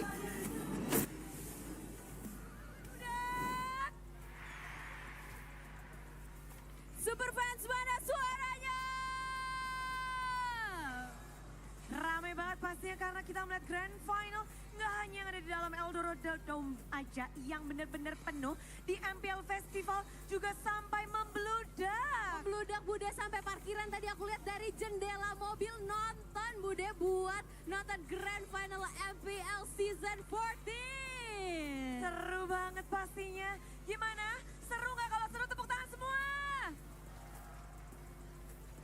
Memang apalagi sekarang poinnya lagi kejar-kejaran banget dan RRQ memimpin dengan 1 poin. Betul sekali, 3-2 nggak dikasih kendor baik dari tim Liquid Indonesia maupun dari tim RRQ Hoshi.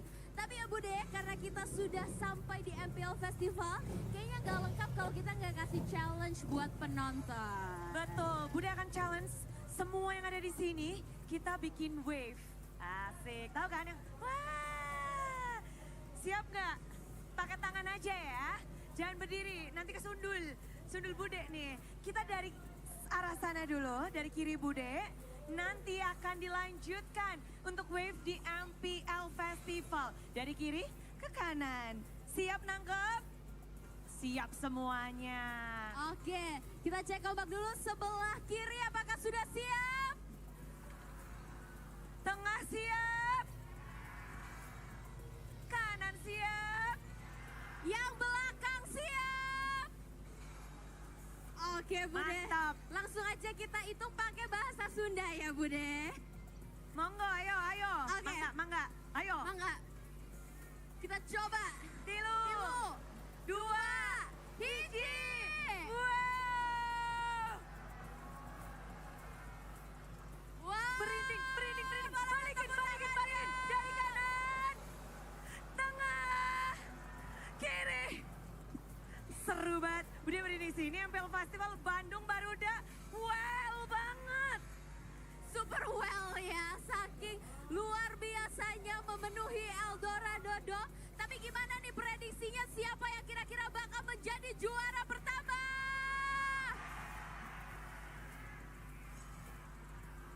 Rame nih, rame. Semuanya berbeda nih. Siapa? Wow, oke.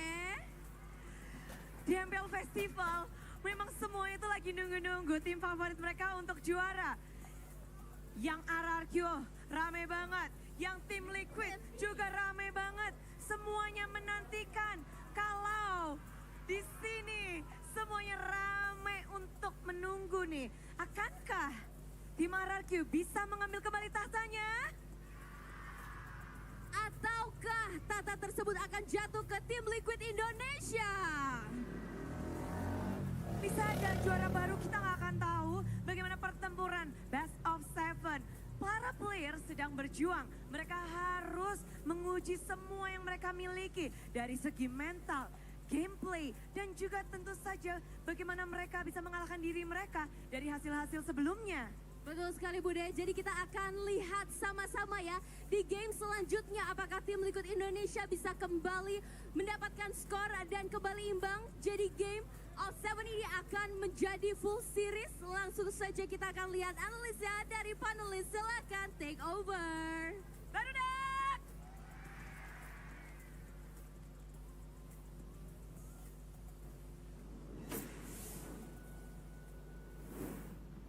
Thank you so much to our wonderful hosts, Clara as well as Alyssa. And we're back on the English panel for potentially the final game in this best of 7 if TLID can't work themselves a way to come back from this 3-2. I mean, earlier on I was like, to Arashi, but he's like, I'm like, okay. I mean, it's very possible at this point. I mean, your feud with Arashi is back and forth just like this game. So far, like, I was pretty surprised. I thought maybe that, you know, TLID, based on how playoffs has been going, it's just been like, oh, first 2 games, no problem, and then after that, a bit of a coin toss. What about you? How you feeling? I'm feeling good, man. Feeling this good? is Really? For the first time. I feel like I'm gonna Hey, for the first drop, time, like, my I heart's don't gonna have drop. to like worry. Oh yeah, More. because I forgot your team's not here. History of Finals MVP though, Hey. right? This is potentially the last game. So now we got a little bit more of a taste as to the performances of all these 10 players. So let's say RRQ are able to go 4-2 with this. Who do you think is arguably someone that could potentially get the Finals MVP? From RRQ, I'm looking towards Sutsujin. However, I think he needs that one, especially in this grand finals, he just needs that one big play to send him over the top for me. Very interesting, right? I see the vision, I see your point, but he has been playing the Banes. Not, again, I'm giving not enough credit perhaps, but I feel like Darren has potential to be the finals MVP, being very, calm and collected, being that X factor, especially if we're talking about the series, that early game, which is very crucial. And Darren really allowed RRQ to really have a great foundation in that early game. And if he did, or if he like do spectacularly in this last game potentially, yeah, I see Dyron being the Finals MVP. Here's the thing, right? For Finals MVP, are we looking at someone that has spectacular moments here and there? Or are we looking at somebody that has stayed consistent throughout the entirety of this best of 7? Because it's different. I like consistency better. I'm gonna say big play. I'm going to say big play because Interesting. right now in the meta, I feel like a lot of things are streamlined and as consistent as a team gets right now, and I think the level of MLBB competition around, across the globe has increased to a level where it's like consistency has already been hit. The question is, how do you get that extra 5-10% over your opponent? And that's with the big play.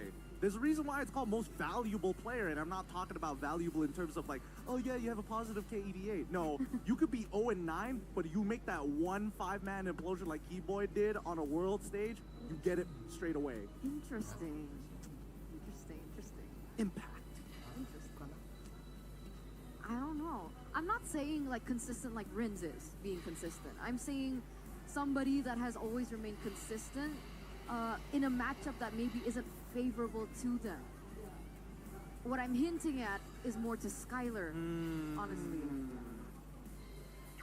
Oh, I mean, Skylar. I feel like he's too easy of an answer. Because to be fair, he's got a long history in professional play, and there's a good reason why that RRQ keeps on trusting him with not only leadership, but and to guide the next generation, but to also hard carry the team if necessary. Yeah, so I think if it were to be Skylar, it will have a better story, right, in that sense. But let's see here, right? I mean, yeah, I think, sorry to cut you, but when we saw the earlier poster, it wasn't even Skylar getting the Finals MVP for RQ Season 8, right? It was Clay. It was Clay. it was Clay. So technically he has never gotten a Finals MVP. To be fair, Season 8 Clay getting the MVP, it was pretty neck and neck Season between 9. the two. Oh, Season 9. It was pretty neck and neck between yeah. the two, honestly.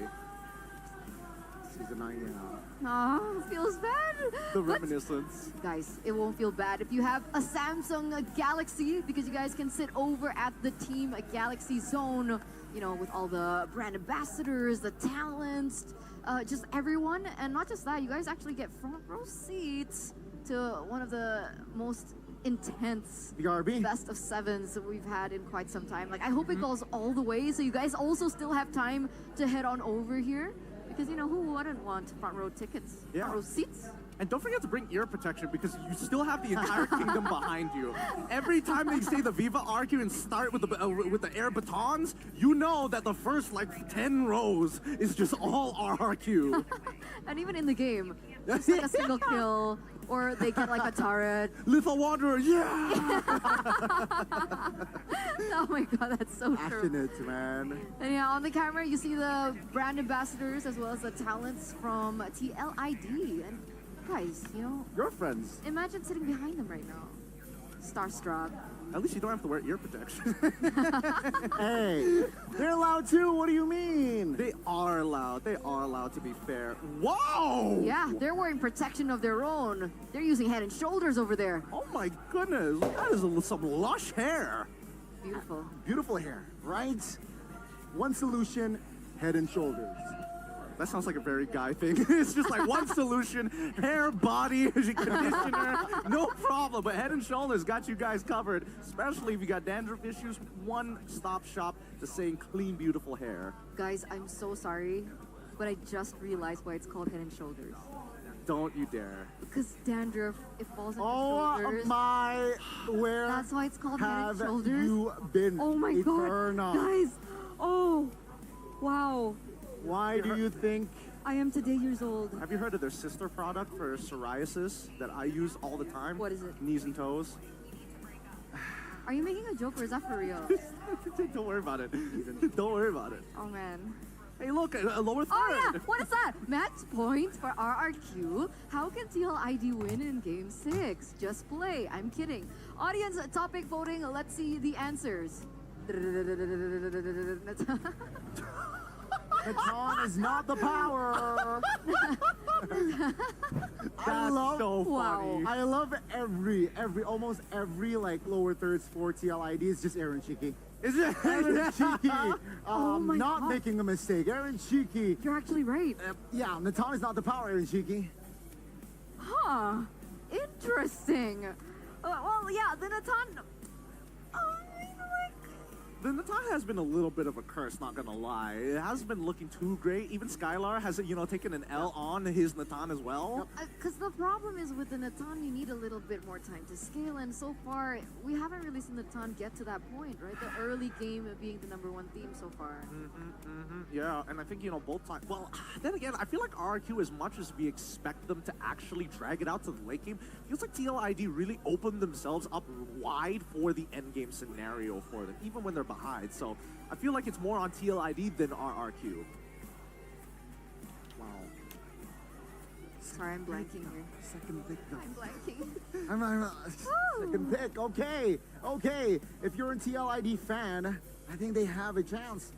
Because the first pick selection has been rocking the win rates here this series. It really has. It really has. Let's jump into the drafting phase here. I'm excited to see whether or not we're going to see something different, something new, innovative, because right now Blue Side has been crushing it despite teams picking red on purpose. Go big or go home at this point. Can we see finally? Oh, could we potentially be seeing an assassin battle in the jungle for the first time here in this best of 7? Please. As we get into the drafts, ladies and gentlemen, presented to you by the official tournament smartphone Samsung Galaxy S14 FE. Alpha being banned out. Bane. And the Bane! Let's go! You got your wish. Right? Okay. RQ, what do you want to do here? Suyo is still open, but Matilda. remember, Matilda is as well. But remember, for TLID, there's the Ling-Angela combo that has been broken by RRQ with the Hayabusa. It has Just want to been put it on the table there. Well, to be fair, that game, I feel like that game's a bit of an outlier. It was like one mistake, the game was basically over at that point. I mean, when you're 4-0 at 3 minutes into the game, you know you're not having a good time. Yeah, that's the thing. Okay, RRQ, they learned from game 3, I believe, right? Yes. Suyo banned out here. And first pick. TLID neglecting the Matilda. They went for Phobia's understanding that Dairon was too power. They denied this hero from Dairon. Okay. So if they do decide to take Matilda, we've seen teams have two opinions about Matilda into the Phobias matchup. One being, yes, I am building up his passive. What are you going to do about it? It's still good because I can heal you. Or B, we better not touch it because now 2 people are going to get affected by Phobias. But the big question is, if they pick out the Matilda here, who are they going to combo it with? Bane Alpha banned out, Suyo off the table. Oh, that's actually a good point. I mean, I definitely think B or even, That's dirty. Oh! That's dirty. Rats making a comeback. Guys, Barat's where though?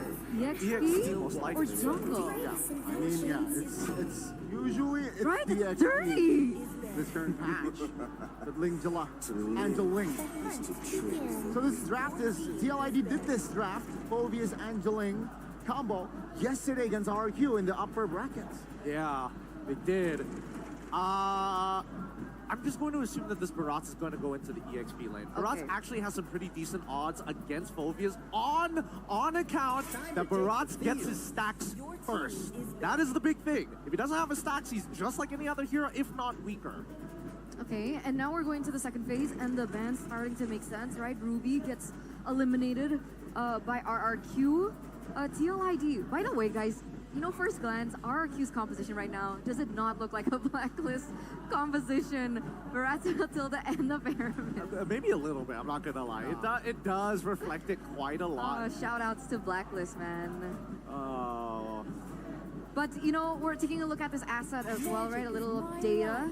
Hero pool, RQ right now with 60 unique picks. Wow. What else do they have under their sleeves? Let's see. A little too much. A little too much. I feel like they've been hiding a lot of stuff from the longest of times, and now that we're at match point, I think that RQ have nothing left to lose, right? I think so far TLID with the Bruno ban makes sense. They generally want to maintain this early game, especially if Skylar is going to try and win and dominate that lane. But at the same time, it's like, we don't really see what jungle would be effective here for the side of RRQ. I would argue that it's probably going to be the Hayabusa because at least you have iframes to work with. Xborg possibility. Xborg I think is also good, but then where does the Barats go, right? Do you throw the Barats into the jungle at that point? Do you put the Xborg in the jungle just so that you don't die against the Ling Angela combo? Yeah, it's tough. It's tough. Let's see here. TLID seems like they commit to Skylar man here. Brunos and the Natan. RQ, will they show their card with this composition? I see a possibility Clint might make to the composition of RQ. I think, I mean, with the Matilda, it could be, this is risky, but Irithel, I know it's against the Ling. We have a Brody possibility against the Ling as well. We've seen Skylar utilize it against an assassin.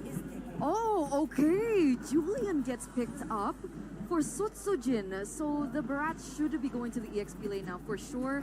And there's also a possibility of Moskov for RRQ.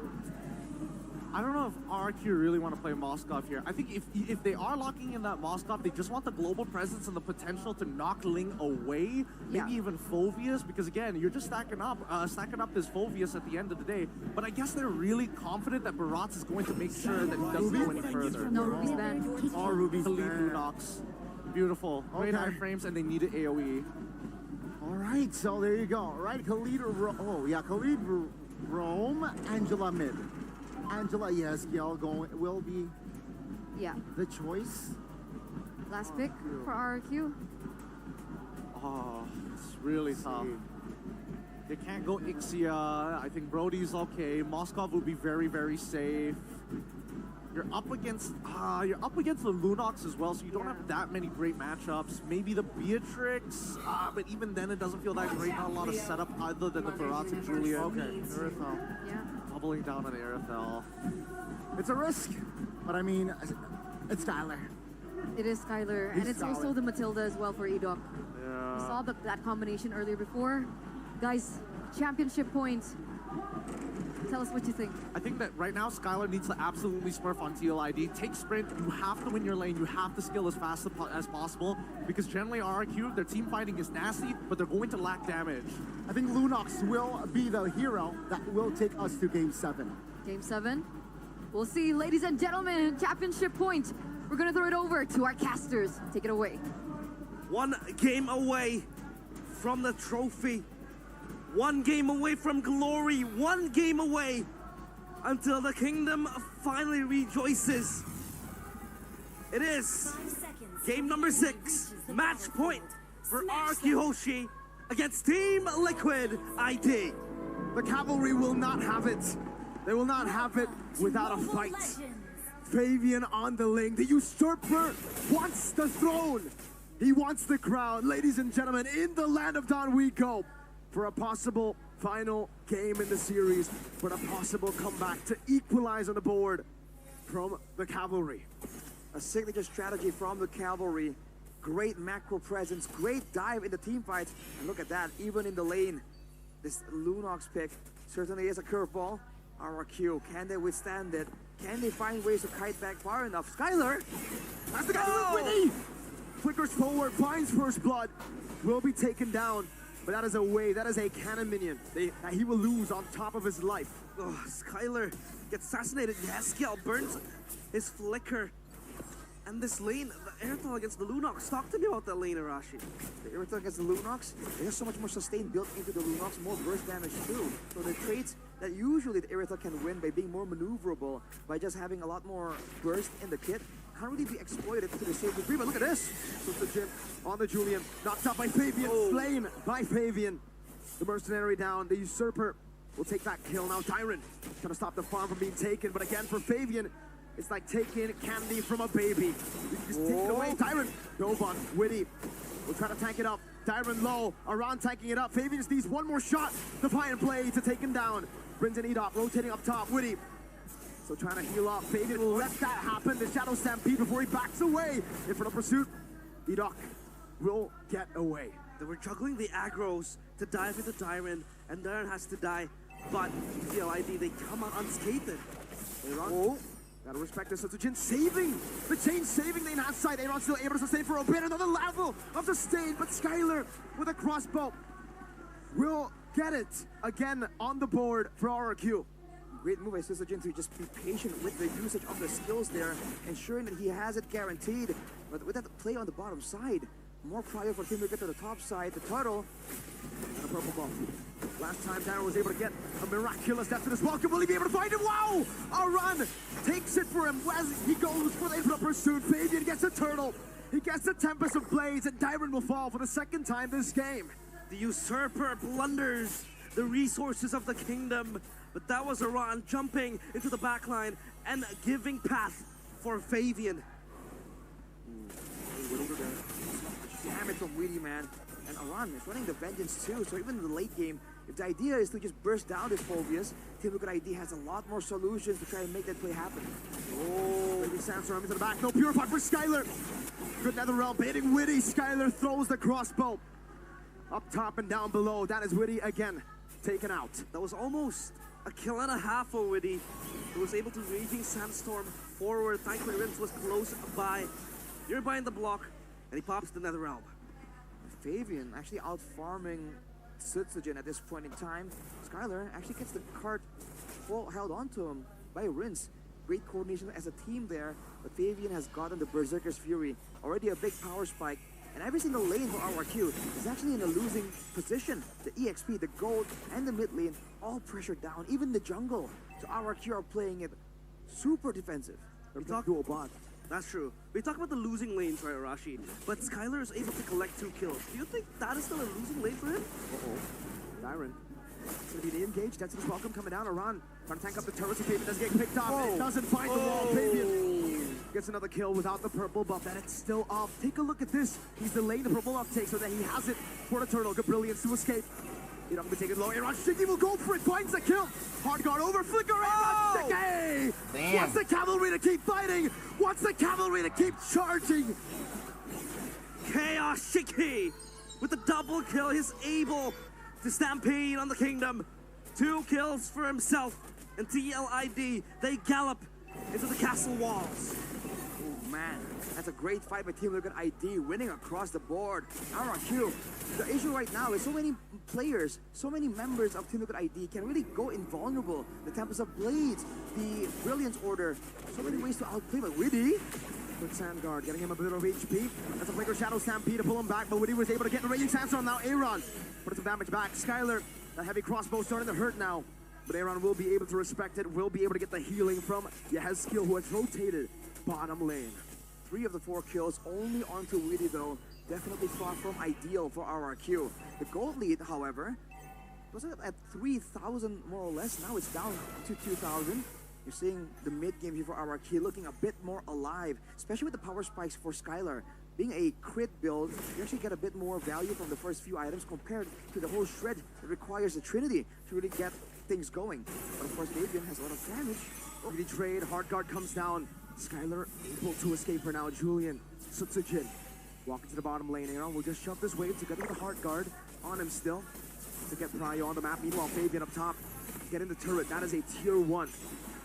Look at how much attention they're giving towards Skylar. Skylar's just getting bullied over and over again by Widdy and the Lunox in the hands of Aaron Shiki. The rotations is pulling apart the players of RRQ. Rinse. Stampede, Aaron. No flicker. That's on the Brilliance. Chaos to escape. Aaron jumps into the midst of it all to help his teammate, Circling Eagle, to knock 2 up. But Widdy's right there to prevent that from being a full dive. RRQ transitioning to more of an Ube style here. You can see it. They're moving together as a unit. It almost seems like right now, the deciding factor is whether or not Rinse can make the right call. If he follows the movements of Team Liquid ID and identifies which lane is going to be under aggression from the cavalry, then he can use that Netherrealm to negate that whole outcome and keep the game going just that much longer into that mid-game that RRQ can use. When we talk about the DLID composition, they're more of a dive composition, but you talk about how Aran is there to become the front line. You have the peel as well from Widdy. How is the Julian supposed to access the backline? Oh! What happens? Enhanced sword trying to run away. Netherrealm already baited out now. Comes the Blaze on the Sutsujin, who will fall. The Mercenary down. Skylar very low. Fabian leaving the Blaze again as they put a pursuit back on 2. The demonic force procs are eternal. Aran will continue to zone him away, but a stampede brings him back. Aran will jump in. If you're gonna kill me, it'll be on my terms. Just relentless aggression. That is the way the Phobias operates. That's gonna be a neutral objective. Some turrets as well for Team Liquid ID. Extending the goal lead to 4K. RRQ making maneuvers happen, trying their best to read into Team Liquid ID, but there's just so many tools to kind of keep your eyes on. The Raging Sandstorm, the Tempest of Blades, now Susujin. Oh, purple buff stolen. Fabian stealing it away. This time Aaron has the flicker, so RRQ will not continue that chase. So Tsujin pulverized, torn apart by the cavalry. He hasn't been able to become online. Oh, 3 on the Julian. If the Julian is this beaten into a pulp, how effective it is going to be as the time progresses, Arashi? Fortunately for the Julian, you can kind of still operate as a card control tool, technically with the enhanced chain. But ideally for Susujin, he still wants some more damage. But Skylar face checks. Raging Sandstorm over to Skylar, has a heavy crossbow, has his Shadow Stampede to help him as well. Zeta walks forward. Witty will actually be threatened there. Now able to heal back up. Aaron, that's a big power spike. Second item, Holy Crystal. Talk to me about this, Arashi. It's more scaling, right? More numbers to really add damage to your kit. And for now, there's not really a lot of magic damage, especially in the 1v1 against Skylar, and magic defense, I mean. So Iron can really abuse this. And he's been playing very aggressively because he knows he has an invulnerability tool to get out of the ganks of our queue. They don't have a lot of repeated engagements, but look at that. Witty. Stampede, Witty. And half chain finding him. Witty will not try to commit any of his resources. Heck, he doesn't have any resources to spend, but Fabian, on the other hand, Usurper will stay busy. Flava Fave with a tier 2 traded for the Roamer's life. Tyron unable to get that cheeky Cancerous welcome. The flicker was not up.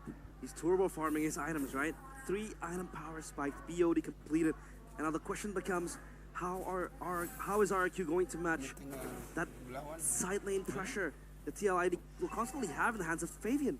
I don't think they have any easy way of doing so. The best they can do is use Mathilda to kind of elevate their movement around the map. But even then, the way that RQ is playing this Uwe against this assassin just makes it so difficult for them to actually get any winning circumstances. And keep in mind, later on with the Vengeance, Aran can last a lot longer in the front line. So it really feels like RRQ have to bait out some spells and then make their way back in. Use the Mathilda Guiding Wind to just allow themselves to bait out some of the resources. Because in a full-on 5v5, I don't see them coming out on top. No, Aran in a 1v3 so far, not even. Yeah, they're all running away for dear lives. And look at that. The Lord Free conceded by RRQ. They can't really pressure back TLI. Ooh, Skylar. Good poke. That's ultimate down though. The Lord is still pushing on the top side. And the purple buff always, Team Liquid ID, playing classic. The right way to just shut down the opposing jungler. Just keep going for these invades, knowing that you have the frontline advantage, you have the damage advantage, you have the macro advantage even. There's not much that RRQ can do here without really making a lot of sacrifices elsewhere. Yeah, total control in the second half of the map. The Lord even wanting to siege towards the turret. Aaron shaking with the Ruby DD combo. Diamond taking very low. Netherrealms is safe in the Vengeance pot. They're ready for a run. Coming to blade from Fabian. Diamond trying to go for that as well. Come on, will not be able to find a Fabian now. Diamond, why did he fall Fabian? And the Usurper shall fall in the hands of the Mercenary. Skylar on the chase. Freya has skill. But TLID, they back away. They think it's worth it to trade Fabian for the base turret. And I think they were right to make that call. Again, the soldiers of the kingdom, they hug the crown prince, protected with their palm of the hands, and Fabian, he falls down in that altercation. That is a bold move from Team Liquid ID to go for a dive under a turret against a Faramis, against a Julian. Wow, they just kept going for it. And I really believe, obviously, that the plan wasn't to really trade Fabian for that pickup. But hey, a familiar face. LJ. Of course, NPL IDX streamer presented to you by our coffee. Good day. He's out there. He's out there, man, just lingering, just watching. There you go. Oh, revelation. He realizes. There you go. Woo. W man. Oh, what the heck was that? Where did Enoch go, Fabian? Wants to dive in over the rims this time. Time the blaze used up, Dyron. Never realm cancelled. And there you go. Raging Sandstorm on the 2. Dyron still has immortality, but now it's going to be Aran with Infernal Pursuit in towards the base. No minions. They will lose Aran. But they've taken Edok and Dyron down. Oh, they're knocking on the doorsteps of the castle that the kingdom has been able to build. But I feel like no, they don't want to exert even more pressure. They will back away. Discipline, as they've learned from their mistakes. There's nothing to get right now on the map anyways. I think what that was is Team Liquid ID making a statement to RRQ. Hey, you want to walk out of your base, you have to remember that we are danger. And we will punish you if you just overstep your limits. Purple buff secured by Sizikin though. And you're seeing level 15 for both junglers. RRQ slowly but surely trying to catch up with the farm. But man, when it comes to pressure, nothing they can do right here. Dyron taking so much damage only with a handful of spells. Is there a scenario where RRQ is able to match TLID in a 5v5 Lord take? The longer the game goes, in theory with the Netherrealm, it is possible. But the problem is, Team Liquid ID don't have to go for that. They have the macro play with the Angela, with the Ling. Why would they go for a frontal 5v5 against a Faramis, against a marksman? Look at Witty. Witty, looking for a flank angle. He might be able to catch Sutsujin, but no backup close by. So he's all alone, stranded in an island, just becoming a distraction for the TLID cavalry to take down the Lord. Interesting play right there. Witty with the movement speed bonus from the passive, actually going and threatening the bottom side. And again, RRQ can't afford to split apart from each other. This almost seems like the same idea with the Yves Natan, just with a different format with the Faramis Erythal. But it's just not the same kind of shred. There'll be more bursts available by Skylar, but he needs to find the right targets. Technically against the assassin it can work, but with the hard guard, this is why that Angeline combo is just so difficult to deal with. And especially with the fleeting time available, there will be no hesitation from the Hezkiel to just pop that hard guard again and again. And Fabian, man, he is just up there at this point. Yeah, this Ube combo is working at its best for RRQ to defend their base, but now can they hold the second Lord marching in? Fabian, chunk low, Divine Blade, and the Tempest of Blades. Lord, will not be utilized to its fullest. RRQ dealt with it quite well. Is that a loss, Rashi? I think that is a loss. Team Liquid ID get some ways to push, to clear on their own, denying gold from the Team Liquid ID members, and then the waves can get caught by RRQ, no problem. There was no dangerous moment there that they can go for a fight, they can punish. They did not get more damage, or too much damage, onto the base turrets. Team Liquid ID, it really felt like they didn't really set up the waves at all there. Yeah, it was all just done and dusted. The Lord evaporated in mere seconds by RRQ. And it feels like it's harder to be able to lay claim on the backline of RRQ. The fact that they have a lot of layers before they could access their hands towards Skylar. Uh-oh. Witty. No, whoa, God, wait. Gotta respect this. Oh, Fabian gunned down. Well, now it's starting to hurt. Now that hard guard isn't able to save him all that well. Run. So able to run away. Fabian clearing up top. TLID escaping from the clutches of RRQ. Look at that though. 3 ultimates for the side of Team Liquid. Now the Phobias doesn't really count, but RRQ are forced to just blow everything almost immediately. That is the amount of danger that they can sense from Team Liquid ID. But especially for Fabian, he needs to be very careful right now. He does. Burst damage, right? Assassins, surprisingly, are quite weak to it. From the Irithel, from the Beatrix. We've seen it before. 3 hits in the late game will be enough. Whoa, look at that. Fabian able to react in time. That would have been game-changing had that hit. And now for TLID. Of course, they want to bank on Canadian, but Aaron Shiki hasn't been able to see much of daylight with the damage that he's supposed to deal, with the way that he was supposed to dive to the backline of RRQ, but it seems like he's not getting the airtime that he needs. Right now, it's just unfortunate for Team Liquid that the Lunox pick allowed them to be so aggressive to just bully Skylar, but now in the late game, when they just go for that big engage and they use all the ultimates, it's almost like game over, right? RRQ, if they can survive the initial burst, will be able to do a lot more damage. But Sutsujin need to be careful. Preemptive plays have been rampant in Season 14. Now it feels like they want to try to contest the Lord. But this time around, TLID is just juggling it. Enticing RRQ to come inside. They can't. Shrouded in secrecy, they have this done. They get the third Lord. courtesy of Aaron Chiki. And again, the Kings are forced into their own castle against Skylar, though. Ooh, wow. Aran able to stop that engage from happening. Only a mere few seconds, almost 9,000 damage. The fact that Weedy was able to just Raging Sandstorm out, and the leftover damage actually splashed over to Aaron, taking him down to almost half. That's a lot of burst damage. 4-1 and 4. Skylar hasn't technically been shut down completely. It's only a 5k gold difference, and we've seen that with the right composition, even 10k can be mitigated by the base, by the safety that the base provides for you. Aran, though, going more and more tanky. Ooh. Look at the damage, though. Ridiculous damage. In and out. Ridiculous healing, too. And that was a Holy Crystal purchased by Yehezkiel. Seal. Quickly, Aran walking up. Oh my god! Now goes over to pursue. Raging Sandstorm onto them. It's not gonna be enough to take anyone down. Just another round right now. It's just gonna be one member taken out. Sutsujin still able to deal with the waves. They hold. That's another walk from Dyron. Fabian will be caught. He buys the immortality, but I don't think he can live. He buys the winner crown. The usurper is hard to kill. Oh, but he is not immortal. Is this the turnaround the kingdom is looking for? They defend their castle, and they will advance forward. The risky play by Team Liquid ID, and they did not even get a base tower for their troubles. In the bottom lane, it was saved. RRQ with 22 seconds before Fabian, the menace, the usurper, is back on the map to have an impact. They can use this to set up all the traps, all the pressure. But look at Rinse. Ready, Sandstorm! And Aaron Shiki capitalizes. Now with a hard guard onto Aaron, as an enhanced chain onto 2. Aaron still able to dish out some damage with a crown and immortality built by Sutsujin. With the help of the photo and an enhanced chain forward. TLID now on the chase. The cavalry. They advance. Will charge. Woody walks forward. Dyron tied up by Yehezkiel. He will be mobilized. He will be taken out. Yehezkiel is on a killing spree. And TLID have been able to bait RRQ out of their castle now. Another siege into the base. Prince, no Netherrealm.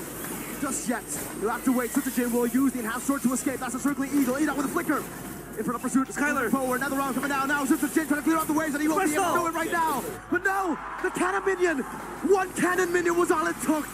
TLID stay alive in a best of 7. They will not let their dreams be shattered just like that. A game of inches. The cavalry, steadfast, still galloping, still in the dreams of the revolution. One hole in the castle walls. We take it to game number 7. Game number 7. And the final game of this match. It is a close grand finals.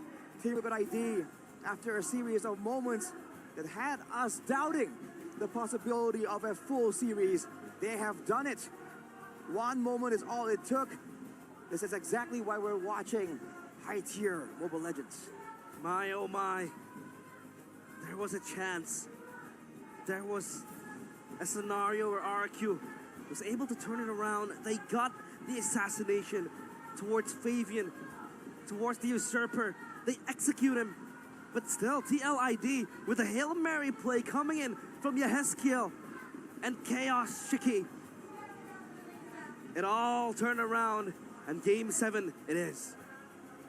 The cavalry have always bowed down to the king. In the regular season, 2 legs it was. But they had to bow down, kneel before the king. In the upper bracket finals, we expected something different with a 2-0 start. Yet they still had to bend the knee. But today, it might be the day they finally conquer the kings. They finally usurp the throne. Now then, game 7. What will happen? Will the castle walls still stay intact? Or will the cavalry complete their revolution, their rebellion, their revolt towards the prince on the way to become a king? Will it all be stolen away from the clutches of the kingdom? A final showdown on the field of... Oh. Ooh, wow. Aran able to stop that engage from happening. Only a mere few Sandstorm out, and that's a lot of burst damage. 4-1 and 4, Skylar hasn't technically been shut down completely. It's only a 5K goal difference. And we've seen that with the right composition, even 10K can be mitigated by the base, by the safety that the base provides for you. Arando going more and more tanky. Ooh, look at the damage though. Ridiculous damage. In and out. Ridiculous healing too. And that was a Holy Crystal purchased by Yeskiel. Seal. Witty around walking up. Oh my god. Now goes over to Hurtle Pursuit. Raging Sandstorm onto them. It's not going to be enough to take anyone down. Just another realm right now. It's just going to be one member taken out. Since still able to deal with the waves. They hold. That's a welcome from Dyron. Fabian will be cut. He buys the immortality, but I don't think he can live. He buys the winner crown. The usurper is hard to kill. Oh, but he is not immortal. Is this the turnaround the kingdom is looking for? They defend. The risky play by Team Liquid ID, and they did not even get a base tower for their troubles. In the bottom lane, it was saved. RRQ with 22 seconds before Fabian, the menace, the usurper, is back on the map to have an impact. They can use this to set up all the traps, all the pressure. But look at Rins. Ready, set, storm! And Aaron Shiki capitalizes. Now with a hard guard onto Aaron, as an enhanced chain onto 2. Aaron still able to dish out some damage. Winner crown and immortality built by Sutsujin. With the help of the photo, an enhanced chain forward. TLID now on the chase. The cavalry. They advance. Will charge. Woody walks forward. Dyron tied up by a Heskill. He will be mobilized. He will be taken out. Yeah, Heskill is on a killing spree. And TLID have been able to bait RRQ out of their castle now. Another siege into the base. Prince, no nether realm. Just yet. You'll have to wait. Sutsujin will use the enhanced sword to escape. That's a circling eagle. Eat out with a flicker. In front of pursuit, Skylar forward, another round coming down. Now Sutsujin trying to clear out the waves, and he won't be able to do it right now. But no, the cannon minion. One cannon minion was all it took.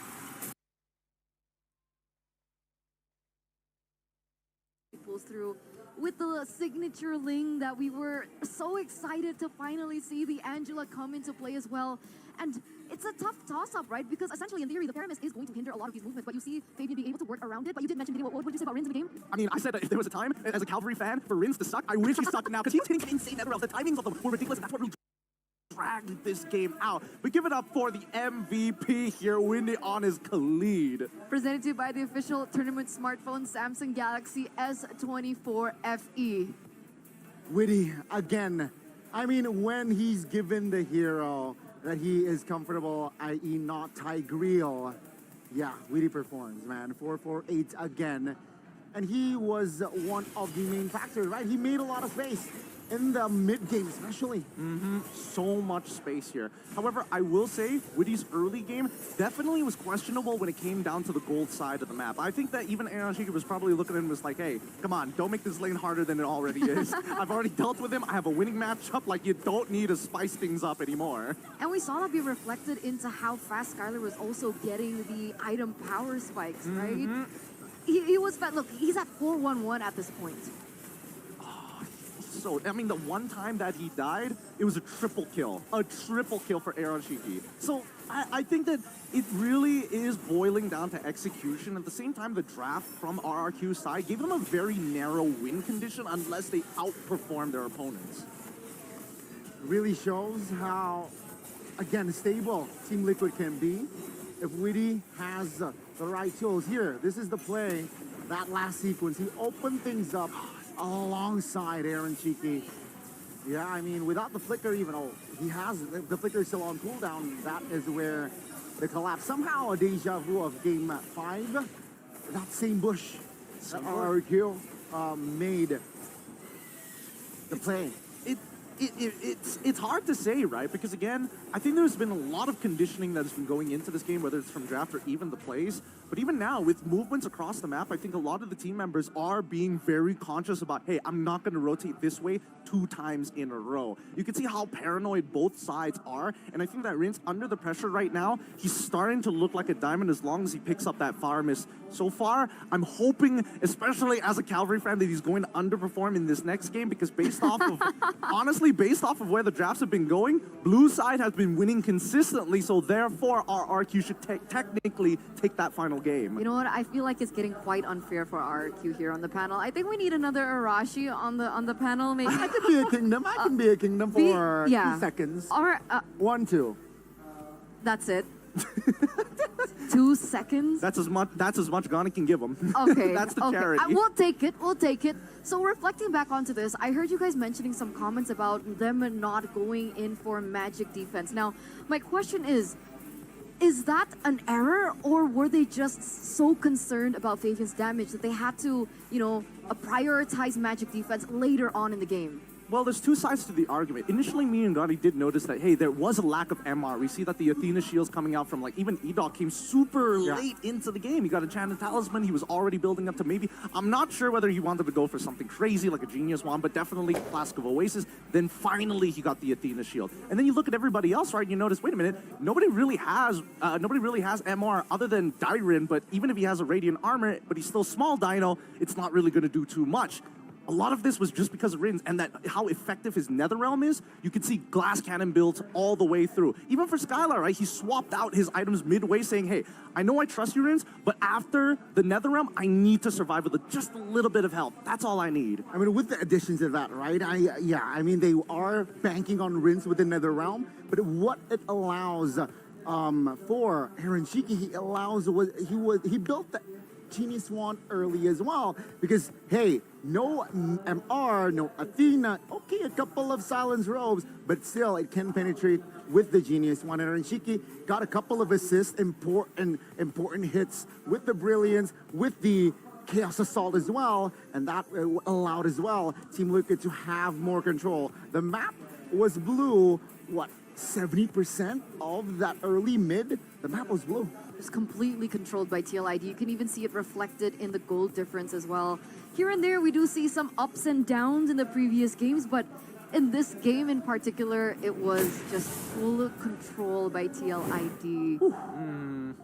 I can't even say that it was full control, because you saw how many times they were like, man, it's getting really hard to end this. Let's just keep throwing ourselves at the wall and eventually we might outplay them. Because I didn't think that they had enough siege, right? I mean, they went in for the Angela in the mid lane. They had the Lunox in the gold lane. They didn't have as much damage, like an Irithel, let's say, to go in for the siege. So it was difficult, granted, we'll give them that, but finally they were able to put the nail in the coffin.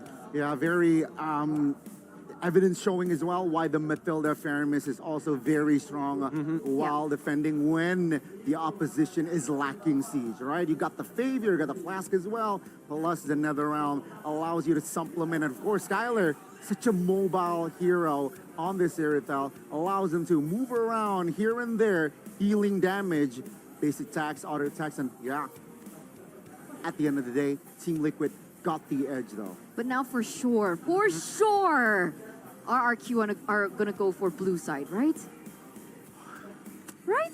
The theme is, I mean, that's how the game's been going so far, right? I would only imagine that whoever's getting blue side is going to get the significant advantage unless we see something different, which we did see here in game number 6 with the bans. So I can only imagine that if they do get blue side again, I don't think the bans are going to be the same, and I think a lot more of the traditional Banes and as well as the Alphas are going to get through, because that's a lot of why RRQ has been finding success. I agree. That's why.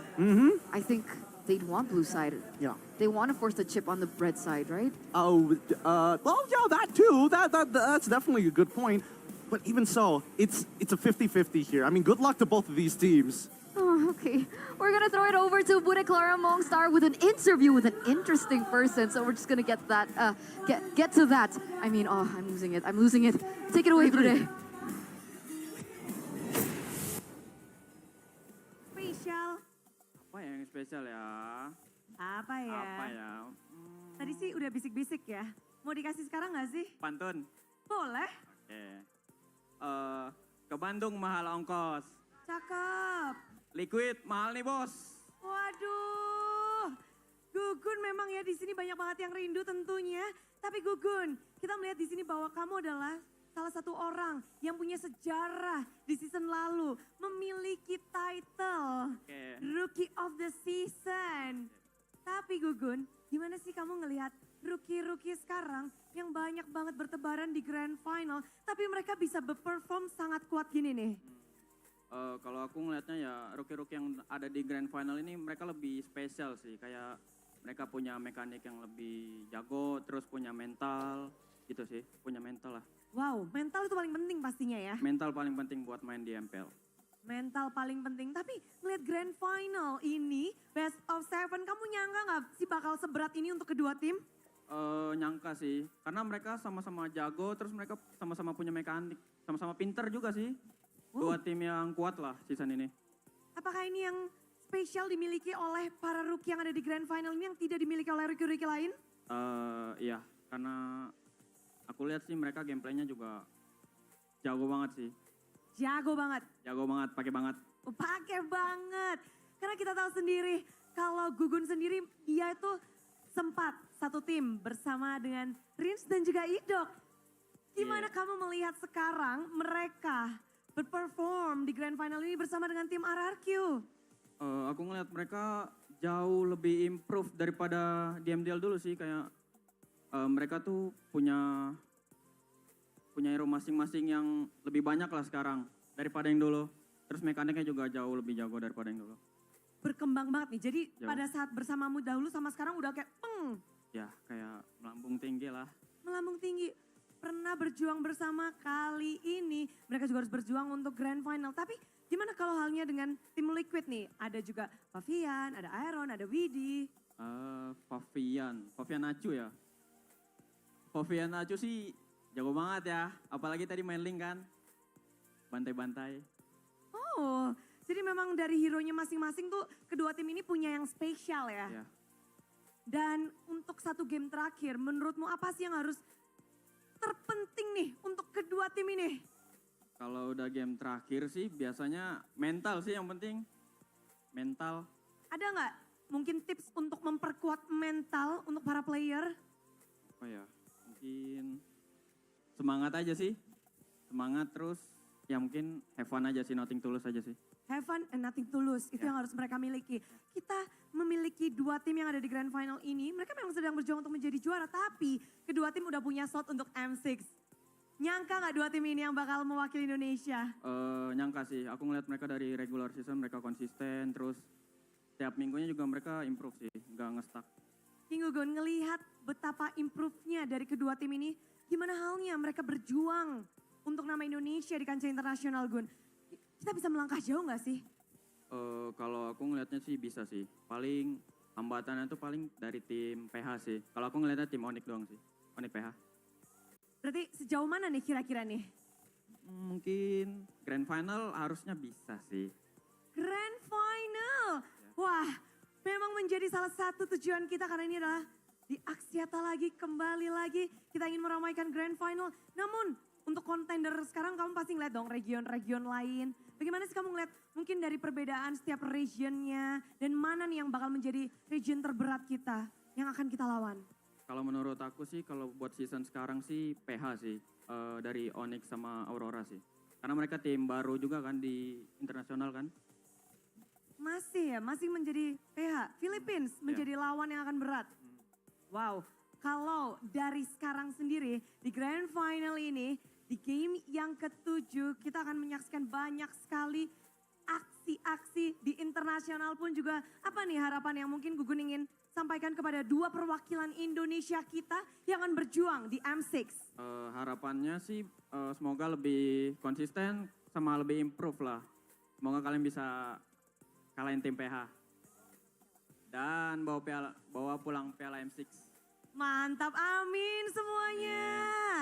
Dan hari ini akan menjadi penentuan siapa yang akan mengangkat piala untuk MPL Indonesia Season 14. Kita akan bersama-sama masuk ke dalam Grand Final. Game penentuan, game yang akan bisa menjadi satu gong untuk tim. Akankah RRQ Hosi atau tim Liquid ID? Mari kita sambut bersama dengan panelis. Monggo. Mangga. Thank you Gugun. Thank you Bude.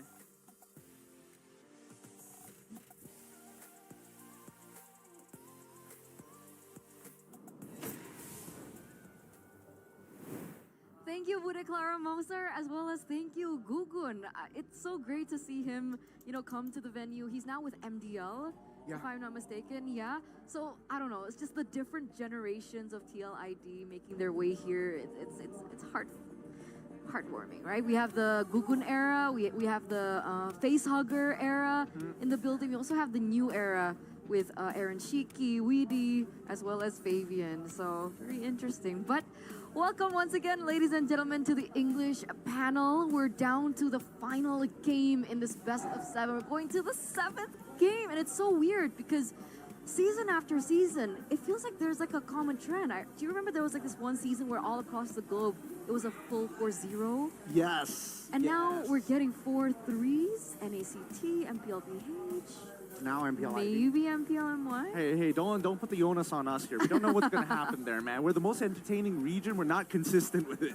But what's consistent is GoPay, right? GoPay has just been so consistent, especially for us gamers, because it's the go-to wallet for gamers with huge damage. You guys can grab diamonds while GoPay Games treats you with up to a 15,000 cash back.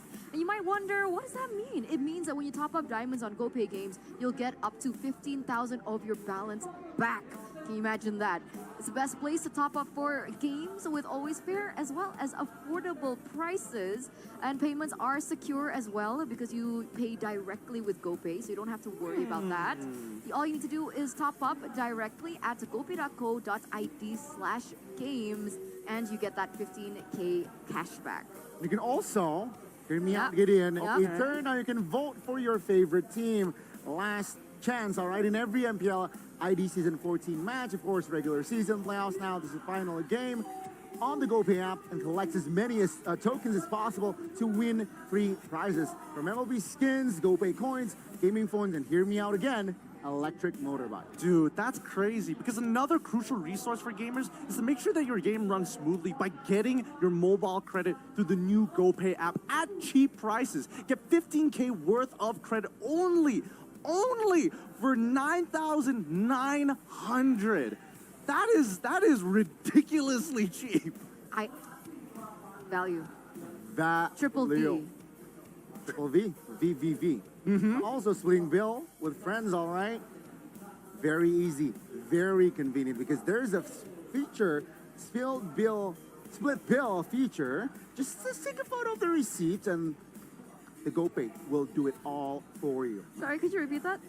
Spill bill? Spill bill. Spill bill. Oh, I know for a fact that Gonnie's gonna remember that next time. I mean, I hope he does. I mean, that's a golden moment right there. Split the bill. Split the bill every single time. Did you say golden? Yes, I did say that was a golden moment. Golden moment. Interesting. That reminds me of UBS Gold and their current collaboration with MPL Season 14. You guys can check it out at ubslifestyle.com or the UBS Lifestyle e-commerce where, you know, there's the Benedetta Electro Katana and there's the Mythic Warrior. And the thing is, with every purchase of the limited edition, you guys have a chance to, you will get a free skin. Wow. Here's the thing. Fnatic, they got 4 rings courtesy of UBS. Are you gonna be the new M1? Are you gonna be the new Evil? Hey. Gideon, you know about this? 10, right? 11, I do. 13. It's been a million years, and Evils are still bragging about their M1 trophy. I'm getting not a million. A little not bit a million years, though. A little bit of that There's from a the huge Onyx fans. difference Look. regarding the timeline of M1 and Season 13. Yeah, well, if we're talking about like overall dominance, like how far are we going back here? It's just like, oh, we were MSC champions once, you know? You pull it even further. We won MSC champions twice, technically. You pull it even further back. I mean, yeah, you want a couple of MPLs, but at the end of the day, I think people need to understand that the next generation is here. They are here. They landed. They landed. What's wrong with me saying they landed? You're making them sound like babies come from pelicans. They just drop from the sky. They don't. Yes, as I watched it in a movie. That's not how it works. a Christian man. But, Gideon, you know, you've been here for quite some time. Have Very you got long. the chance to enjoy a Tropicana ice cream? You mean the Tropicana double crunch? Yes. Not single, double. Not single. One tier. Just one tier. From all our single gamers out there. This is the only time. Okay. You have us. Yes, ladies and gentlemen, because Campina, of course, is ice cream for gamers to boost your energy to not just mid-tier, Nope. to not just high-tier, Nuh-uh. to God-tier God. level. Caramel ice cream with double chocolate for double the crunch. And also, you can feel the excitement of snacking on Tropicana Double Crunch while gaming. Grab yours now at the Campina booth. Or, I'll just grab one for you. Oh, that'd be great. Specifically for you. Thank you. I appreciate it, We guys. need to take care of our guests. Yeah, of course. Remember, double the crunch. God-tier level. Why you gotta put the? Why do you gotta roll those R's, We man? need to release the tension. It's 3-3. Phrasing. Okay. I mean, it is high stakes here right now, and the best how I know it's high stakes. None of the audience members left. Usually between games, they go out, chill out, maybe get a drink, maybe get a Tropicana. Nobody moved. Everybody is waiting for this final game. Wow, that's actually true. You guys get to see it, ladies and gentlemen. El Dorado Bandung. This is outside, by the way. What the heck? I thought we were looking on the inside. Oh, this is outside, Gideon. They're Yeah. sitting on the floor. The free watch party that's outside, for those of them who weren't able to secure the tickets, it was sold out so quickly. They're actually waiting outside, watching together. Oh, man. There are no roofs over their heads. They are Nope. sitting outside in the wilderness, exposed to the elements to watch this game. You're painting Bandung as like a really It's not. weird place. No, it's just the situation that they're in right now. That's true. It could rain at any time. But that's the enthusiasm. That's the commitment, ladies and gentlemen. My God. Okay, audience topic voting. Game 7 is the decider. How can RRQ become the MVP? Did Arashi write this? Excuse me? What is this? Huh? What is this? It's because they lost game 6. Oh, okay. It's because they lost game 6. Sorry. Okay, keeping it professional. Go all in and all out. 51%. Okay. Nicely done. Thank you, guys. Majority rules. That really helps. It does. No. It does a lot because I think right now that's what a lot of teams experience. It's not about the tactical genius. You leave that up to your coach. You got to perform right here, right now. Oh. Yep. Well. RRQ. Well. Is it really a surprise, though? Nope. The theme is first pick. I think it was only TL dropped the game when they were blue side. Yeah, once in the game series. 3, I believe. Yes. Yep. They were trying to figure out this new strat that RRQ deployed against them, and I think now they've adapted to it. Yeah. But now RRQ, it's their turn because they have the initiative to determine what's going to come in that draft. Boy, oh boy. Ooh. One last hurrah. One last hurrah. This is it, ladies and gentlemen, for this trophy that you see on screen. Both of these teams have been fighting with their sweat, blood, and tears up until this point. We've had so many full series from the regular season, full best of 3s, full best of 5s when we made it to the playoffs, and now are you not entertained? A full best of 7 for the grand finals as we welcome the final drafting phase presented to you by the official tournament smartphone Samsung Galaxy S24 FE as RRQ begin with the fanny band. All right, getting the standards out of the way. The chip is going to get banned out here, and I'm expecting Suyo to also end up in that ban list in this first phase. But keep in mind, Seitan Lucas decided to get rid of both the Alpha and the Bane in the previous match, but he doesn't have that many slots this time around on red side. That's the thing. RQ keeping the pattern after game 1 as well. Hilda seems like the hero that Iran really is powerful with in this playoff. So yeah, RQ sticking with the theme. Let's ban the Hilda out as expected. Suyo following next. TLID though, what will they ban for last? Depends what do RRQ ban here. Khalid. Wait, they're willing to give up Cho. This is the first time where we might actually see Tro make it through the draft. Is that a bait though? I don't know, unless RQ takes it first pick, because now that in terms of like raw first picks, there's not too many good ones. You could, I mean, Tro is a super safe one, but even Phobius is a good counter that too. Matilda, Phobius, Dyren. Power, Phobius. Oh, I thought ban Dyren. I mean, I agree. Get him at the ankle. Oh my Okay. God. Okay. TLID with the final ban, and now they have to make a decision. Oh, okay. They're gonna trade.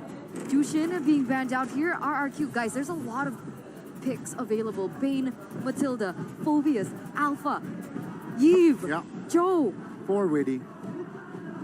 I mean, the fact that they let Cho through, I think that RQ might, it's a good flex pick. It does pretty well. It does pretty well in the EXP, even against the Phobius. At least you have ways to mitigate his damage and poke. It can be flexed into the side, but they decide to go Matilda instead. I wonder. There's still so many open picks here. Okay. Speaking of red side, blue side though, earlier, red side win rate is MPL ID 51% third if you compare it to the 5 regions of MPL. It's interesting that it's still a 50-50, right? Yeah. Because so far we've been seeing teams find a lot more success in the playoffs, specifically on the blue side. We're seeing very similar numbers as well across the regions, but we're going back into the game here. This is important now. Joe and Angela for TLID. Oh boy. Now Kescue has to answer the question, do I pick up Ling? Or do I just maybe go Bane, maybe just go pick up the Phobius plus the Bane? There's so many ways to actually answer this.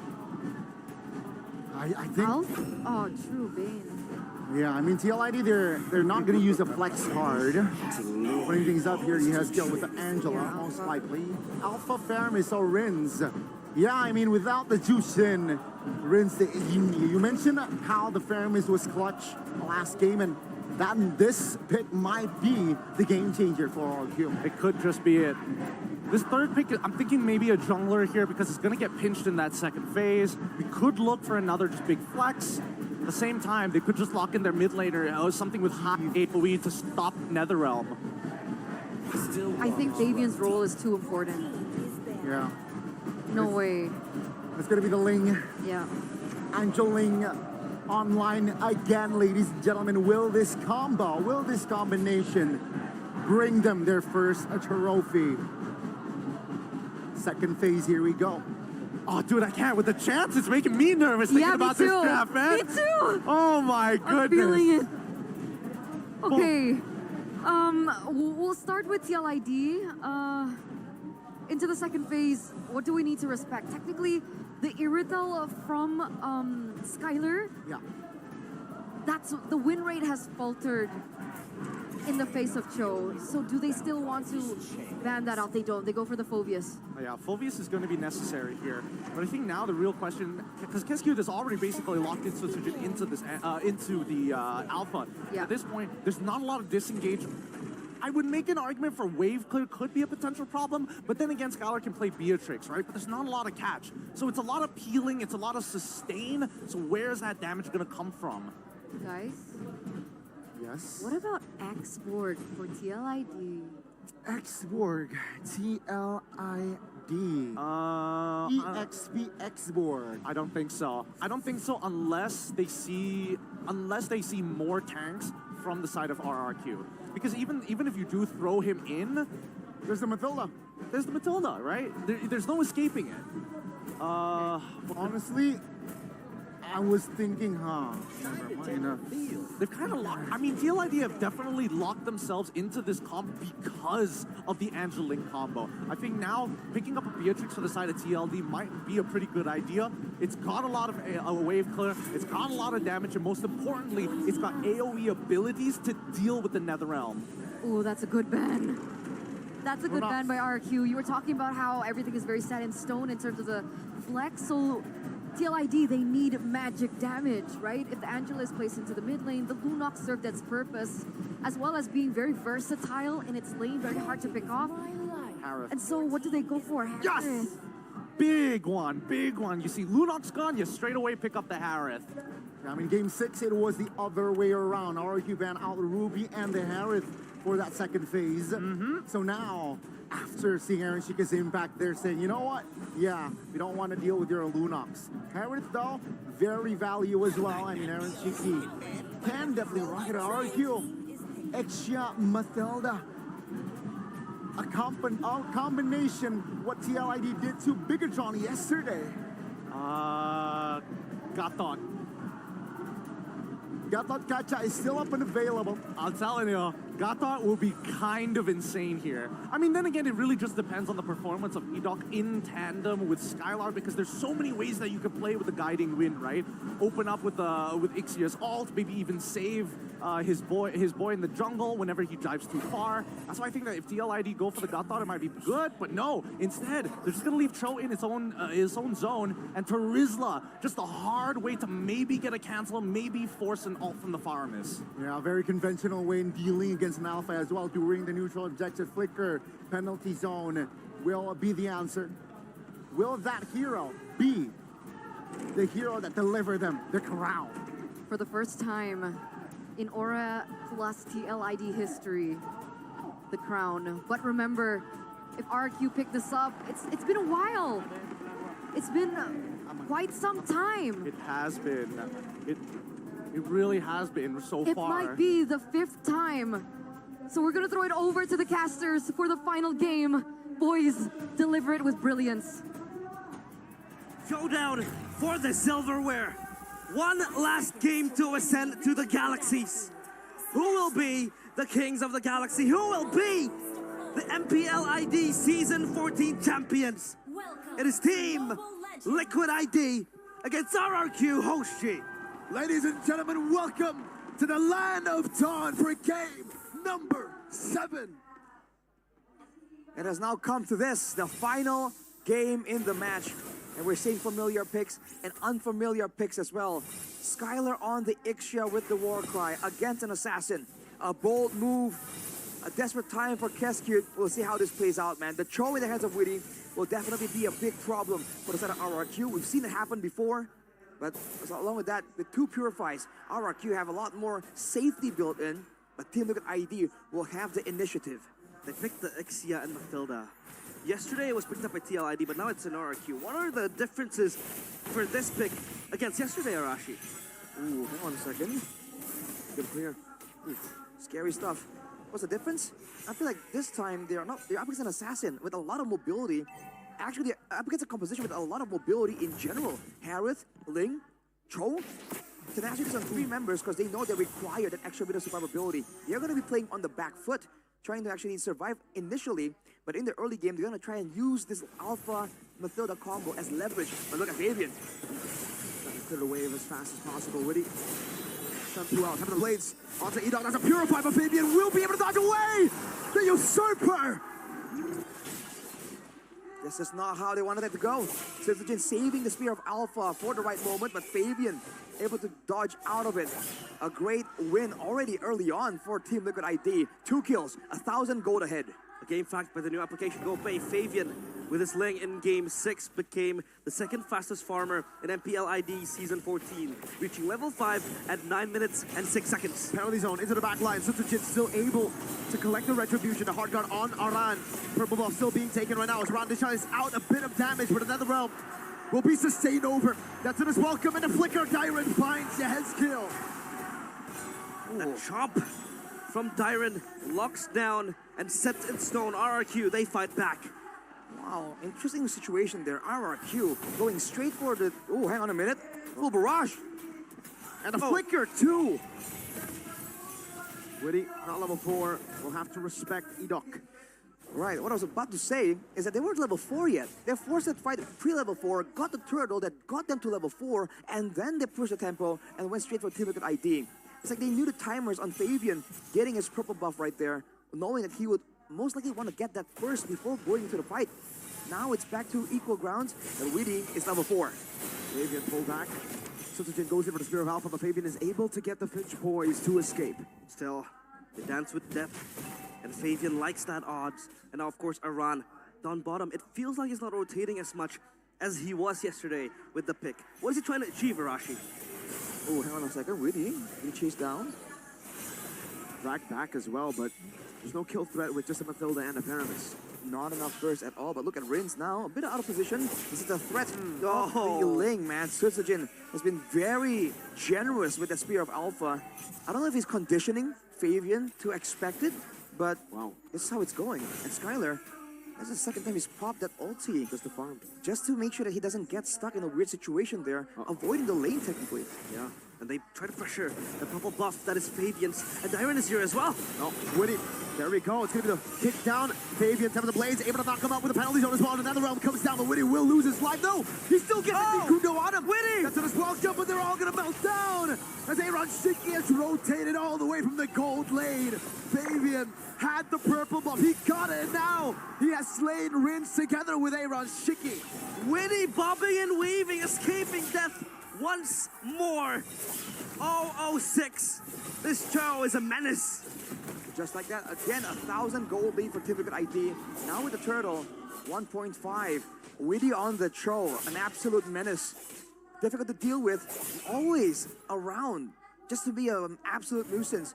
RRQ, with all the prior picks that they have, this Alpha so far hasn't been able to find any success. We'll take a look at the combo hero stat. 2 wins and 0 losses so far. The Mathilda and the Ixia was picked yesterday by Team Liquid ID when they took down Bigatron Alpha. And it was first picked by Kezcute. Not this season, it was last season with Bigatron Alpha, Ixia and Mathilda. This season it was them too, but did you remember if yesterday Aaron Shiki went for the war cry? Because I don't think it was war cry for Aaron yesterday. I don't think it was either. This might be the idea might be to just get the war cry proc and then let everyone else do the job, right? Let Sojin maybe burst someone down and apply it from far away. It could be the synergy they're going for right here. But again, the problem still remains. RRQ can't really do much when it comes to engaging with the mobility from Team Liquid ID. The Mathilda can't get a good catch, and so can't the Faramis. It really is only in the hands of Dyron, which is why we see him go for these big flicker Daytona welcome plays. Dyron has to lock down the lane, right? Fabian, he will run rampant as he used to. And of course, this time around the Brats has huge responsibilities behind its back. Now, of course, Iran going to accompany that mid laner of TLID, but Witty, again, just ever so enthusiastically opens up the map like that. Edok procs the Circle Eagle trying to get something, but look at this, Aaron. Ooh, you're almost cornered by Dyron, but look at the duel on the top side, man. Whoa! 2v1 on Sutsujin. With a spread 3 out, Sutsujin. We're going to use the Spear of Alpha. Fabian with a very ambitious dive. But it's on this one Alpha. They gotta respect the Alpha, man. They do, they have to. But Sutsujin is far away. The Turtle, though, spawns. And Fabian as well, but Fabian can catch up with the Finch boys. RRQ, though, they have control of the Turtle pit, and they advance further. Witty is just here to cover. Ooh.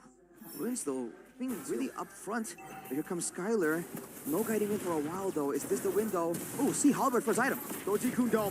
Death was welcome over to him. Fabian will be able to get an opening right now. He will try to go for the jump on the Skylar within the realm. Placed on him. Sutsujin with his retreat battle. Time to blaze in the midst of it all. Fabian escaping. No retreat on him, but RQ decides to go for the mid lane instead of invading the jungle. Aran trying to clear the wave all alone. Goes for the hammer swing, stocked up, and Spear of Alpha over to him. Flicker out. Aaron now with the Demand Force trying to save the turret from being taken. And he will be successful at that. He will stop RRQ from sieging the tier 1. Witty? Oh, whoa. Securing. Yeah, guaranteeing the purple buff. But that might just cost them the mid turret. Great moves from RRQ. But what's fascinating is that how early that full barrage was popped earlier. Fabian almost seems caught off guard there. But then Rins moved backwards just to ensure that the Netherrealm actually reaches Skylar. And that could be the idea here, using that full barrage to really zone out the squishier members. If Fabian was on a tank, was on a fighter, he can kind of get into that danger zone and still go for the retreat. But now that he's on a lane, we've talked about this matchup before, an assassin against a marksman. If the lane can't really one-shot the marksman, the damage can't really be tanked up by something like a link. Yeah, Fabian was thinking about it, right? In that turtle fight, he was about to jump towards Skylar, but Edok, with a great cover, just hides him. Fabian might look for this steal. We got it! He gets it! Wow! You thief in the night! Crazy Fabian, Flavor Fave, stealing it away from an Alpha. Now that's quite impressive, sneaking his way. Like you said, realize a thief in the night. A total plunder there. But look at the pressure here immediately. Rins once more being the frontliner, staying confident with the Purify. Fabian going for a split now, having the purple buff, but the bottom tower shall fall. So both teams kind of equal, but ooh, hang on a second, Aaron. Popping the full barrage. Flicker from Aaron Shiki, respecting the full barrage potential. But that's a hard guard too. It's a big resource, man. 2 big resources. Hiroshiki hasn't been able to find much success with the Harith. This playoffs was overstanding a lot. Winning with the kick. Onto Skylar. There's no follow-up here, but there's no full barrage either. Aaron Shiki doesn't have this mind force, but will be able to dish out some damage. Now Rins forces the Purifier and another round of dive. Fabian taps a plate. Skylar fallen. Fabian. And now Edok is next. Sutsujin in the midst of it all, trying to get some damage down. Winnie's still able to escape.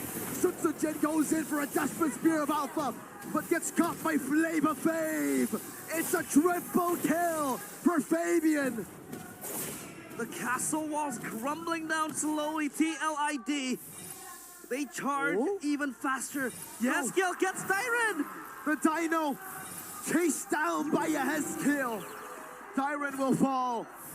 They will not have control over the Lord. It will be TLIDs to take. Dangerous preposition for RRQ. They sent Tyron to the top side. They know that Fabian was free to rotate around, but they don't respect the speed of the rotation. In the bottom lane, overextending, even with the guiding wind, even with the circling eagle, RRQ were just too far up, and they had nothing left to deal with Fabian. And you cannot do that. You have to ration everything perfectly to try and deal with the Cho, with the Ling, even with the Harith to a degree. RRQ suffered the price. 4K gold behind. It's only the first Lord, but it's not looking that good. But they do have a very solid high ground. Yeah, and let's rewind a little bit, right? That fight down bottom. Vince popped the Netherrealm, but Skylar was out of range, so he had no cover behind that Netherrealm. And Fabian just dived into the backline, dived and ate Skylar alive. So this Ling will possibly be a problem again. We were talking about this in the draft. How will you escape from the Ling? Assassinated before the Netherrealm even comes through. Around with the penalty zone. Fabian is going wild. And he dives under the turret. He will fall, but he is already bursted. He is already wasted resources away from the Kings. Rex, Regum, Kaon shook again once more. TLID, they advance even further. The Lord on the top side still. Team Liquid ID. 5K gold ahead. All things considered, Fabian actually gets taken out right there. It's a small victory if you look at the gold difference.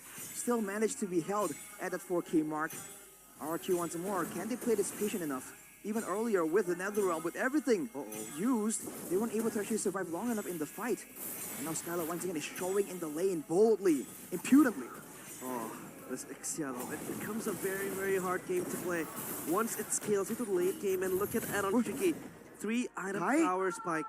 But hey, who says Onyx is not in the finals? Kyrie right there. Yeah, with Buddy. Yeah, with the whole gang almost. Happy birthday, bro. Happy birthday, Buddy. Buddy. Buddy. And a fist bump as well right there, right? Yeah. All right, 50 seconds though, RRQ. They've banked on this composition. The early game at least has not been kind to them. This mid game, in theory, is one of the strongest points for Team Liquid ID, and they're still, by all means, at a 4K gold lead only. So RRQ, they're trying to play it as slow as possible, and they're avoiding overextending too far, ensuring that Edok at least can still get some saves using the guiding wind. But that means that Team Liquid ID can farm even faster. They've reached level 15 though, especially Fabian. So at this point, any kind of farm advantage will be useful for an item swap, but it won't affect the overall power. Yeah, and of course Fabian, he terrorizes the kingdom. Wow. Look at what they want to throw into just taking down the usurper. This guy, it feels like there is no room for error when he has his hands on the Ling. Ooh, we have to see what Skylar is building, man, because at this point, is he going to be forced to build a Wind of Nature? He needs something, because Fabian is bursting him down a bit too quickly. Maybe for this... Oh, hang on a minute. Okay. Ooh, RQ, look at Witty. He's zoning Skylar away, completely away from the team fight. RQ don't know what to do. They are scattered by the cavalry. Their formation has been broken. And Fabian claims the Lord. Impeccable work by the cavalry. Witty, for once, he was alone in the middle lane, but he got the job done, and they get a free Lord. Is that the orange buff taken by Skylar, actually? No Wind of Nature just yet. Rose Gold Meteor, actually, for Skylar. We'll have to see, RRQ, again, catching up. We're at the 14-minute mark, and generally, in 2 or 3 minutes, we'll truly be at the late game, where the goal difference will be impactful, but it won't really be game-changing. RRQ holding on for dear life right here. But are they being too greedy with this itemization? Will Mathilda alone, with the Faramis, be able to save the Ixia from the thrust, from the assassination attempts of the Usurper? 5 items for the Usurper Fabian. This might be his stage to prove that he is nothing short of a brilliance. And now RRQ, they need to defend their base, but their high ground Arashi isn't any good. It's pretty good with the full barrage, but again, it's not about the damage output from so far away. It's also how long can you defend? How can you stop the dive? Look at Witty. Maybe penalty zone from around Witty jumps in with the Jikundo. Another realm to save them, to save the kingdom. Once and for all, Fabian with the Pit Boys escaping away. Crystal! Tricky will go for the base to the end on it. The castle walls demolished. The road to glory denied. The kings have fallen. On the night of the revolution, on the night of fate, the cavalry do not buckle or yield when faced with the cruelty of the kings. They push, they scream, and they charge! The revolution is complete. The cavalry, they occupy the castle. They break free from the subjugation of the kingdom. The kingdom is no more. Their nightmares conquered. Their road has never been easy. 11 seasons of failures. 11 seasons of torment. 11 seasons of what ifs. But this season, a band of young stallions take charge. And for the first time in the organization's history, they have their hands on their first ever MPL ID trophy. Team Liquid ID are your MPL ID Season 14 champions. It was close. It was competitive, but almost just simply isn't enough. Team Liquid ID, with the dream underdog story in their debut season for 3 rookies, they have attained this MPL ID champion status. They are your kings of the galaxy. What a journey it has been. Agony, tension, heartbreak for the kingdom. But they stand tall. What a fight it has been for them. A phenomenal performance from Liquid ID. A phenomenal run from Liquid ID. A team that started all the way in the bottom, 0-2 in the first week. A team that was already taken out of the playoffs, taken out of the season in the first week. Everybody thought it was over. They promoted 4 players from the MDL, 4 nobodies from the MDL.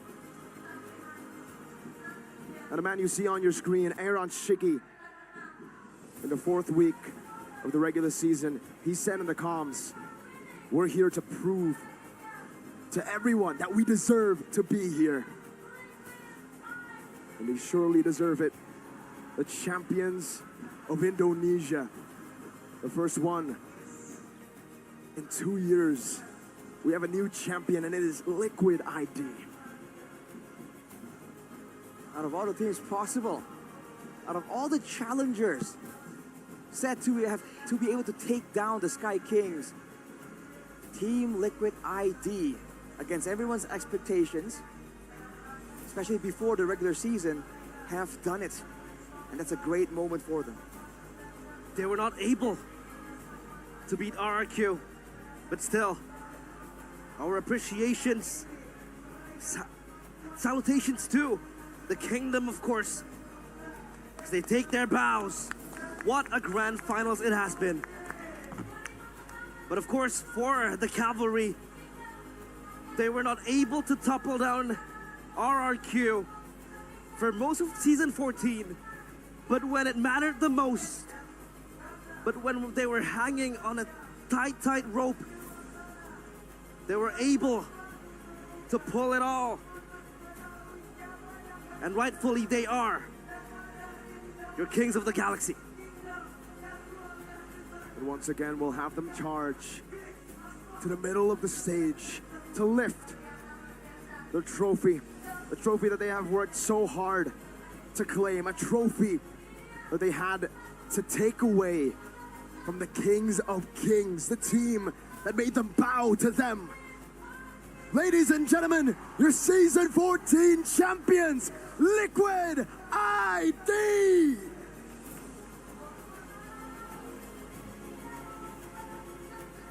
What a journey. What a journey. They can finally say, they did it. They did it. They certainly have. The rookies out of nowhere, man. Even in the drafting phase, people thought that it wasn't possible, that it couldn't be done. But look at them now. The question becomes, how far is their ceiling? This is their freshman year in MPL, and they're able to clinch that silverware. How far will this team go? What are their limits? The sky is the limit for this team.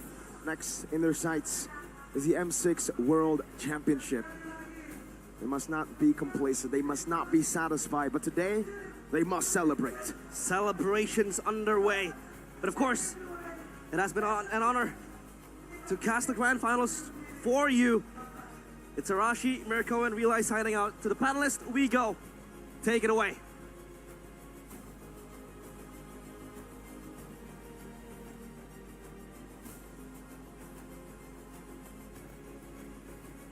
Season 14 menjadi season di mana lahirnya juara baru di MPL Indonesia.